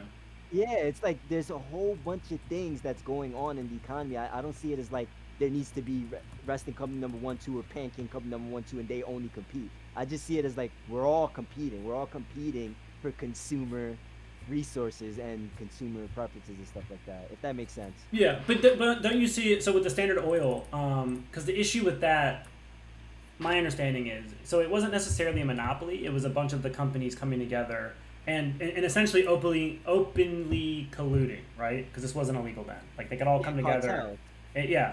And so the issue with that is that how do I frame this? So essentially, it was like a market innovation that didn't affect productivity. So they were or it decreased, something like that, where it was an innovation that it like decreased productivity and decreased competition or something like that. I don't know. Maybe I shouldn't talk about that because I kind of forget what it was. Do you understand what I'm saying though? Where Yeah, I understand what you're saying. where they're kind of innovating in an unproductive way almost. Yeah, I mean, I think I would. I mean, I would probably have a problem with that phrasing. It's like. Yeah, I'm probably not framing it the best way.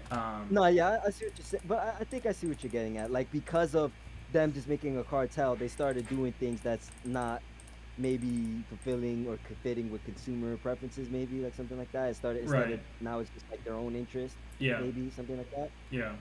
Okay. I mean, like, I would be down to talk about that sometime, but I'm just like again just talking about like the whole predatory price situation. It's just like it's like a boogeyman of economics because you look at it empirically and you can't find. Like, I should have just asked them, like, just name me an example, like, of when that happened. And it's just like, oh, I think I did. And then he said something like, oh, it doesn't happen because it's illegal. And it's like, well, that's that's kind stupid. of a Yeah, that's argument. circular. Yeah, like there's plenty of things. I mean, murder is illegal. We still do it if I want to be, like, a complete asshole. But, I was just like, okay, that's kind of weird. But so then I was like, but there were times where it did happen, right? And they failed. And then I think he said something like, oh, but I think I said something along the lines where like clearly it wasn't. Has it always been illegal? And then he's like, no. And I'm like, all right, so give me a time when before it was illegal, that it happened. And he couldn't really give me an answer. And so I gave him a scenario, which is the scenario I'll probably talk about later on. But yeah, you can keep the video going.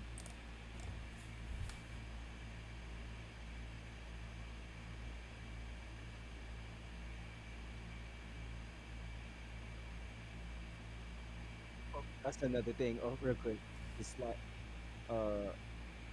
sly comment. I'm tired of people thinking like libertarians agree with Adam Smith. A lot of them don't. Right? Like. Well, I always kind of hate because I just hate the whole idea of being like, well, he said this, so he agrees with me. I mean, I hate that whole kind of argumentation where it's like, okay, I don't give a shit. Marx might have said some stuff I agree with. Doesn't mean I'm a Marxist. Yeah, exactly.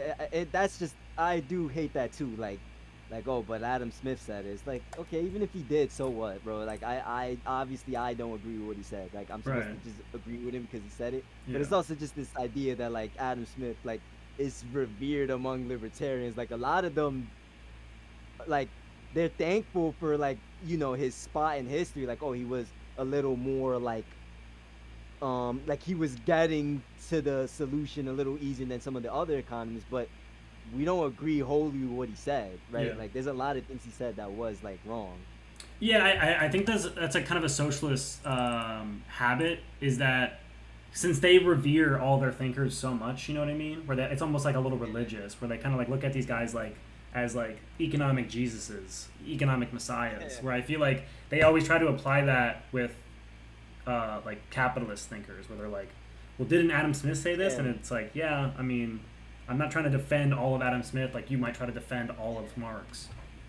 And it's like they even try to do this with like ANCAPs. Like, they'll be like, oh, but Murray Rothbard or Hans Hermann Hoppe said this. I'm like, cool, right? Like, I don't care like what they might have said. I agree with some of the things they said, and I'm arguing the things that I agree with, right? And I'm not even saying like I'm arguing it because they said it. I'm just saying like they said something I agree with, and now that's my position. I'm not saying it's my position because Murray Rothbard said it. Right, I agree with that. Yeah, I'm the same way. Yeah, exactly.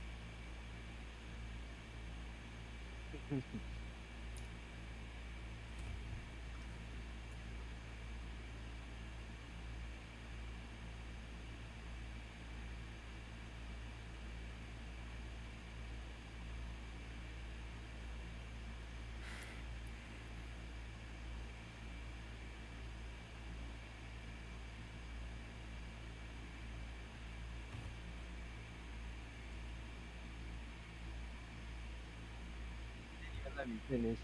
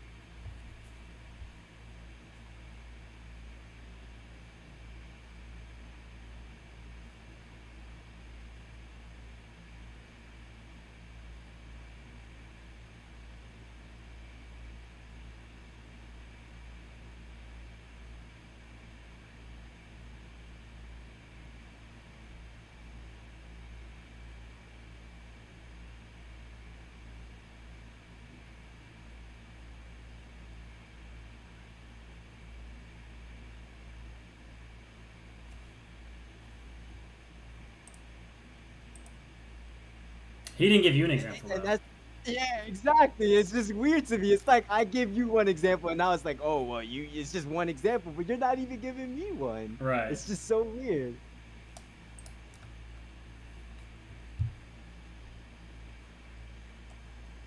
Yeah, that's such a weird argument that he's making. Like, what a. Yeah.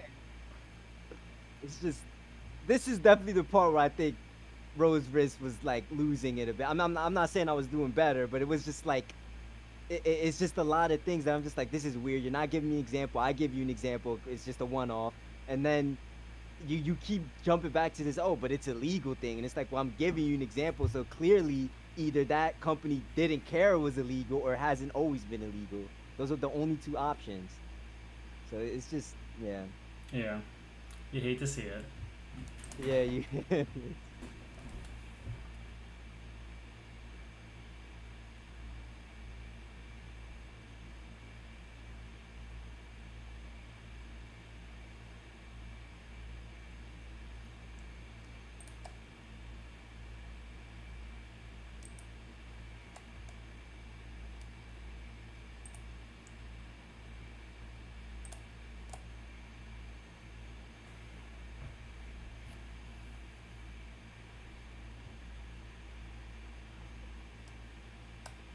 It's like he's just making things up on the fly, bro.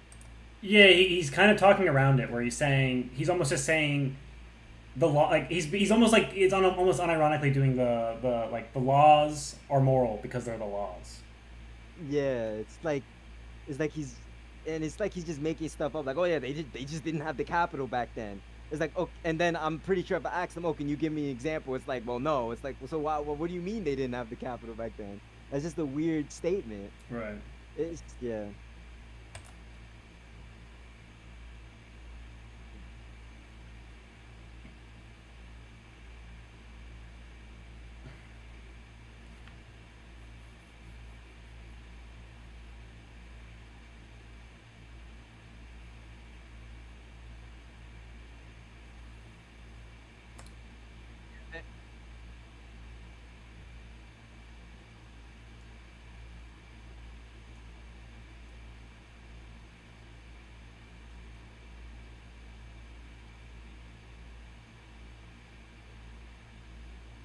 Oh no.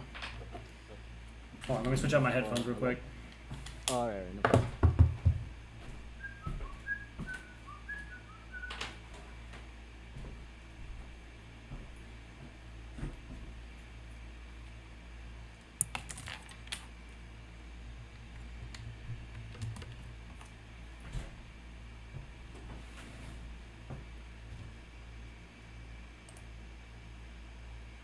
that Herbert Dow, basically, essentially what he did was he took that. He basically acted as those people as suppliers.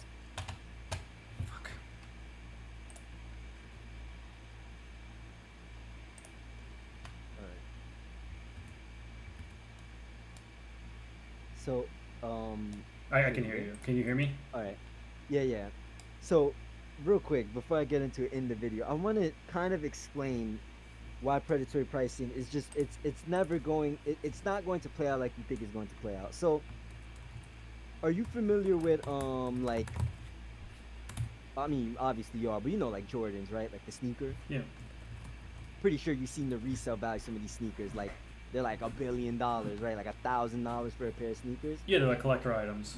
Yeah. Yes, or people just willing to pay that much to wear it. I mean, I'm one of the people. I've bought Jordans on resale before, but like he doesn't understand that pricing it that low, right? That means that there's gonna be someone out there that would be willing to pay more for the product that didn't get the product, right? That it's almost like the whole you remember when the PS5 came out and there was the it's like the scalpers. You don't the quote unquote scalpers. It's like, but you don't understand that just because you're making the price low, he makes it seem like because the price is low, every single person is going to get the thing that they want. Well, no, right? If the price is low, people are going to snatch it up, and there's going to be someone that really wants a PS5, for example, that doesn't have one. And that's where the resale quote unquote market comes from.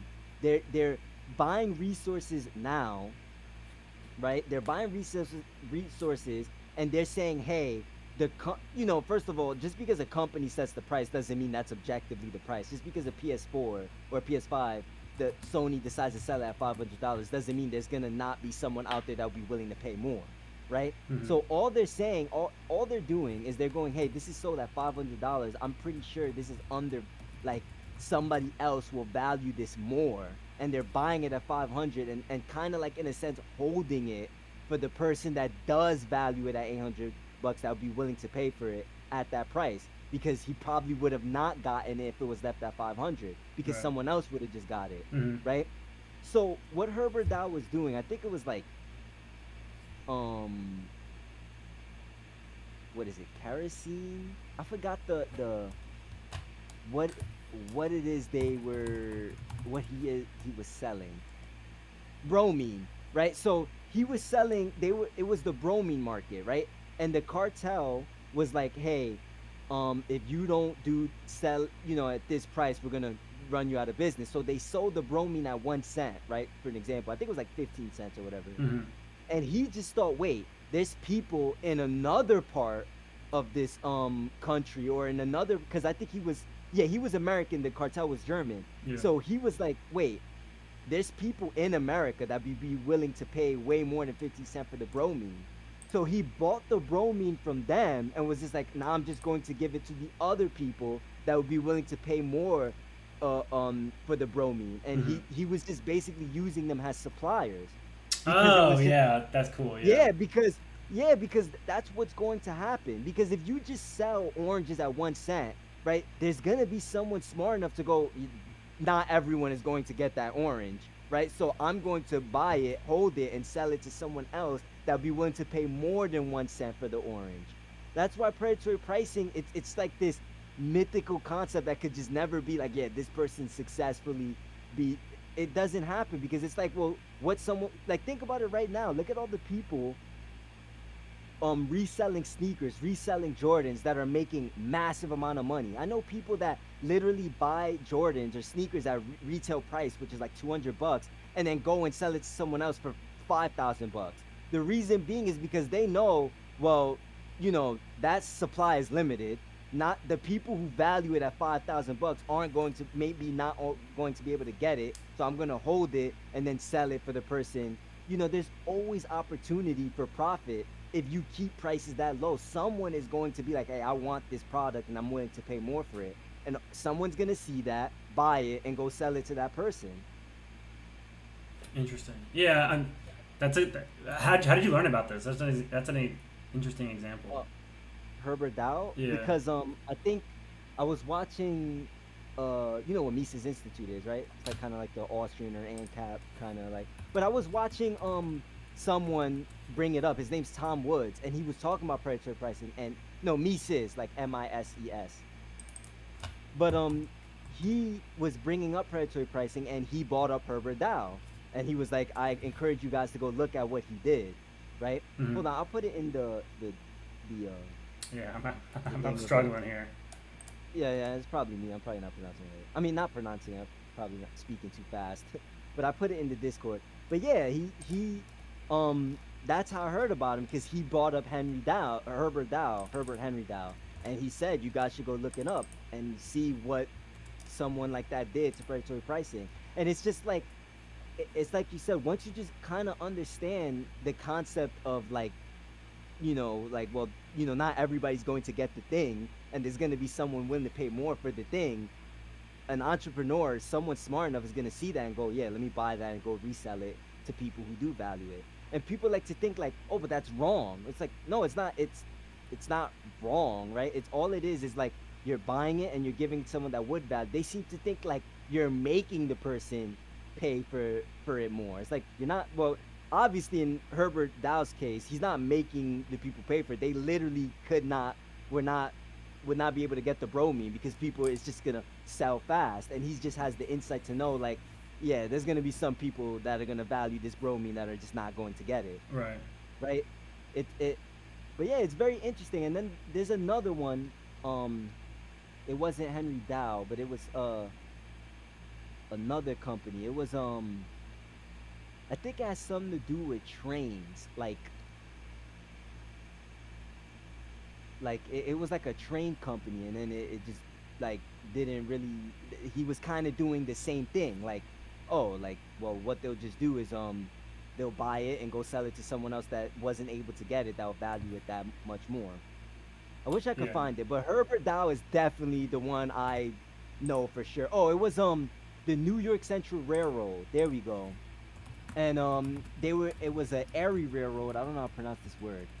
And at one part, the NYCR charged only $1 per car for the transport of cattle. While the cattle cars quickly filled up, management were dismayed to find that Erie Railroad had invested in the cattle businesses, making Erie a buyer of cattle transport, and was thus profiting from NYCR's losses.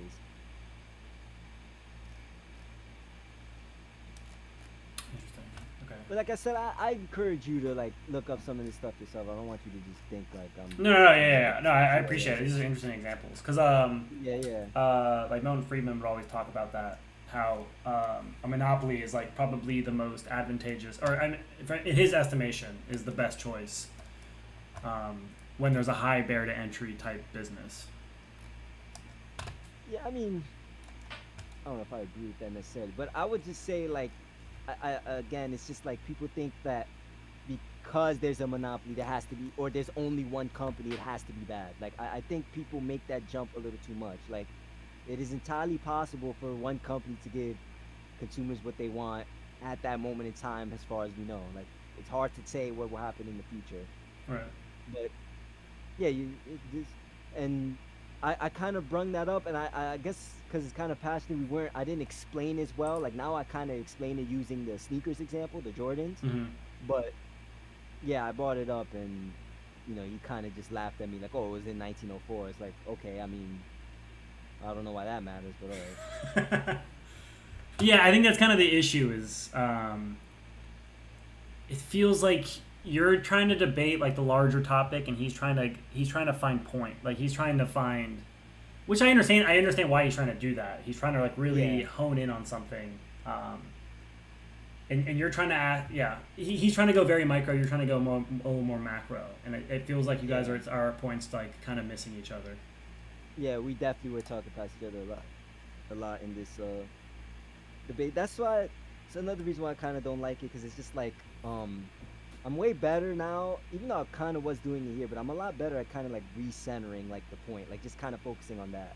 Like, even if they bring up something like when I was talking to Lord Pasta, he brought up welfare, and I was like, okay, well, let's leave that to the side, right? And let's just talk about this for the time being. Like, I've gotten a little better at that, like kind of like holding points later on, like, and not getting too misdirected. Yeah, because it's strange, because I think Rose is better about this now, where I think he's doing a bad job of trying to find the larger argument, where it feels like he's trying to just find these points. Yeah. But it's not really connecting. It feels like the points aren't really. I mean, his audience probably thinks so, that he's making good points, so thus he's winning the argument. But the points aren't really addressing the argument at hand. Yeah. He just took the bromine and sold it to someone else at a price that they would be willing to pay for. He like stole it, or what do you mean by took it? No, he didn't.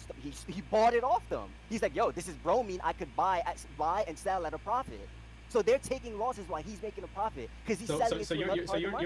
You're telling me, okay, that if we have a company selling carrots for 4 cents, that a random person is going to go there, buy a shit ton of carrots for 4 cents, and then for some reason people are going to want to buy the more expensive carrots off the person that bought it from the big grocery company rather than go to the big grocery company itself and get it for the lowest possible price.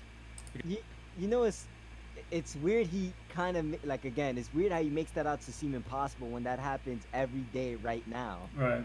Like it happens all the time. Like I said, I brought up sneakers, I brought up game consoles. Just go on eBay or any resale kind of thing, and you'll see there were people that are willing to pay more than what it was sold at retail. Or maybe they just didn't get the chance to buy it at the time, and they're willing to pay it at that price on eBay. It's just like you're making it seem like ridiculous when, bro, it happens all the time. Yeah, and I think he's being uncharitable because obviously there's like constraints to how much like how many carrots can they produce. Are they going to spend all their entire? Are they going to make infinite carrots? Are they going to like bankrupt themselves making those carrots? Probably not. And it's like it's like he's making this error that they're selling it at 4 cents. They'll be able to give everybody carrots. It's like, well, no, they won't, right? Like, there's definitely going to be some people that are not going to get those carrots, right? Yeah. It's just a weird way of thinking about it. Because the person that bought it off them isn't going to sell it for less than 4 cents. It's because when you lower the price, you're going to increase the demand, right? More people are going to buy it, but you have to supply those. It's like the same thing with price controls. When governments artificially lower the price, what happens? Because now there's a shortage because everyone's buying it. I don't price controls. I agree with you. Price controls can be shit, okay? But we're not talking about price controls. But no, it doesn't change. That's what I'm trying to get at. Okay, I just want you to simply explain to me, in the hypothetical I provided for you, what should John's Groceries do in that example? What should they do? In a world where predatory pricing is not illegal, what should they do? They could buy the carrots off someone else and sell it on the market. Okay. So they buy these 4 cent carrots from Walmart Incorporated. Now, they bought from this big conglomerate, whatever. They have these carrots now that were bought for 4 cents. What do they do with those carrots? Sell them. They could sell it to for how much? 6 cents, 5 cents. So they're going to sell it at more expensive. It's a profit. Yeah, it's like, does it matter? They're just gonna sell it more than 4 cents. Like, I don't get what he was even trying to get at. 4.1 cents. Yeah. Yeah, it's like, bro, I don't care what it is. The whole point is that they could do that. That is an option available to them. Could they fail? Of course. Just like the person who predatory pricing could fail. Right. It's like they make it look like everything is so foolproof. It's like, bro, any of these two people could fail. Yeah. No, I think that's a really good argument. Because I think a lot of people just inherently, hear price gouging, predatory pricing, and think, oh, that has to be stopped. That's an immoral action. Like it's someone being greedy, but they're really just responding to market signals. Yeah, it's like it goes down to this. It's like another fundamental difference of like how they view prices. They think prices should be a certain way. Right. When I look at prices, like, no, it's just telling us what consumers are willing to trade for. That's it. Yeah. It's almost like telling you, I don't know if you play games, it's almost like me saying you should like Elden Ring. It's like, wait, what? Yeah. Right? Yeah. Like, why does that matter? Right. That's a good point. Do you think people are going to pick the carrots that are at 4 cents or the carrots that are at double the price? It doesn't. This is what you're not getting. Do you know why? I asked you a simple question. No. Do you know why in price controls there's a shortage? I am asking you a simple question. I don't want you to pivot. I'm asking you, he's a consumer. Oh, that's so slimy. Wow. Yeah, it's like you pivoted this whole conversation, and I will agree. I kind of pivoted a little there, but it's like, damn, like this whole conversation turned to a pivot. We're talking about like predatory pricing. I'm just like, yo, we're all over the place. Right. I mean, I guess you should have just answered that right away, but it's because he's making it. I assume he's operating under it feels like he's operating under there's infinite supply. Yeah. And it's like another reason why it's like I'm hesitant to sometimes. I gotta stop this too, and this is why like sometimes I just don't want to talk to certain people. I'm hesitant to answer questions right away without explaining myself because I feel like I'm gonna just say yes and then they just cut me off. Right. Like now I do agree. I think you should just, if you're engaging with someone, you should answer the question more directly, right? And I think that's charitable. But I will start saying like, if I answer the question directly, will I be allowed to explain? Right? I'm gonna just start asking that instead of just going like, let me explain myself first, then answer the question. Right. Yeah.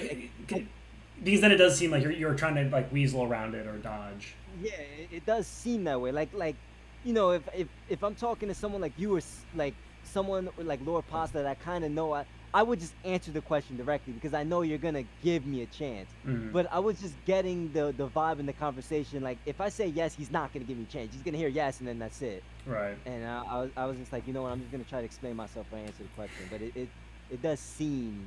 This is why I just don't like talk to these kind of people. It's like I have to do things that seem weaselly, and I just don't want to do that. I want to just be able to answer people's questions and allowed to be given a chance to explain myself. Right. No, I feel you. Yeah. Go for the 4-cent carrots or the ones that are twice as expensive? The point is, if you're not answering the question, you cannot answer this question. Yes. The point is, I'm trying to get it. They're gonna go for the 4-cent carrot, but there's gonna be a shortage because you're putting it lower but it's not at a price that like everyone could buy, and you're taking losses. Yes, you're taking short-term losses, but because Walmart, Google Incorporated is such a massive, like completely massive, like unfathomably large, in the sense that it's a near monopoly, it can easily like fill up that shortage. Yeah, I mean, I guess that's a fair point. But then you could make a whole business that is just buying all the carrots they produce and then selling them for 1 cent more, and then their losses are all your profit. Exactly, that's what I'm saying. It's like there's so much things that someone can do. Like again, it happens all the time right now. People buy video games, anything, shoes, and they just go, you know what?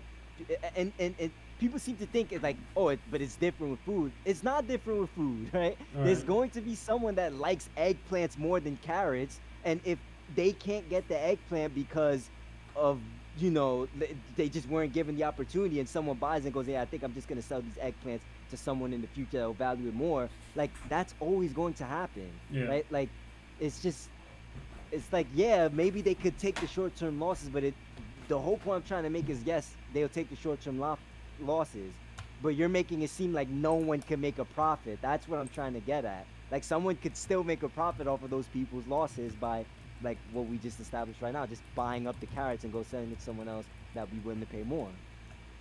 Right. No, I agree. Yeah, this is an interesting point. Without any issues whatsoever. Look. Oh my God, it's insane that predatory pricing is proven to never work, and you're here still. You're citing one example in Germany from 1904 with cartels. There's two. Oh shit, my bad. Yes. Okay, my bad. There were two. Okay.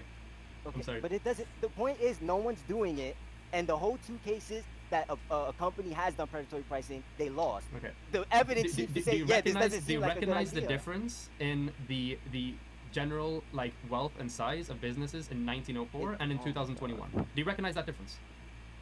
Bro, it doesn't matter. Yes or no? You are really bad at answering yes or no questions. Because they are relevant to what I'm saying. No, I'm asking you a simple question. I'm not even talking about this anymore. Yes, of course, businesses now are better. Like, but I don't get how that's. So they're larger, which means that because they are larger. Yes, which means they're gonna take more losses if they do that. That's not a good idea. No. It doesn't mean they're gonna take more losses. It means that they can sustain losses for a longer period of time. Yes or no? Is this correct or is this not correct? It's not correct. Have you ever heard of So you're telling me that a small company and a massive company can take the same amount of losses equally well? Yes or no? No. They cannot take them equally well, right? No, a smaller company could take those kind of losses better than a larger company would because of like simple economics. Wait, do you really believe that? I think I don't believe. I think this part was definitely a little wrong. Yeah, it seems like you're a little fun. I mean, a bigger company will necessarily be able to take more losses. Yeah. I was definitely wrong here, but I don't know. Maybe I was all over the place. I was frustrated, but I definitely don't believe that. Right. That's not true. Right? Like, you know, it really just again, like everything, it kind of like just depends on what like the percentage of sales. Like obviously, a 10% decrease in sales is will hurt a bigger business more than a smaller business, right? Because like just percentage and numbers and blah blah blah. But I think like who can handle losses better, I definitely do think it's a bigger company. Yeah. Right.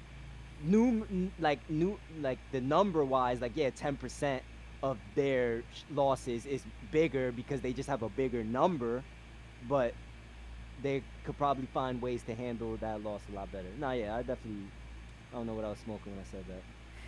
Yeah, I think he just kind of got you frustrated, and I feel like you're trying to disagree with him wherever you can. Yeah. If you ever heard of economies of scale, the bigger it is, the bigger percentage, they have a bigger base, that's a bigger loss for them. I understand that it is in terms of quantity, in terms of the amount of dollars, it's a bigger loss. But as a percentage That's a good point, though, by of you. the wealth, the total wealth of that business, it is small. Like, I think that's a good point what you're saying, where you're saying that. Actually, I mean, no, it's kind of the. I think again, you guys are talking past each other. Yeah, it's kind of what I just said now. Like, if you're looking at it at a percentage point basis, yes, a larger business loses more. Like, the literal numerical value, they lose more, right? But where he's more so talking about who could recoup or handle the losses better. That's kind of like his argument. It wasn't just about, because he even just agreed with me right now. Like, yeah, the quantity, like the actual number would be bigger. I kind of like didn't answer his question. His question was who would be able to handle the loss better. Not who's going to lose more on a numerical value. Like, yeah, of course, the bigger you are, 10% of that is, a big number.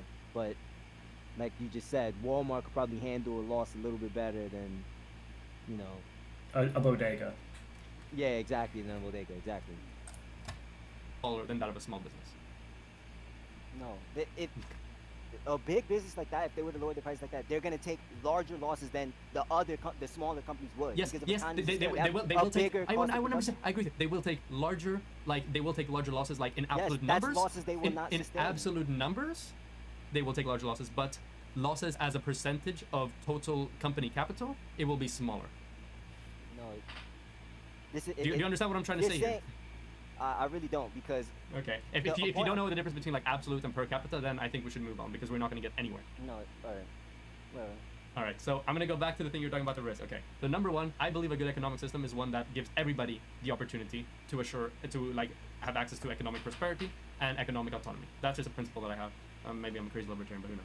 The second argument is that when it comes to taking a risk, there is, once again, not only do some people not have access to them, but some people have a dramatically reduced risk than other people. So, for example, even if a regular worker was able to scrape together the $30,000, the average cost of starting a business, and open a business as it is, they are still taking a much, much, much bigger risk than somebody who is, for example, like completely established, who may have, for example, inherited a massive amount of wealth from their parents, who's taking a similar risk, who's making a similar investment.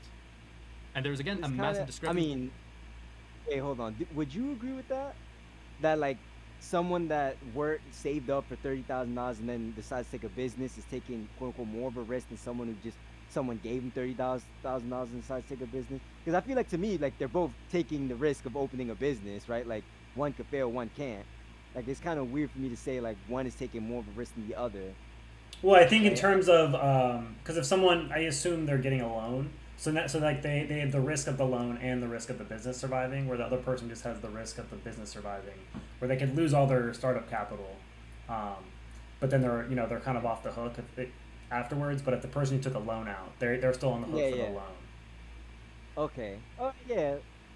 But I don't know if that's the situation I feel like he gave, because he was saying like the worker decides to scrape up or save up the $30,000, and someone just inherited $30,000. They both decide to take open up a business, that the worker who saved up the $30,000 is taking more of a risk. That's weird to me. It's like, no, you guys are just like, why does how you got the money matter? Like, you guys are both going to take the risk in fulfilling consumer preferences. He could end up failing and you could not. Like, I don't know. Maybe I'm thinking about it weird. But I just think that's weird. Because I wasn't really understanding, and so I was. Yeah. Let's do it again, because I wasn't really following what he was saying, but I thought it would come more clear later. But let's rewatch it. More losses if they do that. That's not a good idea. No. It doesn't mean they're going to take more losses. It means that they can. I think it's like a little ahead here. A massive company can. It's better than a bigger loss for them. I understand that business, it is smaller than that of a small business. Yes, they will take. I would never say. I agree. They will. I really don't, because. Okay. If you don't know the difference between like absolute and per capita, then I think we should move on, because we're not going to get anywhere. No. All right. All right. So I'm going to go back to the thing you're talking about, the risk. Okay. The number one, I believe a good economic system is one that gives everybody the opportunity to have access to economic prosperity and economic autonomy. That's just a principle that I have. Maybe I'm a crazy libertarian, but who knows? The second argument is that when it comes to taking a risk, there is, once again, not only do some people not have access to them, but some people have a dramatically reduced risk than other people. So, for example, even if a regular worker was able to scrape together the $30,000, the average cost of starting a business, and open a business as it is, they are still taking a much, much, much bigger risk than somebody who is, for example, like completely established, who may have, for example, inherited a massive amount of wealth from their parents, who's taking a similar risk, who's making a similar investment. And there's, again, a massive discrepancy there in how big that risk is, depending on your socioeconomic condition, depending on the underlying levels of wealth. That's another issue I have. Either everybody has the same opportunity to take the same risk, or you don't do it whatsoever, because it's completely unjust. I want economic autonomy and productivity at the same risk for everybody. Because yeah, I mean, I guess I'd say that what he's saying makes sense. I mean, I don't know. I just feel like it's kind of weird to say it just because someone inherited $30,000, you saved it for $30,000, and you guys both decide to open a business, you're taking more of a risk. It's like, I don't know. That's just, we're both trying to fulfill consumer preferences. We could both go belly up. Like, Yeah. I don't know. I guess it could be like he's trying to say like someone is more poor, right? And this guy, if it fails, he could just go run to mommy and daddy, right? Yeah. But it's like, I don't know. I just see that. I'm talking about the action of investing. You guys are just both taking the risk. I don't see it as like one's taking more of a risk because of their background, right? It's like we could both fail and we both have to go do other things.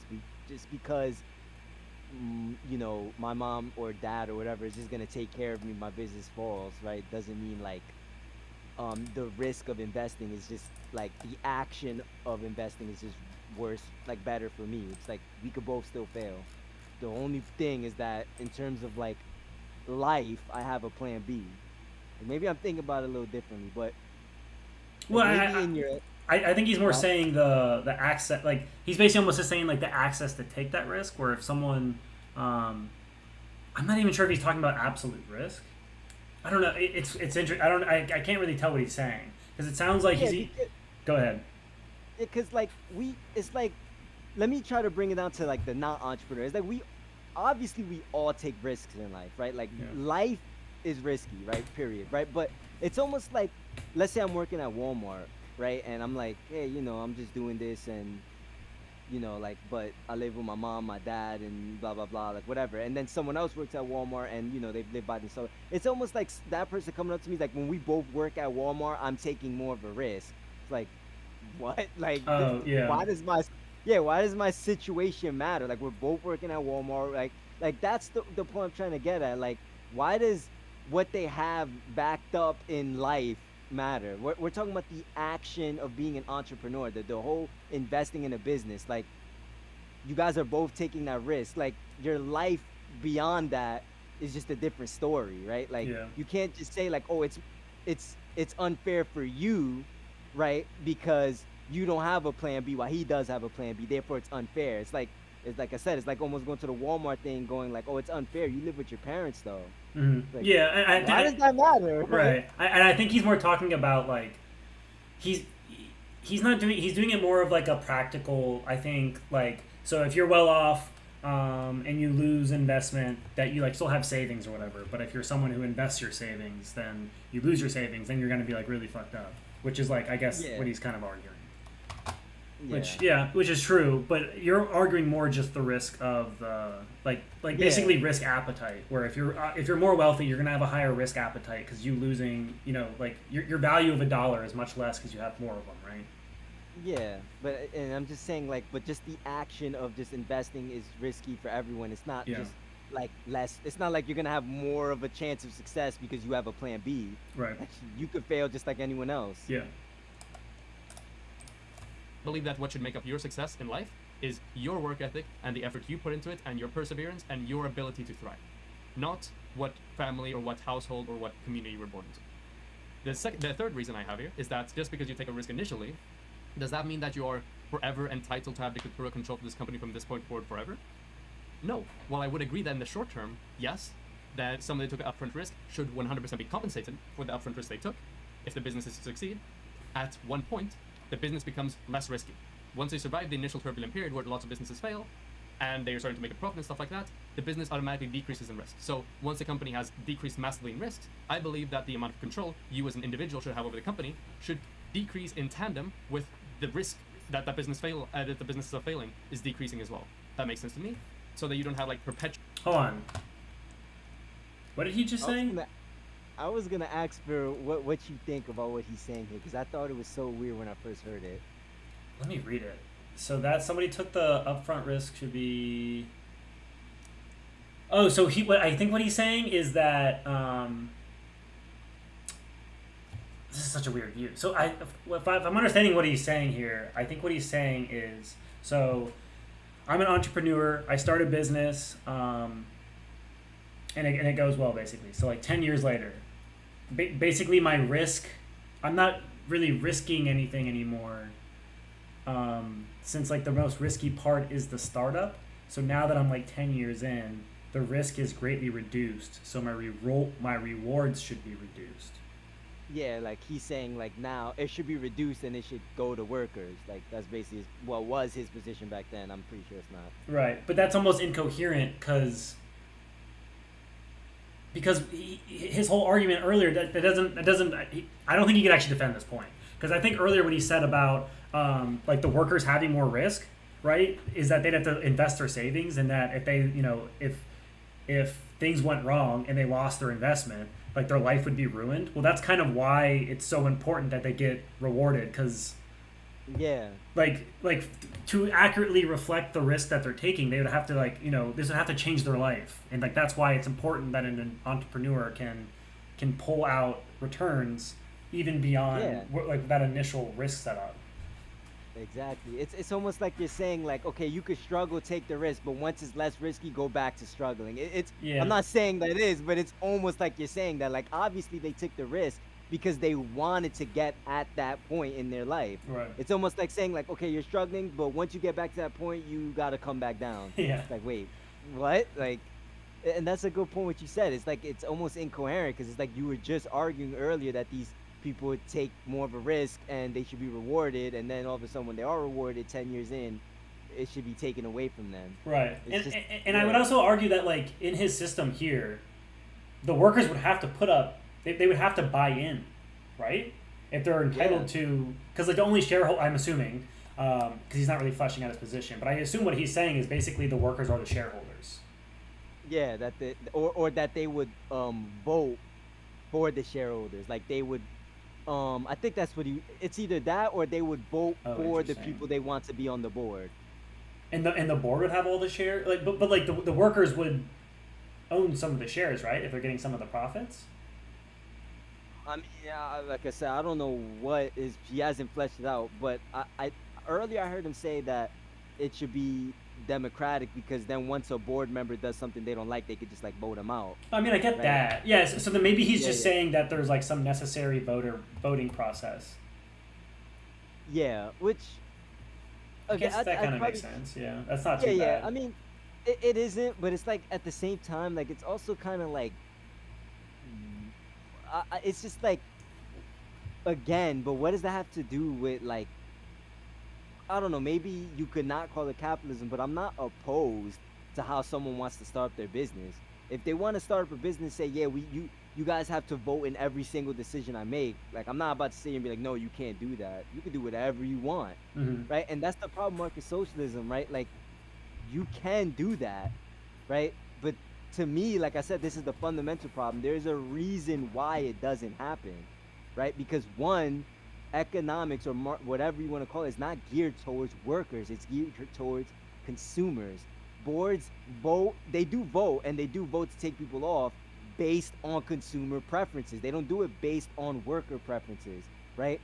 Because at the end of the day, no matter who you are, whether you're a worker, entrepreneur, CEO, once you punch the clock, you clock out, you go to your home, you are going to consume, right? Yeah. That's what the economy is about. You're going to be a consumer once everything's said and done. Yeah. So that's why the board, they're not going to sit and be like, yeah, let's see what the workers think. No, they're going to vote and be like, well, let's see what the consumers think.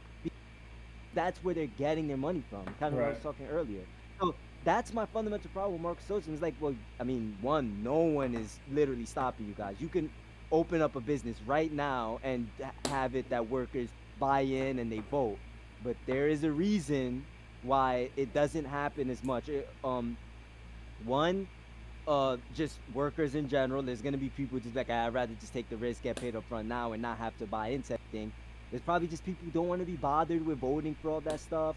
Like, there's, there's just a whole bunch of stuff to make it like every worker wants to be like in total control of the place they work at is ridiculous. Like, listen, I'll tell you, when I was like 23 and I worked at Starbucks, I didn't care what the higher ups did, right? I just Yeah. wanted to get my check, leave, and because I had aspirations to do other things, Mhm. right?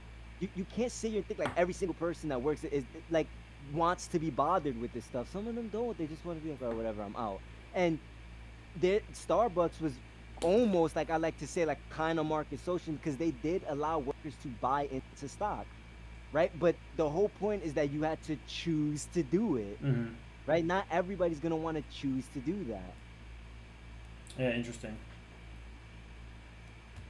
Yeah, I can understand why he probably changed from this, because I feel like a lot of market socialism is like a little incoherent. Yeah, definitely. And It's the just a little... Go ahead. No, you go ahead. And I feel like a lot of like they'll also call it like libertarian socialism because it's all about freedom or whatever. But I feel like have you read like Road to Serfdom? Or heard about that? It's from Hayek. Yeah, I know about that book. Yeah, because I know about Hayek. Yeah, but I haven't read it though. And so basically Hayek's whole point is that because he was like, it was like the 1930s or something like that, 1940s, and he was basically saying that like at the time being there's capitalism and there's socialism, and then you have people who basically want to try to take the best of both worlds and do market socialism to avoid all the problems or to avoid all the problems and get all the benefits. But really, like, you're probably just going to tend towards socialism because you're giving the government all this power to regulate the economy. What's to stop them from regulating it further and further and further and further? Yeah, it's just like, I mean, that Yugoslavia tried to do worker co-ops and stuff too.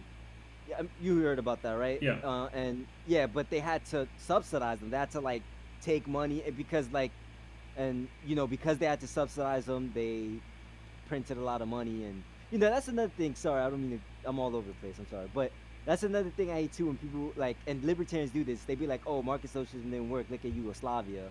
It's like, well, Yugoslavia like had problems. Like, yes, forcing market socialism was one of them, because I don't agree with forcing market socialism. I also don't agree with forcing traditional hierarchies. Like, if a person wants to do market social, I would not agree with like, no, you have to do it this way. Yeah. So one, Yugoslavia is not a good example because they tried to force market socialism. That's a little different. And two, they printed a lot of money to subsidize these things. Like, those two are just never going to work. But yeah, Yugoslavia had all these problems too, and they try to do market co-op, market socialism, but it just, like, you kind of like what Hayek was saying, like, you give them all this power, they're gonna start doing all these other stuff. Right. Because yeah, and that's kind of a big. I mean, also with Yugoslavia, they were also still a dictatorship, so. Yeah, that too. Yeah, it was like, like I said, there's a bunch of problems. I'm just giving off like the some of those, too. Actual like a dictatorial control over the company is because you took one risk at the very beginning of the company's founding. There are so many, and then there's a fifth one, which is has to do with just because you took a risk initially doesn't mean that we as a company, or no, sorry, we as a people should allow for that risk to be taken. For example, slave owners, I'm sure they took a massive risk when they started their businesses. I'm sure they took a 100% massive risk. I still don't think they should be entitled to the profits of their labor, or sorry, the profits that their like slavery generates. Why do you not think that? Because I think that the system that they're extracting profit from is inherently unjust. While it's not a one-to-one comparison, obviously not that's what comparison is, there are differences, but this fundamental tenet is still the same. I deem the current system of dictatorial control from businesses to be an unjust, unethical structure of generating capital, just as I deem slavery to be an unjust, immoral way of generating capital. So I don't care if you took a risk, as long as the risk you're taking is in a unethical system. I still don't think you should be like compensated for that risk you took and the profits are generated from. See, that's so weird. He keeps backing up. I feel like he's done this numerous times where you guys will get to a point, and then I feel like it'll be like agree to disagree, and then he'll back up to be like, well, I still have an issue with the system, but then it doesn't seem like you guys are ever getting to talking about the system. Yeah, it's like exactly. That's what I was trying. It's like this whole conversation. I'm like, well, what? Like at least like Lord Pasta, he was a great example because he said the problem that he doesn't like about capitalism is their property rights. So we were able to just jump in, which is very fundamental, very like baseline. Yeah, very just we just get straight to the point. Here it's like, yeah, I have a problem. It's this, and then it's like, because of this, and I'm like, yeah, so show me how. Oh, this, and then we like, all right, agree, disagree, but no, it's this actually. It's like, okay, and then agree, no, but it's actually this now. It's like, all right, we're like all over the place. Right. Like I don't know what it is that you don't like about capitalism. Yeah. From that ethical business or unethical venture or whatever. So those are 5 arguments about the risk meme that a lot of libertarians talk about. Okay. What? I'm curious. What's the risk the slave owners taking? I mean, probably like buying up all the slaves. I don't know. They might like die on their way there, like shit. Okay. How is that comparable to the risk that consumers might not like your product? Well, what do you mean that's still risk there? So, for example, if you're like a slave owner and you buy a bunch of slaves, if they like literally die on their way there, or they die during production, congratulations, you spent a shit ton of capital and you got nothing for it. Or what if the the products you produce with that slave labor don't sell? Then you're also shit luck. You also took a massive risk there. This is probably the worst way I've ever heard anyone attack the slave like analogy by saying that slave owners don't tell risk. This is really interesting. No. I'm trying to separate the differences. Like you're talking about someone that's paying the upfront cost of a production process and paying the upfront cost for the workers, paying the factory production, and hoping that consumers would like it. Yeah, and paying to ship the slaves over, paying to have people stand with them while they work the fields, and hoping that the consumers like the cotton that they produce. Okay, how is that even relevant to what I'm talking about? That's the thing I'm confused about. Because I would say that both of these are, while to math. You understand what he's getting at, though, right? No, I didn't do a good job here, but what I would have said was like, yeah, but I also don't think taking people and forcing them to do something is moral either. Right? Yeah. I could have just said that. Yeah, I think your mistake was in entertaining that hypothetical or that comparison. Yeah, I definitely, right. That was terrible by me. But yeah, I would have just been like, well, yeah, I mean, I don't think, like, I would have just been like, are we taking workers and forcing them to work? Yeah, no, you have to do that, right? Yeah, then we're just done with the conversation. I don't know why you brought up slavery. Right. Because I should have just kept it like that. Because socialists they love to make that comparison where they're like, yes, they do. Or it's just like, it's clearly not the same. I understand how like life is coercive, but you're not being coerced to work in a certain job or whatever. Yeah, or even if you want to say life is coercive, there's a difference between an agent actually coercing you and just life in the abstract being coercive. Because it's a big difference. Yeah, because it's like saying physics is coercive, but it's like, no, that's just the reality we have to deal with. Yeah, exactly. There's a difference between physics is coercive and this person is coercing me. Like, there's a big difference. Yeah, I agree. We would actually view one as immoral, and we would view the other one as amoral. Like, well, that's just the way the world is. Right. And I should have just been like, well, yeah, slavery, you're taking people and forcing them to do something. I don't agree with that. What I'm talking about is people are consensually engaging in trade to do something. Yeah. Like, clearly, like, I would have just been like, wait, so do you think that's just, like, you think that's immoral? I would have just painted it like that. Like, clearly we both think slavery is immoral, but you think people engaging in trade is immoral? I should have just worded it like that. Like, what are you saying here?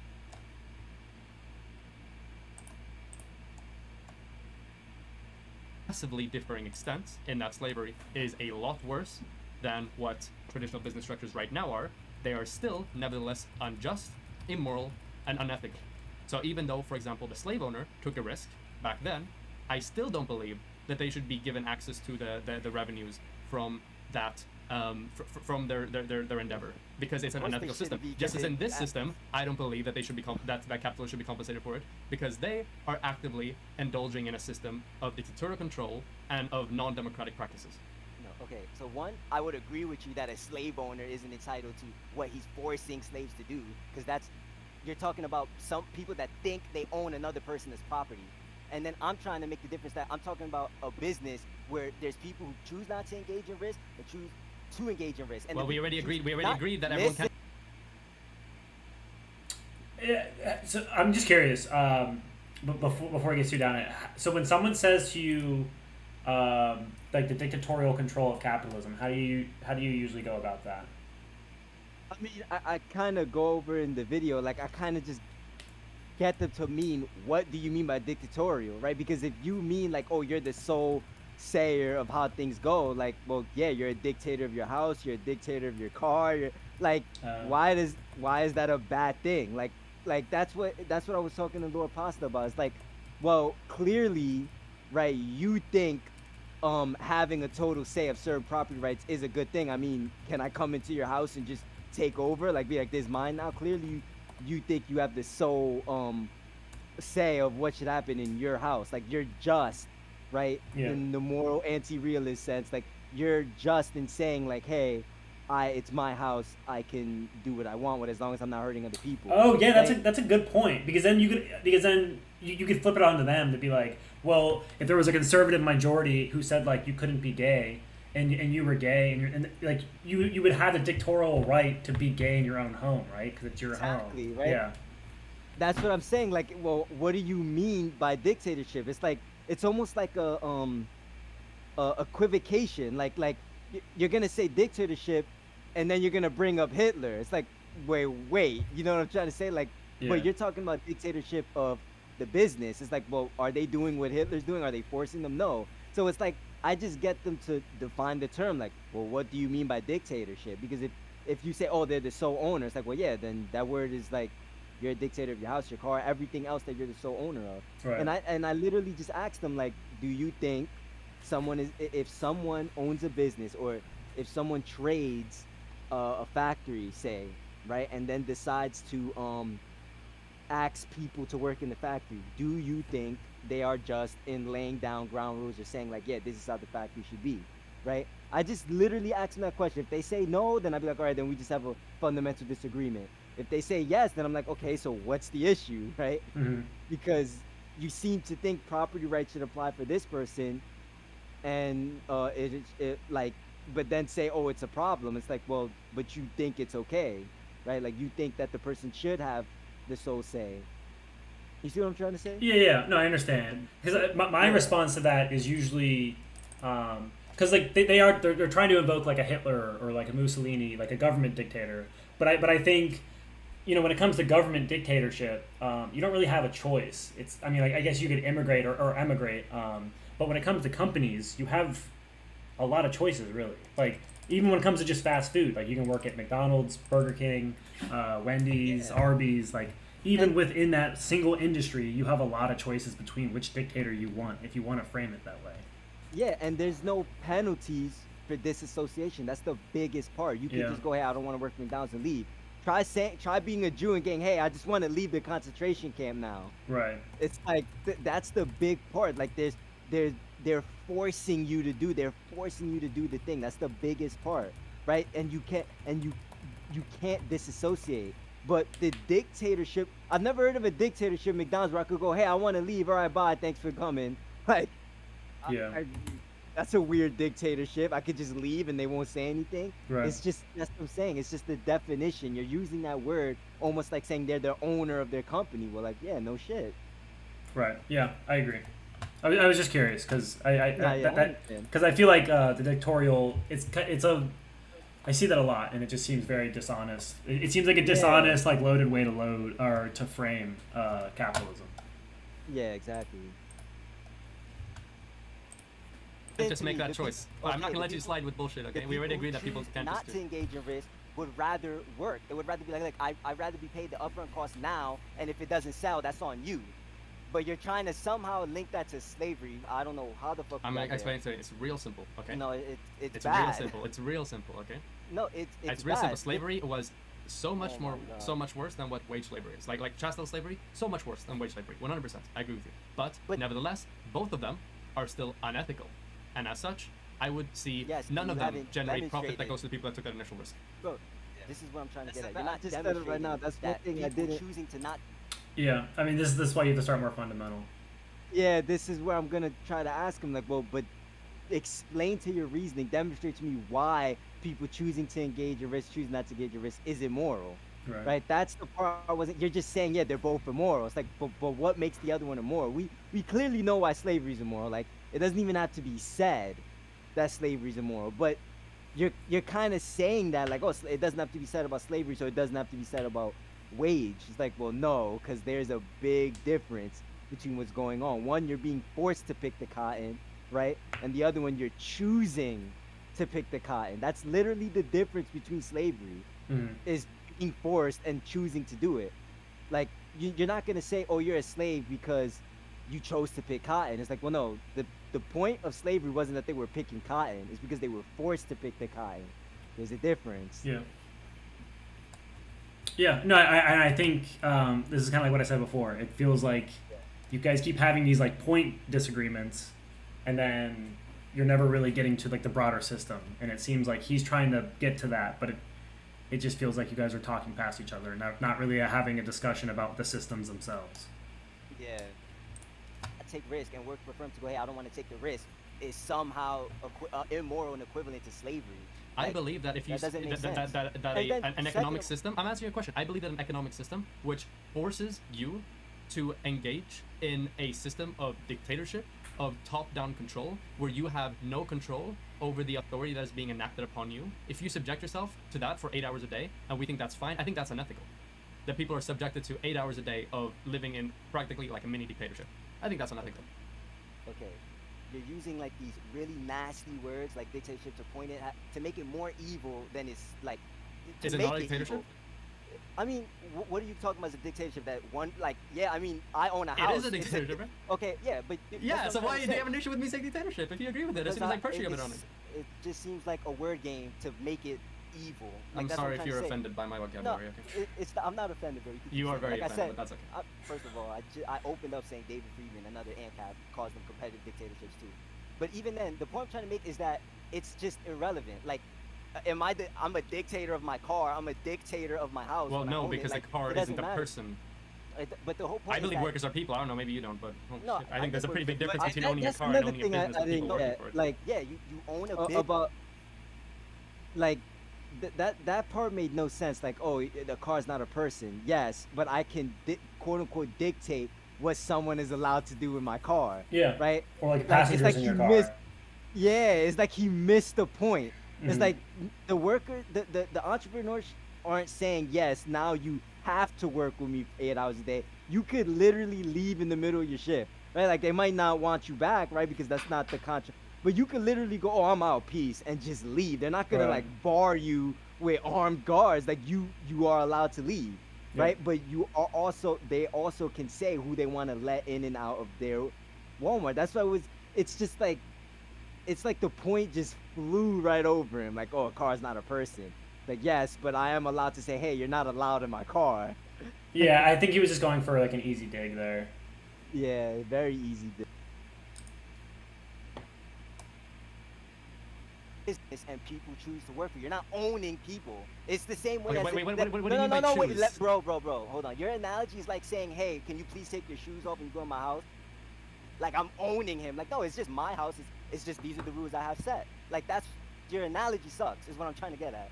Okay, so we should talk about the thing you talk about with choosing, because I think that's the next step to take this debate here. So, do you think that the average person has a meaningful degree of choice over whether or not they want to be a business owner or a worker in a dictatorial firm? A yes or no question.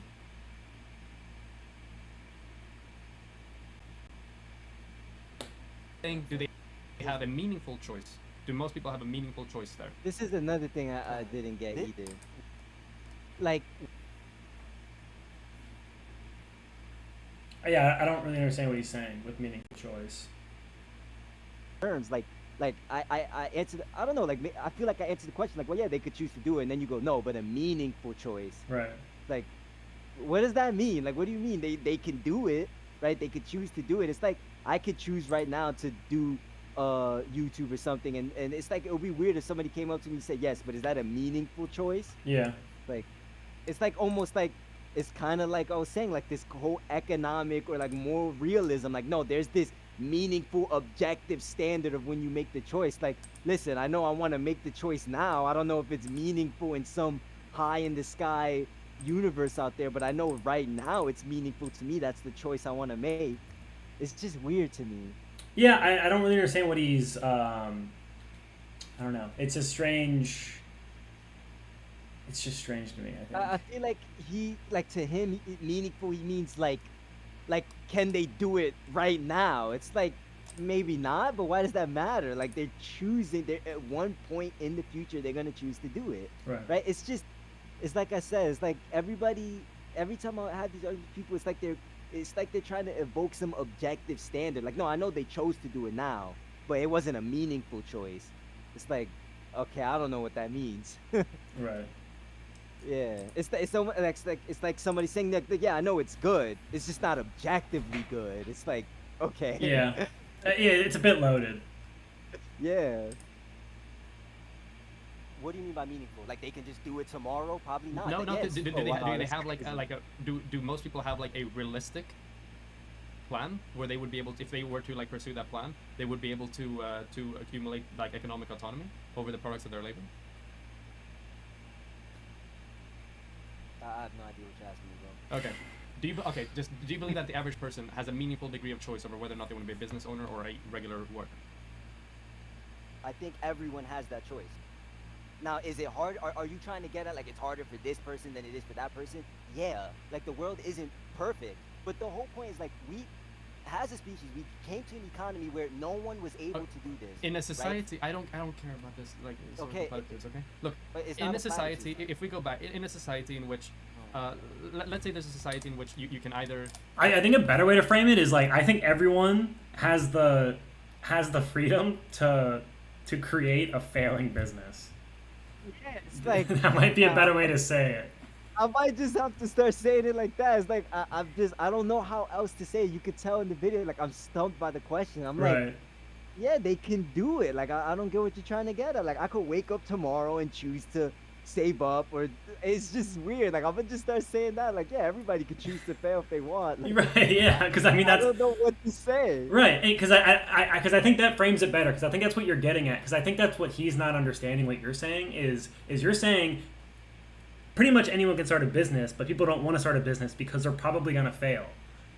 And obviously failing sucks, so, because you lose money, you waste time, you whatever, right? And that's, I think that's the framing that's kind of messed up, because it's, I mean, I don't even think Rose would say this now, but as a socialist, I feel like socialists always go, every entrepreneur is a successful entrepreneur. There's no such thing as a failing business. Yeah, it's like, it's just so, like I said, I was so stumped. I'm like, bro, they can do whatever they want. I don't get it. Right, Like, yeah. I'm just so lost. Like, work really hard to become a slave owner, or you can be a slave to another person. Is that a fine system? Because technically it may be possible for everybody who did end up being a slave to have been a slave owner instead, in this hypothetical situation. Is that a fine system? Where you can choose to be a slave owner or be a slave? Yeah, where there is, it's much more likely, and most people end up being a slave, and there are a lot of institutional barriers in the way of you becoming a slave owner, but according to the way you phrased it, it is technically possible for every single one of those people to have become a slave owner. Do you believe that's a fine system then? Because technically everyone who was a slave could have been a slave owner if they really, really tried. Okay, no, that's a shit system, because you're talking about literally owning people Okay. outside of their life. This, you're talking about an agreement. That's what I'm trying to get at. It's like, Okay, even if it's not, well, okay, what about they're only slaves for 8 hours a day? How about that? Bro, you're not. They aren't owned. I'm They're only curious, slaves for 8 hours a day. So when you've worked before, right? Like, I'm pretty sure you had a job. No, I'm 17 right? You're 17. I'm 17.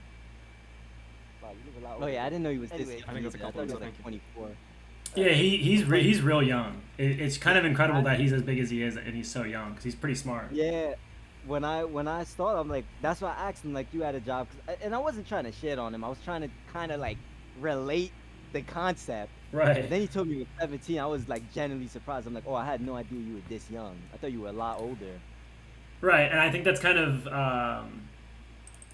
because I mean I feel like a lot of young people haven't worked yet, so it's easy for them to, I don't know, because it is kind of stupid to call your job literal slavery. Yeah, it's just like, it's weird. Like, and the hypothetical is just like doesn't make sense. You could choose to be a slave for 8 hours. Then it's not slavery, because the whole point of slavery is that you don't choose. Like, Right. what does that mean? You choose to be a slave? That's like saying I consent to being raped. It's like, what? Yeah. Like, if I'm taking those words for what they mean, like in general usage, because I don't know how you mean them now. I don't know what you're saying. But if I take the general use of the words, it's like you're contradicting yourself. It doesn't make sense. Choose to be a slave. Yeah, it's like paradoxical based on the definition. Yeah, exactly. That's the word I'm looking for. It's like a paradox. It's like you're choosing to be a slave. Like, Right. what?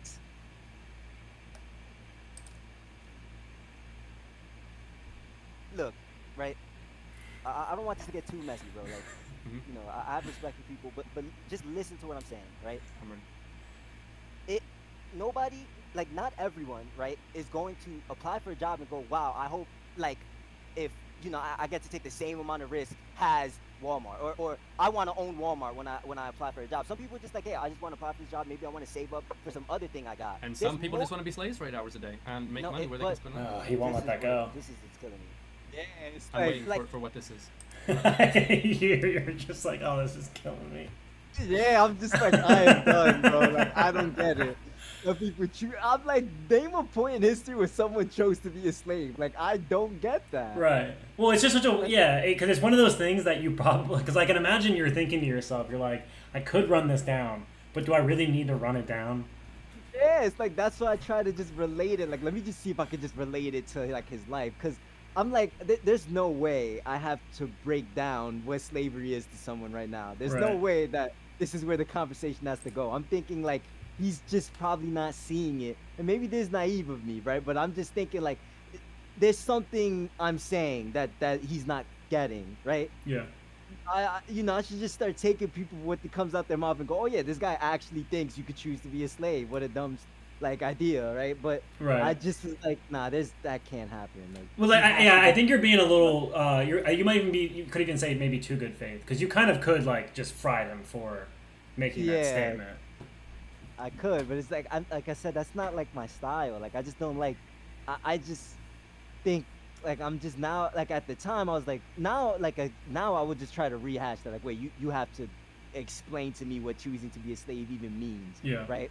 But back then I'm just like, I don't want to sit here and like I was just like, I'm just more like I want to kind of get him to see what I'm saying. But yeah, you're right. I could have easily just ran this down, clipped like 100 things, and be like, yeah, this guy's stupid. He doesn't know what he's saying. Right. But it's just like, I was just like, I don't want to do that. I have to rephrase it. Like, there's something I'm saying that must be wrong. Right. Because you're talking about a mutual agreement, like, hey, if you work, I will give you money, and then you're trying to equate it to slavery, the practice of I mean, yeah, owning, because listen to me. technically this person could have become a slave owner, right? No, but if they really tried, if they tried their very best, they could have been a slave owner. But that's what I'm trying to say. It's like everything I just said went through one year out the other. I'm trying to think of a system of slavery where you buy factors of production, you pay the upfront cost of the labor. That's and then literally you how give every something single to like give business something to entrepreneurship has occurred consumer. through the entirety of this. Like slavery is the same thing. You pay the upfront cost, you pay the don't, means of bro. production, and you pay you produce a product that people buy off. Look, slavery is cut me not off 'cause I giving was them a gonna- choice. Like, I could choose, just like you could choose Yeah. not to work. You think a slave had a choice to be like, yeah, I don't feel like picking the cotton today. No. No, Okay. they didn't No, have a choice. I very They clearly didn't said. have a I very choice. clearly said that what I'm posing to you is a hypothetical situation in which people who lived within that system could technically, if they really wanted to, become slave owners. I know that historically that is not the case. 100% I agree with you. And I would say that contemporarily it is not the case for everybody to, if they really try really hard, to become a business owner. But I'm working within your frame. Your frame of analysis was that every person who is a regular worker right now could technically, if they tried really hard, have become a business owner. So I'm posing to a hypothetical situation in which in life you have two choices. You can be a slave. It's a lot easier. Most people go there, like just end up there. Or if you try really hard, you can be a slave owner. In that, do you think that's a justified system? Because technically, every single person had the opportunity to be in the oppressive class. I think slavery is not justified. So no, in your Okay. crazy So hypothetical then of the issue people here is us taking talking about over- whether or not it's justified or not, right? It has nothing to do with Bro, people having the it's choice. like- Because your original rebuttal to me comparing it to slavery was that people have a choice not to be a regular worker, right? And now you backed up the choice argument, and now what we're arguing I'm instead trying is to- whether or not it's unethical or not, which that's this debate I'm interested in having. But you backed off the choice argument when I posed this hypothetical to you. Well, I'm this trying to part. think where. I'm like, I don't think he actually. Yeah, that was a little wild. I don't think because I think I understand what he's saying. Where like he's basically saying that you said people have choices to start a business or not start a business, but I think even right there is fundamentally is Rose is taking that to mean start a successful business. Yeah, exactly. And- And it's also like, oh, sorry, keep going. No, I was gonna say like and then the slavery thing, but it doesn't. In my opinion, that those ideas didn't get connected. I thought he was using like the slave example to represent like what it's like to be a worker, but yeah, that's weird. It's like this is how I feel like the conversation went when I was like, hey, but the difference is like you're choosing to like let's talk about MMA. It's like, oh, it's two people choosing to enter a contract, they fight each other, like that's the choice. And then someone going like, okay, but what if you had the choice to kill Henry or Paul? It's like, well, but I don't think killing people is moral. Like, I'm not saying like the choice to do it or not is what makes it moral. I'm saying that consensual agreements is what makes it moral, right? Yeah. That's what I'm saying. That maybe I should have probably said that. Now I think about it. I probably should have worded it a bit better. But but then I feel like he would have hit me with the, oh, what if you consensually become a slave? It's like, I don't get it, bro. Like, but that's what I'm trying to get at. It's like that. It's like he brought up a scenario that's clearly immoral. Like, where I'm saying, like, no, I think they're just choosing, hey, this is the guy goes, hey, I want to work for Walmart. It's a choice I want to make, blah, blah, blah. And then you putting me in a choice where, oh, would you rather kill Paul or not kill Paul? Right. It's like, wait, right? Like, that's weird, right? Because that's not what I'm talking about. I'm not talking about some hypothetical choice where I either put you in a universe where you're a slave or put you in a universe where you're not a slave. I'm talking about right now in real life when you wake up, you have choices and you go, hey, I want to work for Walmart for X amount of time. Yeah. And I think it's weird to say, oh, that's immoral that you made that choice. It's like that you're consensually agreeing to work for Walmart. I don't think it's immoral. Right. Right? Yeah. And then going with, it's just weird. That whole, like you said, that whole slavery thing did not get connected. It's just like he brought it up and then I'm just like. Yeah, he's like post hoc making that connection. Because like I understand I understand the connection he's saying there. It makes sense, right? Or kind of, or you know what I mean? Like I can understand why that is a connection, but that connection wasn't ever made. It's just this is weird. Like you guys definitely just got off track here. But I think this might have been also just because Rose. This was a long time ago, so maybe because Rose is definitely a lot better than this now. Yeah, it's just like it's weird. I backed off, right? Because the whole point I was can trying explain to to make you. was that. Okay, explain to me. So, I told you that do you think it's fine that we live in a society in which most people end up being regular workers who are subject to the dictatorial control of the people who own the businesses at which they work? And you said, yes, that's fine, because technically those people could have become business owners themselves. There's a realistic possibility of them being able to do so. So then, all I did was I didn't change anything major about this situation. I just put it into a more like emotionally loaded context, where I said that, hey, yeah, I know you see, I know. I love doing this because it makes a lot of people very upset. That's another thing that I definitely didn't say. I didn't say like, oh, because they could do it. I think I said it's because they chose to do it. That's something they chose to. And I was saying that they could choose to do other things, but they don't want to, so they chose to do this. And I think it's weird to say like, oh, I said it's justified because they could do that. It's like, well, no, I think that's weird to say.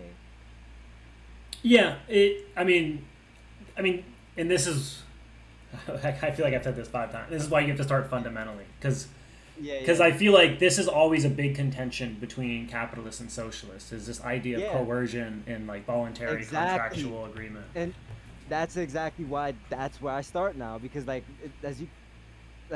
now I'm just like, yo, let's just try to. That's why I said earlier I start morally now, believe it or not, because I just think we need to kind of get our foundations in order before we start talking about other things. Because if you just think voluntary agreements of where you want to work are immoral, period, then it doesn't matter what I say, right? So and because I remember talking to I talked to another guy too. He actually ended up putting the debate on YouTube, but I don't know. I think he just quit because everything came down. Like all his videos. We were talking about. You heard of Coconut Island, right? Yeah. People are saying that in the chat. They have the Bosch Coconut Island. Coconut example and, right there. I mean, thank God he didn't give it to me now, because I probably would have butchered the response. But I had a debate with someone on that, and let me just say I'm much better at just showing how like it doesn't, to me, it doesn't really like prove anything, right? Or No, I agree. I think it's a vacuous hypothetical. yeah, like it's almost like you're just it doesn't.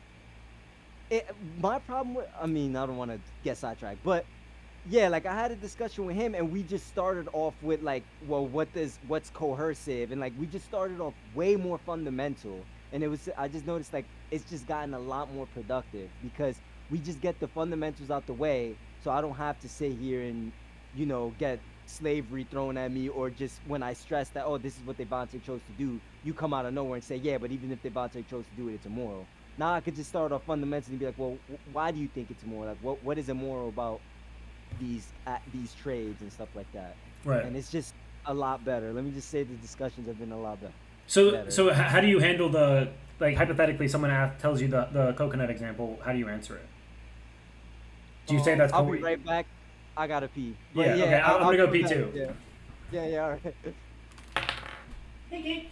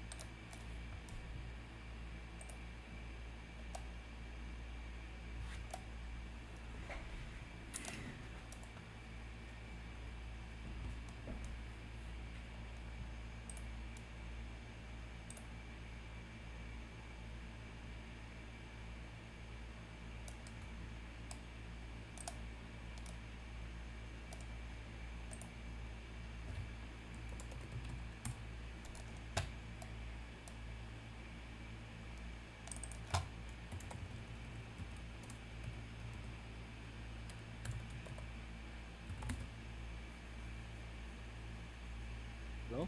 Hey. Yeah, I'm sorry. I was holding that in for a while. Yeah, you're all good. Yeah. Okay. What would you ask me? Like, how would I respond to like Coconut Island now? Yeah.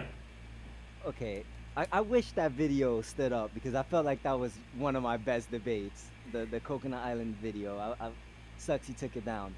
But so there's kind of like two framings I get. I get the whole scenario, blah blah blah. I'm stranded in Coconut Island. Is it moral, right? Sometimes coercive. Coercive. Yeah, that's what I'm saying. But it's weird because sometimes I get both of them. Like they kind of switch, right? They'll ask me, "Oh, is it moral?" Or they'll ask me, "Is it coercive?" But I'll just deal with the coercive one, right? So like, again, since I'm so fundamental, I just ask them, "Well, what do you mean by coercive?" Right? Mm-hmm. Because what I mean, right? And I correct me if I'm wrong. I feel like this is just the general term. I'm not saying the general term means it's like the objectively correct one. Like, you know, I'm like a anti-realist in a lot of ways. Like, I don't think there's objective words and stuff. But, right, I'm just saying, like, generally when you hear the word coercive, that's usually what people mean. They mean like another agent forcing you to do something, right? Right. So they'll ask me like, oh, the whole thing happens, is it coercive? And I'll say, well, no, right? Under the definition, right? If I'm you thinking the term, or if I use the term how I use it and how it's kind of like generally used, he's not forcing you to do it, right? Because I like to frame it like this. There's two scenarios. There's actually three. He could say, hey, I just don't want to give you any coconuts, right? Just as an example. He could say, hey, I'll give you a coconut if you do X, right? Or he can actually just, I don't, it's hard to say because like you're streaming, but I don't want to. No, I think you're good. Yeah, okay. He could just forcefully rape you, right? Right. And I do think a lot of us will point to the third scenario and say, yeah, that's coercion, right? Because it's force. It's like, oh no, you want a coconut? Okay, here, take this coconut after this, and he like forces you to have sex with him. Yeah. And then gives you the coconut, or he could just ask you, and you could go, hey, I don't want to do it for the coconut. And the reason why I say if you say no or yes, whatever, it's not coercive, is because, again, it comes down to choice. People can choose, right? Again, what it is they want to do, or the things they would do rather than die, right? So like, for example, right? I'm just being totally honest. If that was me personally in an island, someone asked me to do that, I'm dying, right? And I know it sounds crazy, but like, I'm not doing that, right? Like, yeah, that's fair. Yeah. It's just not the way I want my life to be lived, right? Mm-hmm. But even if you don't want to take the extreme example like that, we see it normally too. Like, you know, I'm pretty sure you've heard of people that have, or maybe you did, I don't know, but have declined certain medication because of the side effects. That's just not the way they want to live their life. So like, for example, right, there's people who like, oh, cancer, right? And they're like, oh, you gotta go through chemo, right? And you know how chemo is, like you lose your hair, and you know, there's people out there that will go, hey, you know what, I kind of just don't want to take the chemo. If I die right now, I just kind of want to die the way I want to die, right? Right. And I think that's sort of the problem that the Coconut Island has. They can't fathom people just going like, hey, I'd rather just die than do that, right? Okay, yeah. Like, or starve than do that, and think like, oh, if you make that choice, it's involuntary. It's like, well, you know, it depends on what you mean. If you're talking about some objective standard out there, voluntary and involuntary, then I'm just gonna need an argument that there is one. Right. But if you're talking about the subject willingly deciding, hey, I do or don't want to do it, we can't say it's coercion because he's just said, no, I'd rather not. And it happens. Like, there are people that, like, you know, you could think of like maybe 50-year-olds, 53-year-olds, right? That if maybe they catch like an illness and they're like, yeah, but this will leave you bedridden for the rest of your years, and they just go, you know what, forget it. I'm 53.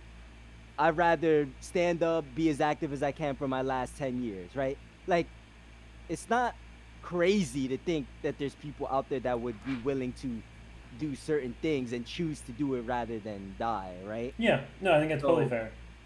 Yeah, it's just like, you know, that's it at a fundamental level. Right. And then obviously the whole point of Coconut Island is to somehow relate it to capitalism, right? Yeah. So it's just like, if we have that fundamental agreement that like, well, there's one, he could just not give it to you. There's two, he can ask you to do something to get it, or he could just actually just forcefully have sex with you and, you know, give you the coconut. We would argue that so it's kind of a step thing. First, I get them to say, is too coercive, right? If they say even, you know, and another thing, I'm sorry, I'm all over the place. Another thing that I brought up too was like, you're kind of taking your own attitude, like, oh, but I hate whatever it was, like the oral, right?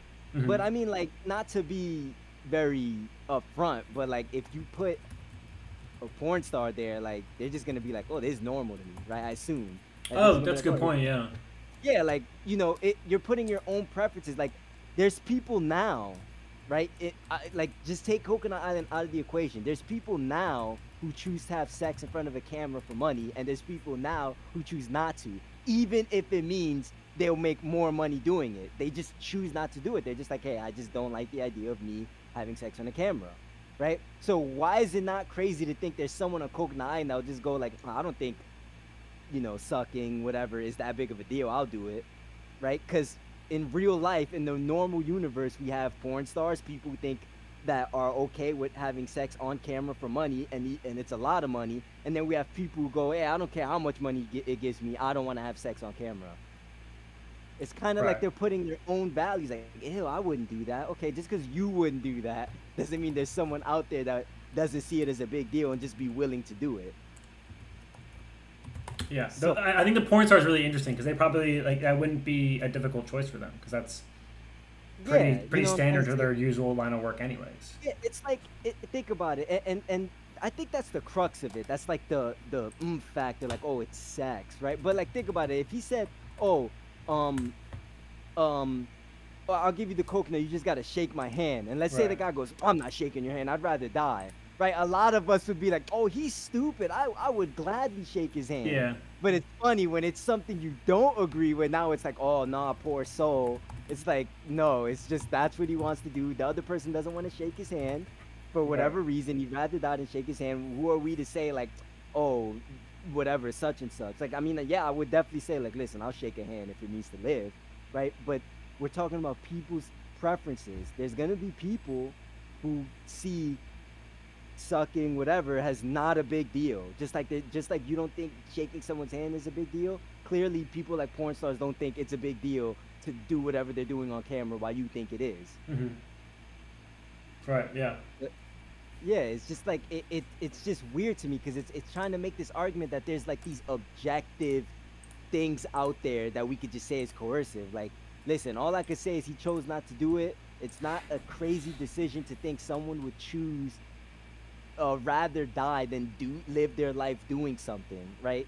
Or doing something that they can't imagine doing or whatever. Right. And to build it even closer to your thing, or be like, hey, let me cut off your arm or you'll die. Yeah. Where I'd be much more rational. I think more people would find it much more rational to be like, oh yeah, I think I'd rather die than let someone cut my arm off.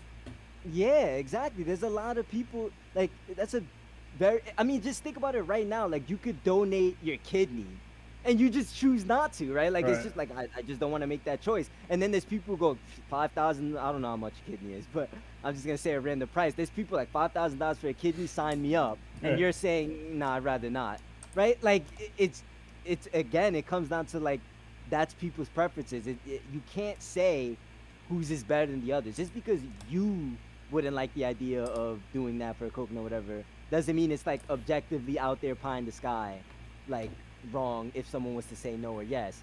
And it's also, when I wish the video was still up, but when I was talking to the guy, we kind of moved away from Coconut Island because he kind of understood what I was saying. Like, yeah, it actually doesn't really illustrate much because that is true. The guy could just force him and we would all say, yeah, that's coercive, right? Right.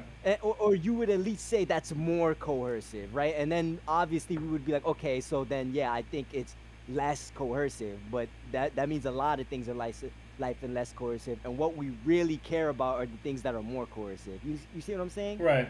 And I think it also doesn't really, it's a vacuous analogy, hypothetical, I think, primarily also because it's just like, because obviously, like, the question it's begging is that you should just want this guy to give you coconuts because, you know what I mean? Just because you're there. But obviously, like, can we really have a society in which the only necessary component to getting resources is just needs? You know what I mean? Like, you have zero production and yet you get your needs filled. Like, obviously that system won't work either. Yeah, and that's what we brought it to. We try to move away from Coconut Island. We kind of just talk in the real world, like, what do you think is morally justified now? And I gave him the scenario where, like, okay, let's say I'm walking from work, right? And I gotta walk to the subway, right? I mean, this used to actually happen to me when I worked for Starbucks. But let's say I gotta work to the subway and there's a bunch of homeless people. Mhm. And let's say a homeless guy says, hey, can you please give me food? And I have spare lunch that I didn't eat, right? And I say no, right? Like, I don't want to give you the lunch. Would you really think, like, I just asked him, do you think I'm, like, immoral for saying no? Like, just because he's starving? Like, do you think it is we are morally obligated to give people things when they need it, right? Because like if that's the case, you should be all over the place right now. You should just be like, hey, I don't need this much money, and just finding someone out there needs it, but you don't, right? I would reckon like that's to me a weird moral standard to put on people, right? You see what I'm trying to say? Yeah, like to say that, oh, you have anything you don't need, you have to give it up unless you're a moral person. It's like that's weird, right? To me, like that's just a weird standard to go on, because like 95% of the world is immoral, then, right? It's just like it doesn't mean much. So I was like, so he was like, oh yeah, I think I don't think you should give it to him, right? And so I changed the hypothetical, say, okay, let's say I say no, and then tomorrow I'm walking back to work and I see he died as a result of me not giving him the food, right? Like, would you then say like now I'm immoral? And he kind of was trying to say like, yeah, I am, right? And I just thought that I just thought that was weird, because it's like, you know, that's so like after the fact, you know what I'm trying to say? So it's all right if I say no, come back tomorrow and he's still alive, but once he dies, then I'm immoral. I don't know. It's just like a weird kind of moral standard to put on people. Would you say would you say it'd be immoral if you knew he was going to die if you didn't give him the food? Well, me personally, probably not, because I feel like the implications of that would be, again, you are like, for example, if someone really needs a kidney or they're gonna die, you are morally obligated to give someone a kidney. I don't know if I would like that, you know what I'm trying to say? Right. I mean, like, maybe it's different because it's like your kidney and that's just food, right? But another thing I want to say too is like, there's a difference between like, I wouldn't fault the person, like let's say that did happen, let's say like he knew it was gonna happen, he was like, but I don't want to give up my food. You think that person should be like punished or something? No. Yeah, that's what I'm trying to get at. It's like, I mean, like, I would say what I would do. Like, yeah, I'm a nice person. I've definitely given homeless people food. But I think it's just weird to say like, oh, once I have it, I should just be like, oh, even if he tells me I'm gonna die right now if you don't give me the food, somehow I should be like, if I say no, I should be punished. Because again, it's like, it's just weird to me. Like, where does it end? Like, should I give up organs now, like that I don't need if someone needs it? Right. Like, yeah. So again, I wouldn't say he's like immoral, right? Like, you know, I don't think he should be punished or anything, but I definitely would just be like, damn, that's crazy. I would have given him the food, right?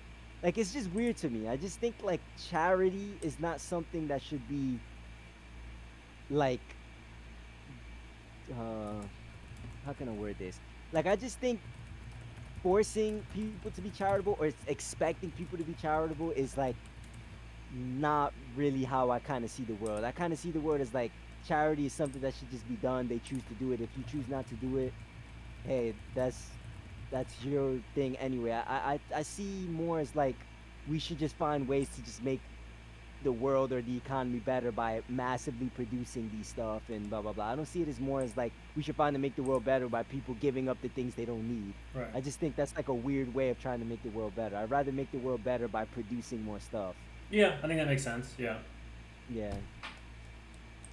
But yeah, I mean, I don't know if that's like satisfactory of how you would like deal with the Coconut Island, because I like to just deal with it like on the island. Like, I like to just take the hypothetical as face value, like just only deal with the island, and then once we get fundamentals there, transfer it over to the real world, right? Because if you end up saying something like, oh, I think it's immoral because he needed it, then it's just like you just said. So you think we should be running on a world of needs, and like you just said, like that would be a weird world.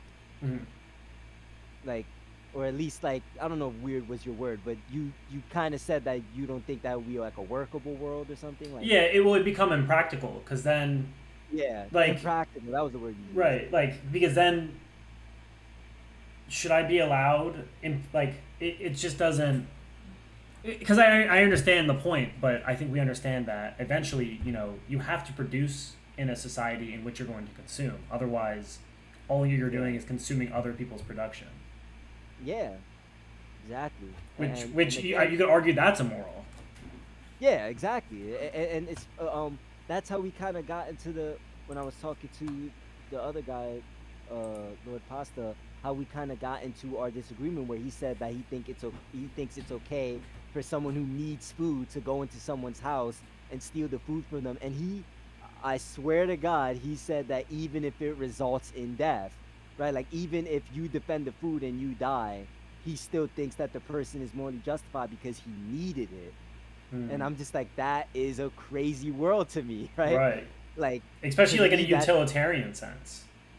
Yeah, it's like it's and it's like you said, it's also need is so subjective. Like, what if I say I really need a computer, so I break into your house? Like, you know what I'm trying to say? Yeah, It's yeah. just like it's a can of worms to say we need to run the world on needs, like you just kind of demonstrated. It's very impractical. It's like a can of worms. Right. Like you're opening up a whole bunch of stuff now.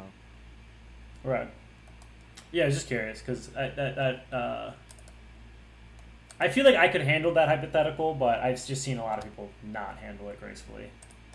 Yeah, and I do agree. Like I have seen people say like, oh, it's it's not, it's just like weird to me. That's why I just like take the hypothetical at face value. Like, well, yeah, I mean, he chose to do it. Like, well, what do we mean by coercive here? Because he could say no, there's a bunch of situations where he could be happy in saying no. And that's another thing I was trying to flex kind of scope in on when I was talking to the guy in the video. Like, if we're gonna sit here and say that trades could be objectively coercive, right? Then in all like in a meaningful way, like we wouldn't care, right? Because it almost be like saying like, okay, there's a homeless guy, and I tell him, oh, I'll give him food if you help me clean out my car. Right. And then he goes, okay, yeah, I'll clean out the car. It's almost like you saying like, oh, that was coercive because, he really needed the food or whatever. And then I go, yeah, but he's happy. Like, that's the trade he voluntarily agreed into. He's happy. Like, even if you talk to him, he'll say, I'm so glad that guy gave me the food. And then go, yeah, but it's still coercive. It's like, then why do we care? Right, yeah. Like, I thought what we cared about was people being happy. And like, if, it's almost like saying like, yeah, we know you're happy, right? And we know like both parties agreed. We know that it's a decision we'll make again, but it's still coercive. It'll be like, okay, why should I care then? Right. It's just a lot of problems with it. It's like trying to go in and say like, oh, these are the type of trades people should make under my standard. It's like, okay, well, that's your standard, bro. Like, not everybody has, like, again, I'm gonna stress, just like with porn stars, like clearly not everyone agrees or not agrees, is willing to make that kind of trade. Yeah. So to sit here and say like, oh, they should make trades on my standard is again like kind of like a can of worms. Right. Yeah. I think it's an interesting hypothetical, but yeah. I think your way is probably the best way to deal with it, and then kind of, apply it to real life and see like, does this actually make sense? Does this hold up? Is it making sense? Is this the conclusion we thought it thought it'd illustrate? And it doesn't really. I don't think. Like that's exactly what I do. I try to get them to make a conclusion for Coconut Island, and then just go, okay, now let's bring it up to the world. Do you still believe that that's how the world should be run? Yeah, agreed. Yeah. So then I put in a different situation with slavery, where in the same way there is one which I deem oppressive, which is being a slave owner, contrary to being a capitalist, and one which is being a slave, like similar to being a worker. Similar to being a worker. Now in this situation, your argument wasn't that, oh, this is fine because technically every person who's a slave could have been a slave owner. There, you backed off the choice argument, and now you're instead contesting my characterization of one of these as oppressed. I think I see where it's coming from. The point is, I see slavery as wrong, and I don't see nothing wrong with workers choosing. Okay. There's nothing wrong with starting a business. You're trying to say starting a business is immoral. That's we haven't even had that argument yet. We've been stuck in the choice argument. So through me doing that slavery hypothetical, I got you to back off the choice argument. Because you agreed that it's not back off. It's just that I was... You stopped making it. No, I mean, I still make the choice argument because I don't think there's nothing wrong with people choosing in their lives if they want to choose to work for this company and maybe not want to own it, and then maybe they have other aspirations or things they want to do. Okay. and you're talking about slavery. So That's let's what I'm talk like, well, about- no, slavery's wrong regardless. Okay, let's talk about this then, because now this is more interesting, because the choice argument, I recognize its flaws, and that's why I posed the hypothetical, to which your response wasn't one of choice, but was one of whether or not the thing was actually unjust. So, 100%, let's talk about whether or not it's actually unjust. So, This is so weird.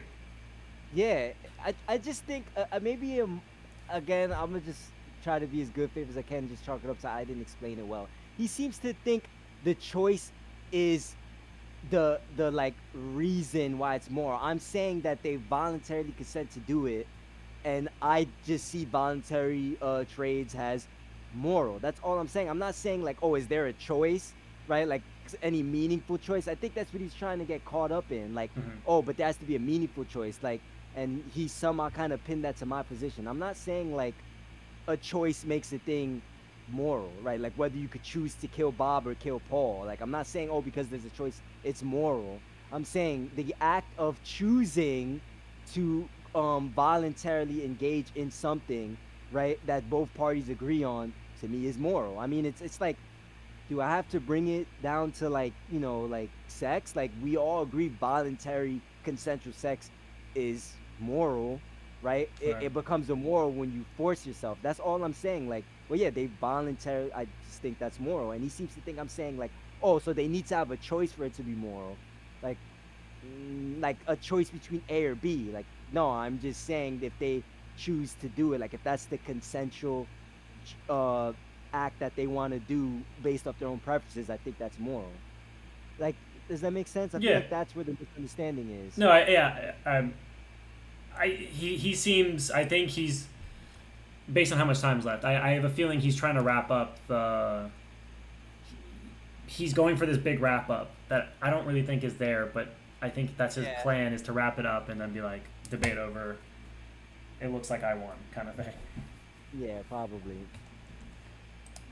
I personally believe that a system in which you dedicate the vast majority of your waking time towards working, towards like placing your labor into means of production owned by another person to produce goods and services over which you have no control over where the fruits of your labor are going in regards to how you're compensated for it. In a world where you have no control over the people who are engaging in forms of power, in forms of oppression upon you, not all oppression is bad, in forms of oppression upon you from people from like your managers, the board owners and stuff like that, you have no control over that. You practically live in a dictatorship for 8 hours a day, where you have no say over the conditions of your being at that point in time, over your compensation for the work you're doing at that time. You practically live in a dictatorship. I think that that's an unethical system. I want a world, as a true libertarian, in which everybody has easy access to economic autonomy, where everybody has influence over where the fruits of their labor go, and everyone has influence over how they're compensated and their working conditions. That to me is a... I think a good argument for you to say here is like, how different do you think those people working with, like how different, like imagine two companies, they're both doing the same exact job for the same, same outcome basically. Is their job going to be different whether it's a single owner or a democracy ownership? I feel like it'd be exactly the same. Yeah. I mean, that whole spiel, I still don't understand what he was getting at. It just felt like a word salad to me. I'm like, I don't know what you're saying. Yeah, I don't really understand what he's saying either. I think he's just trying to do a wrap up to end the debate. Yeah, but it's I don't know. It was a weird debate. Yeah. Ethical. I mean, to be honest, you actually didn't do that bad of a job. I think it's just like the fundamental thing where I think you guys kind of got into like, because at the very beginning, right? You got like that. I don't know when that study came up. That study came up pretty quick. Yeah, like 15 minutes in. 8 minutes in. So like almost right away, you guys are talking about like a kind of minor point without ever really like doing a solid establishment of what this debate's going to be about. And it seems like only until the very end did it happen, which is kind of like a bad thing because I feel like the fundamental like philosophy is always going to take a while. And it seems like I think Rose is ready to wrap it up at this point, which I can understand because it's been going on for an hour. Yeah, and we kind of just been talking past each other literally for an hour. I don't think there was a single like a form of agreement like where we both understood what each other was saying. It's almost like Yeah, I could see why it was frustrating. Why you would probably want to end it like in an hour. Yeah. But I mean, I'm pretty sure from now. I don't know if you want to watch the rest, but I'm pretty sure from here it's probably just gonna be more of the same. Right. Yeah. Because it does seem like. Yeah, I mean, that actually could have been a debate. I feel like if you were to get in contact with Rose again, I feel like you guys could have a really interesting debate. But I can understand why you maybe wouldn't want to go back to that. Yeah, and it's not even like just from this. It's just like once I saw him like kind of argue with the other libertarian, I was like, yeah, I'm not going back to this guy.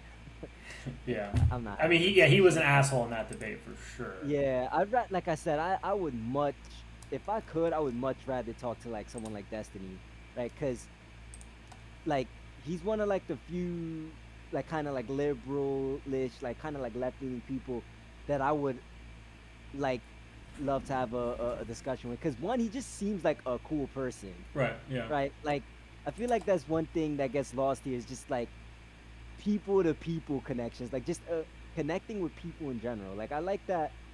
You know, me and you've only talked twice, and I feel like there's more of a connection between us. Like we could handle disagreement. Yeah, like, for because sure. we kind of just see each other as like, well, there's a person, and like, but I just feel like with other people, I don't get that. I just feel like it's like a dunk fest. Like this guy's like the evil opposition, and we're just gonna try to like prove him wrong. Well, you know, like Demon Mama, right? Yeah. Like, cause like, I mean, I think she's not that smart, if I'm honest. Yeah. Because but I think her debate style, where like if you agree with her, you want to see her just absolutely dunk on people, and she's like pretty good at that, right? You know, she can come out and be like real vicious, real aggressive, really kind of hold it. But I mean, obviously, if you're not a fan of her, you probably just think like she's insane. Yeah, exactly.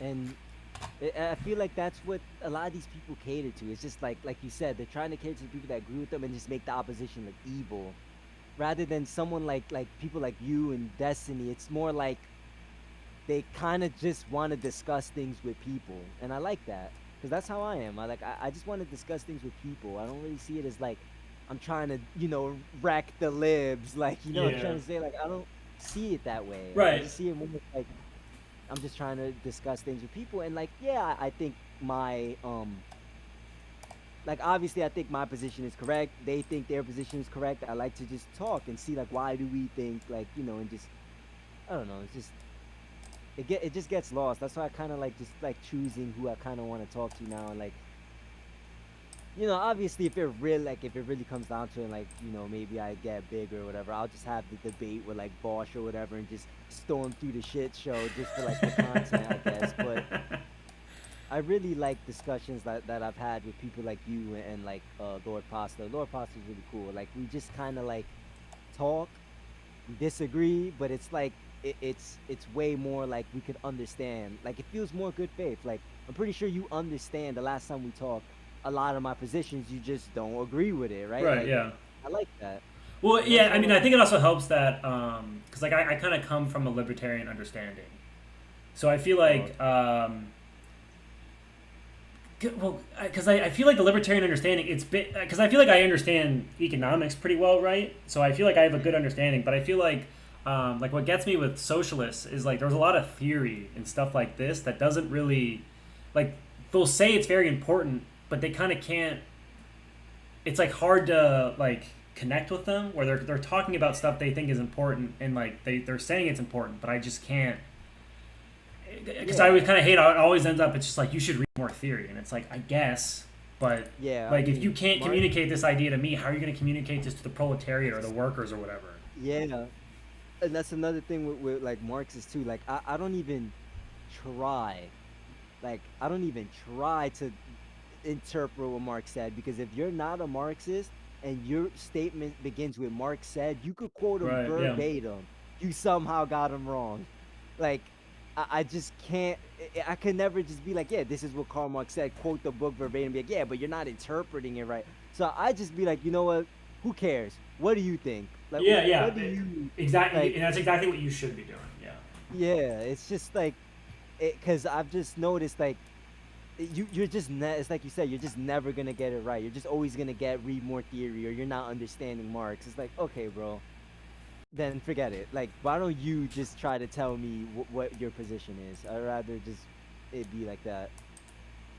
Right. Yeah. Because otherwise, I think it just becomes like my favorite author is better than your favorite author, and it's kind of just like, is this really what we need to like? Is this?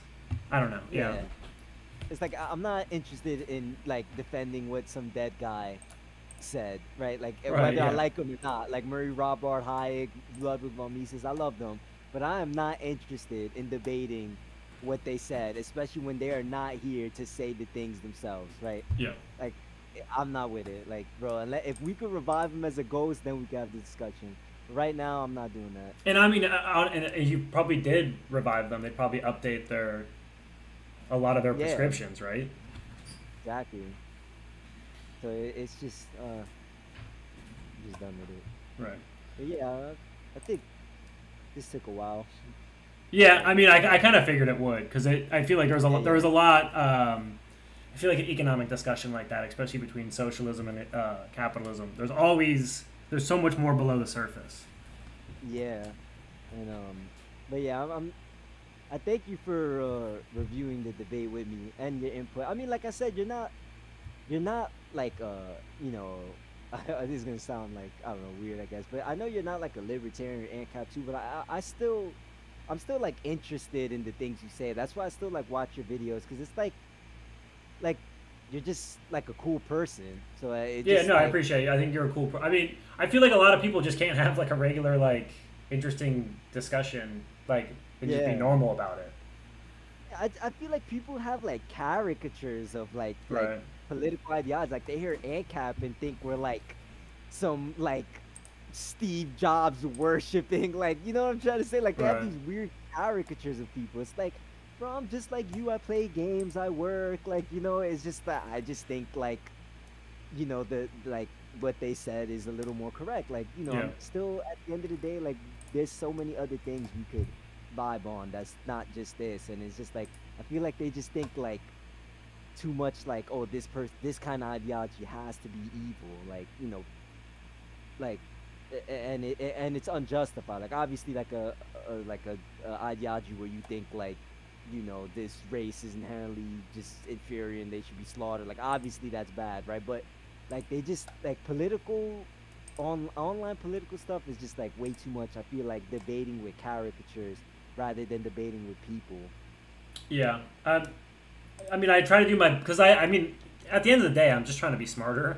And so that's kind of my hope, is that like I could do streaming, because I love debating. I love having arguments. And I'm like, my biggest hope is that people come back and say like, I think you're wrong here, and I'll be like, awesome, let's talk about it. And I'm hoping if I'm being good faith, they'll be good faith, and we'll have like a productive conversation. But I don't know. I think it's interesting to see other people's like process, or what do you call it? Like a process to how they arrived at their conclusion. Yeah, it is interesting to see, and it's just like, I just feel like, again, like online it's just lacking that kind of stuff. That's why I'm like very choosy on who I kind of want to talk to. Right. Yeah. No, I appreciate it. Yeah, but yeah, this was fun. This was a lot of fun, and you know, I wish you the best of luck. Like I said, I hope you do become the next Destiny. Yeah, let's hope. All right. Yeah, dude. I appreciate it. I'm gonna finish out this review, but I'm hoping on streaming more and more, because I was kind of doing like the video essays, but I mean those just take too long, because you got to pick out music, you got to pick out the stock photos and stuff, and it's just like I just felt like I'd be typing out my essay and I would just be dreading having to edit and all the other stuff. So I think I'm gonna just do streaming and then edit those things down, because that's a lot easier, and then I mean I also just want to debate with people more. I think that's a lot more fun.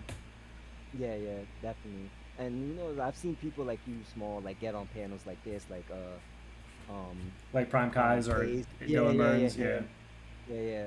Like that guy in the left, actually, in the one you're looking at, the one in the below Destiny, he's an ANCAP. Who is he? That last username, the one below Destiny. Yeah, he's an ANCAP. I've never heard of him. And he's on the Prime K's a lot. Oh, I think his YouTube's a little different though, but yeah, that's him. This right here, But he, last username.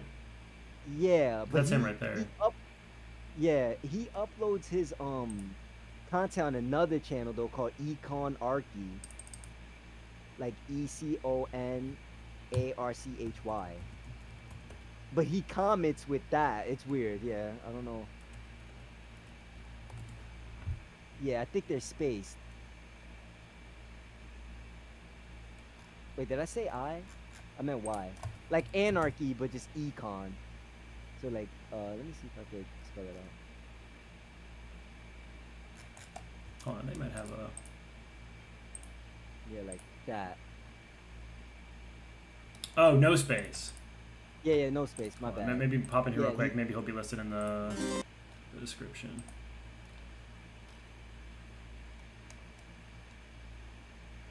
Oh, he doesn't. They don't list it for him. Yeah, it's weird. Like he uploads his YouTube is different. It's that one, the Econarchy, but he does have like last username and stuff like on Twitch and stuff. Oh wow, That's he's it. small. Yeah. Yeah.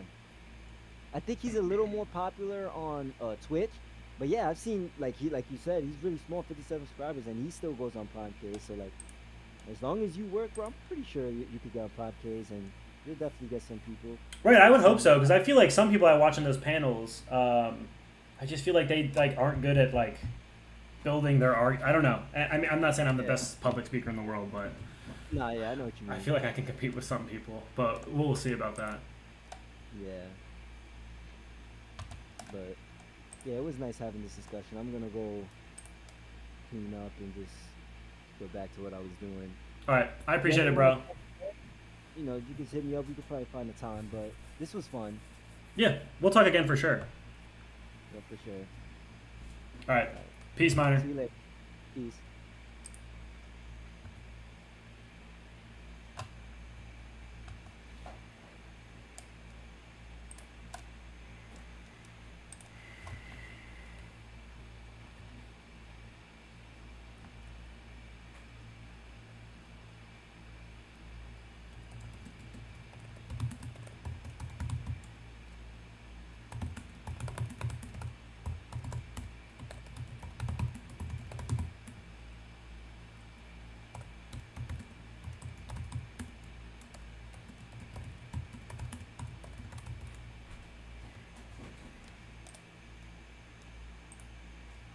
Emotionally crippled and require men telling them good things about themselves in order to function. But that doesn't mean that they actually like it or that it's good for them or that I want to participate in it. I'm like, so- we got to put these bitches on detox. Stop complimenting Melina. Just don't do it. Just say no. You say you're. So, are you say gonna you're start? on. Are you gonna stop telling You're your in girlfriend rehab. that you love her? No, because I don't think there's anything underhanded or duplicitous. She might about- be addicted to it. I mean, yeah, maybe I should.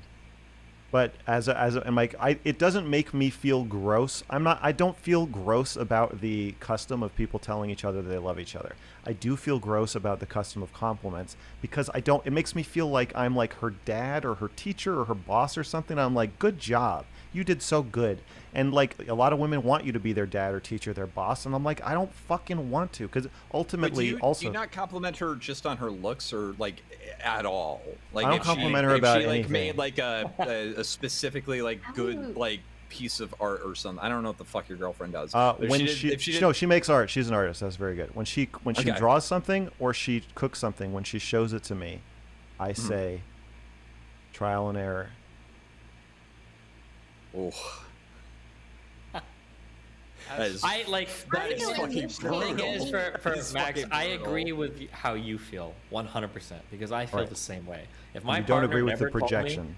no, yeah, if they tell me they never love me for the rest of my life, I wouldn't give a fuck. I would assume you love me. You're still fucking with me, right? If you didn't love me, you fucking leave. That's how I view things. But I also understand that that is a hyper autistic and unique way to view the world. But you seem to be projecting that personal view onto everybody else. I don't Yeah, think that's how maybe. most people. Yeah, I But don't- I mean, I- isn't your worst nightmare being told that being told by somebody that they love you when they don't? No, actually, I never, ever, ever care about what people say to me. I ignore what people say to me. I don't care if you tell me you love me. I look at your actions. That's the only thing I go by. Especially living in the streamer world, people tell me all sorts of stupid shit that I don't give a fuck about. I just see how your actions are. If you say other things, Everybody? that's nice, but You don't care what anybody says to you? no, fuck no. If I did, I would. 'Cause look, I would have killed myself Like a long time when ago. I get a compliment from my mom, I don't care because my mom is like genetically obligated to like compliment me no matter how much of a loser I am. She's complimenting But I've herself received- when she compliments you. Oh my god. Whatever, fine. It's But true. She's I've very received overbearing. compliments from other people in my life that, I think about it and I'm like, damn, there's no reason. I can't think of any reason they would have said that unless they actually meant it. And that actually changed my self-image. It doesn't happen often, but if people, people who don't just sort of dish out compliments all the time and don't do it in a self-serving way and don't like overdo it, people like that can occasionally say something, and when they do compliment me, it actually means something. You don't think that's even possible? I think it's Or do you possible. just not consider that a compliment? No, I think it's possible that someone can compliment you in a way that means something to you and changes your image of yourself. But I also think that there's probably another delivery mechanism for that. I feel like they just need to hone in on the honesty thing. That sentiment Right. I just feel like they're kind of dancing around that could it. also accomplish the same thing. What if And- there isn't? Like, some of us are not Give so me an great at example. expressing Give me an example. expressing ourselves in those more subtle ways. So why not just say it, right? Yeah, it could be that I'm looking for a level of intimacy and subtlety that would not work for everybody. That's true. I'm not just don't saying think I'm not everyone's saying you capable of shouldn't it, compliment your girlfriend. I'm saying this is why I don't compliment my girlfriend, and that Destiny should stop too. That's all. That's just prescription for one other person. But other than that, you do what works for you. Like, I can me, imagine in that the Mr. chat- Girl is great at always like letting people know what you think of them through means other than compliments, but for the rest of us, it's not always you so give me an easy, right? example? We're a little, I think I could understand what inhibited, Mr. Girl you know? is saying if it's like retained to the realm of like hollow compliments, things that you don't actually mean. Right. Yeah, 'Cause I think hollow that can be- Obviously, I think but that, I'm talking I about think stuff that you can be do like mean. way more damaging than like So then, right. So the stuff he does mean. So then that means my argument about the information thing, then are you against information? Are you against maximizing the amount of information you're getting? And I understand that, I just think there's a much more nuanced conversation to be had here. Because I imagine he would counter with, well, if you're getting, genuine compliments, you're probably also getting disingenuous compliments. Well, I would say, well, what if we ignored that and we were just getting genuine compliments? Would you still have the same aversion you have to compliments? And I feel like you would have to say no, but who knows? you say, oh yeah, no, this looks really great, and then it turns out that it isn't. That kind of makes people doubt like every single fucking thing you said. And if they built any sort of like positive view of themselves from those compliments, they're gonna like second guess them, and it's gonna fucking. I got a lot of. be I think rough part on of this. them. I got a lot of praise growing up. I had a lot of compliments from people who I eventually realized didn't give a shit. Damaged about child. me. None of it mattered. And then like trying to get grades and good grades, it's like none of that mattered. And then I see women as like fundamentally trying to stay children their whole lives, and they want you to give them a gold star, and that just feels like destructive and bad, and like that doesn't matter. It just feels, it all just feels like gross to me, and I just don't want to participate in it. I feel like the world would be a better place. Like, yes, I'm saying do whatever you want, but I feel like the world would be a better place if we learn to be warm to each other and make each other feel admired or beautiful or loved or whatever, without saying this is happening. Like, it's such a stupid declaration of like we're having a spark now. But I mean, again, like he's right. Like, wouldn't it be nice if we could all really just demonstrate our appreciation, our love, our admiration? But obviously that's much harder to do. It's hard to demonstrate things a lot of times. I mean, actions speak louder than words, yes, but this isn't usually meant this way, but words are cheap. And it doesn't mean that just because something is cheap doesn't mean it's not valuable. This is a romantic moment. You feel beautiful. It's like it's so hollow. I think you don't understand women. Like, this is when men say, like, but my girlfriend, you know, like, she was having an issue, but she didn't tell me exactly what the issue was, or I would give exactly what she anything. wanted me to do. She didn't, would- you know, it's like, that's not how women work, man. I mean, I you're saying women are desperately, like if I could have, toddlers if because they a genie you know, came down and gave me a allude to wish, things? I would wish to understand women less than I do. If I could poke out my third eye that only sees what women are feeling and thinking, I would rip it out of my fucking head. Is it my name is Mr. Girl for a reason, buddy?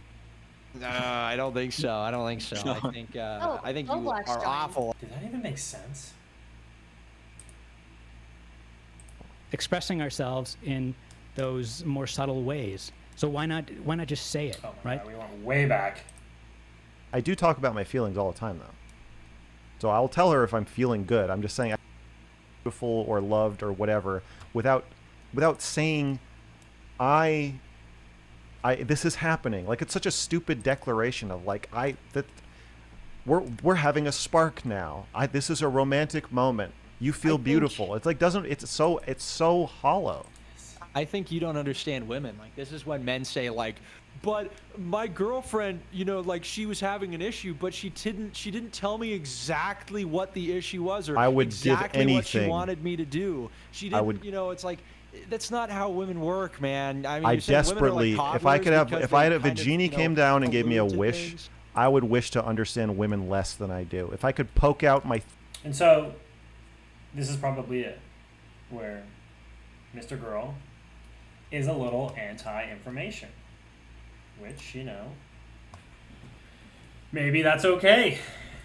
You know, ignorance is bliss, as they say, but I would argue that's a little irrational from my perspective. But, you know, maybe some things are best not known. third eye that only sees what women are feeling and thinking, I would rip it out of my fucking head. Is it my name is Mr. Girl for a reason, buddy? No, I don't think so. I don't think so. I think I think you Roblox are joined. awful at perceiving the way that women feel, which might be why they don't like compliments from you. But hey, if you're willing to take a question, I got a question in one of my super chats directed towards you. So yeah, of course. Before we go there, I want to give Bo Blacks a second here. Bo Blacks just joined. Yeah, Hey, Bo people in Blacks. chat wanted me to join because I was talking shit in chat. Yeah, I mean, compliments let you know that you're impressed with the person in whatever aspect, and open communication is the cornerstone of socialization. I'm autistic and I know this. Are you stupid, Mr. Girl? Like, I know some people just don't understand. I know some Okay. people might not want compliments, and if Can your you- girlfriend doesn't want compliments, or you don't want, or Destiny doesn't want, that's fine. But every person's No, different. and I think my to girlfriend, show appreciation and my share girlfriend that thinks communication's my important. girlfriend thinks she wants compliments, but she wants. Okay, let's put it this way: she wants them, but she doesn't need them. And I'm more You know interested in a women so relationship well, that you know what they want more than they do. I know what they need. Well, So, Josh, can if you're in a serious relationship, wouldn't she need to know how you feel about her, or like? she knows how I feel about her without me. Oh wait, I'm not saying you shouldn't tell people how you feel about them. So saying I love you or saying I'm angry at you or I feel good or whatever is different from you Let's are pretty. say- You did a good job. You know? Wait, you did a good job. That's a compliment. Yes. Yeah, I'm saying that's different. That's an evaluation. I'm saying I don't make evaluations of my girlfriend. I do talk about my feelings all the time though. Wait, what? That didn't make So any I'll tell her if sense. I'm feeling good. I'm just saying I don't express it by telling her that she is good. I express it by telling her how I feel. Well, if she does a good job on something that she's like working hard on, and you say "good job," like that's an important feedback to have, especially If from she someone if she is working for me and yeah, if she's working for me, which sometimes she does, and I'm paying her, then I do evaluate her work. But that's or not. maybe But she that's does, a she part of does me being her work for boyfriend. someone else. You know. No, You if she did a does really work for good somebody, job. no, if she does work for somebody else, then I say, "What do you think? How do you feel about it?" It doesn't matter what I think. Did they like it or? I'm so fat. Brendan, you're not fat. It's the shirt. Look at Nate. His true classic is tight around the chest and shoulders and arms. Do you like it or whatever? I'll support you, but I'm not here to evaluate what you did. If you give feedback on her work and it's positive, that's a compliment. I avoid doing that. I don't give feedback on her work. If you genuinely think the work she did is good for someone else and you don't give that feedback, that's I don't think that's good. I think open I know. I communication just say is ask. important. I'll fucking tell her to send it to you. I'm like ask anybody else what they think about this because I don't want to be involved. I don't want to be in this role. I will tell you I love you. I will tell you that if you like it, then that's great. I will listen to you complain about it and talk about your feelings about it. What if your intelligent feedback is important to her? Not just to make her feel good, but to like give her feedback on if she genuinely did a good job or not. She can't. She usually just can't have it. Oh, you're not willing to give that to her? No, Even if because she did a good it's so job? tainted by the fact that I'm her boyfriend. It's obviously more important to her that it's me saying it than it is that like some smart person. But what if said she it. wants your feedback because of your intelligence, not because of strictly the relationship? I mean, I assume she so thinks yeah, you're so smart that are I'll- the reason she's with you, right? I will say that is a situation where if it feels like a colleague talking to a colleague, I will very carefully. I will never say you did a good job, but a I compliment is will useful say in that case. I will give her. I will Compliments give. can be useful. So No, compliments are I will useful never. social I'll never tool. compliment. I will never compliment her. I'll say I'll say like here's a suggestion. Here's what I would do if I were you. But I'm not. I don't. No, I don't. But I just what, don't. but what if Okay, she did can you- exactly what you would have done, and then you reaffirm her work? Can you explain to the ladies and gentlemen of the jury what being autistic means in terms of things being said explicitly or things being communicated very subtly through nonverbal cues? Being autistic is basically that. Like it just feels like we're having a disagreement because I wanna make a disagreement, and it's a fun, catchy disagreement. I'm really just waiting because Kai's gonna say something that's funny. You have to learn And it will social end out skills there. kind of manually, like through trial and error, rather than learn it naturally. So, for example, like you.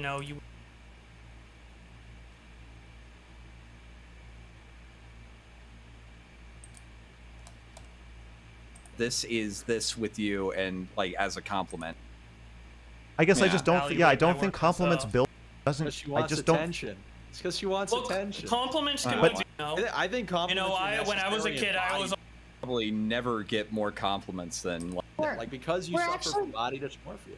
We're getting No, some feedback from the females on the audience. Exactly. Rule number They literally one just about this. advocated Rule for number not one- giving out Hey, hollow hey, hey, compliments. hey, So they may rule need number to one listen about a little this. harder. Rule number one about this: don't listen to women about what it's like to date women. Women give awful advice about this. It's like To Putin, okay? You listen to what people lie about the shit they want all the time. Like you'll find a ton of men.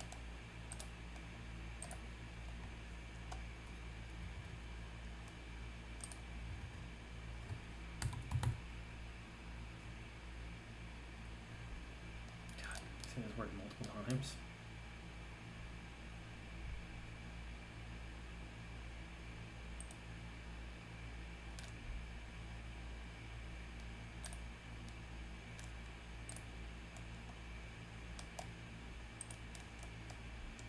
You saying that you think I don't compliment my girlfriend so I can be contrarian in a fucking panel with you? No, I think it's less that you're trying to be contrarian in the opinion. You're just bringing it up because you think this is the thing that'll make you interesting because the pedophile thing wore off. I think that's what it is. So Like, are you here's the suggesting? Wait. So disagreement now about are you now? something Okay. everybody So disagrees are you suggesting that I should be a streamer and not try to be interesting? No, he's just trying to. I think that's a fine. Okay, we're done there.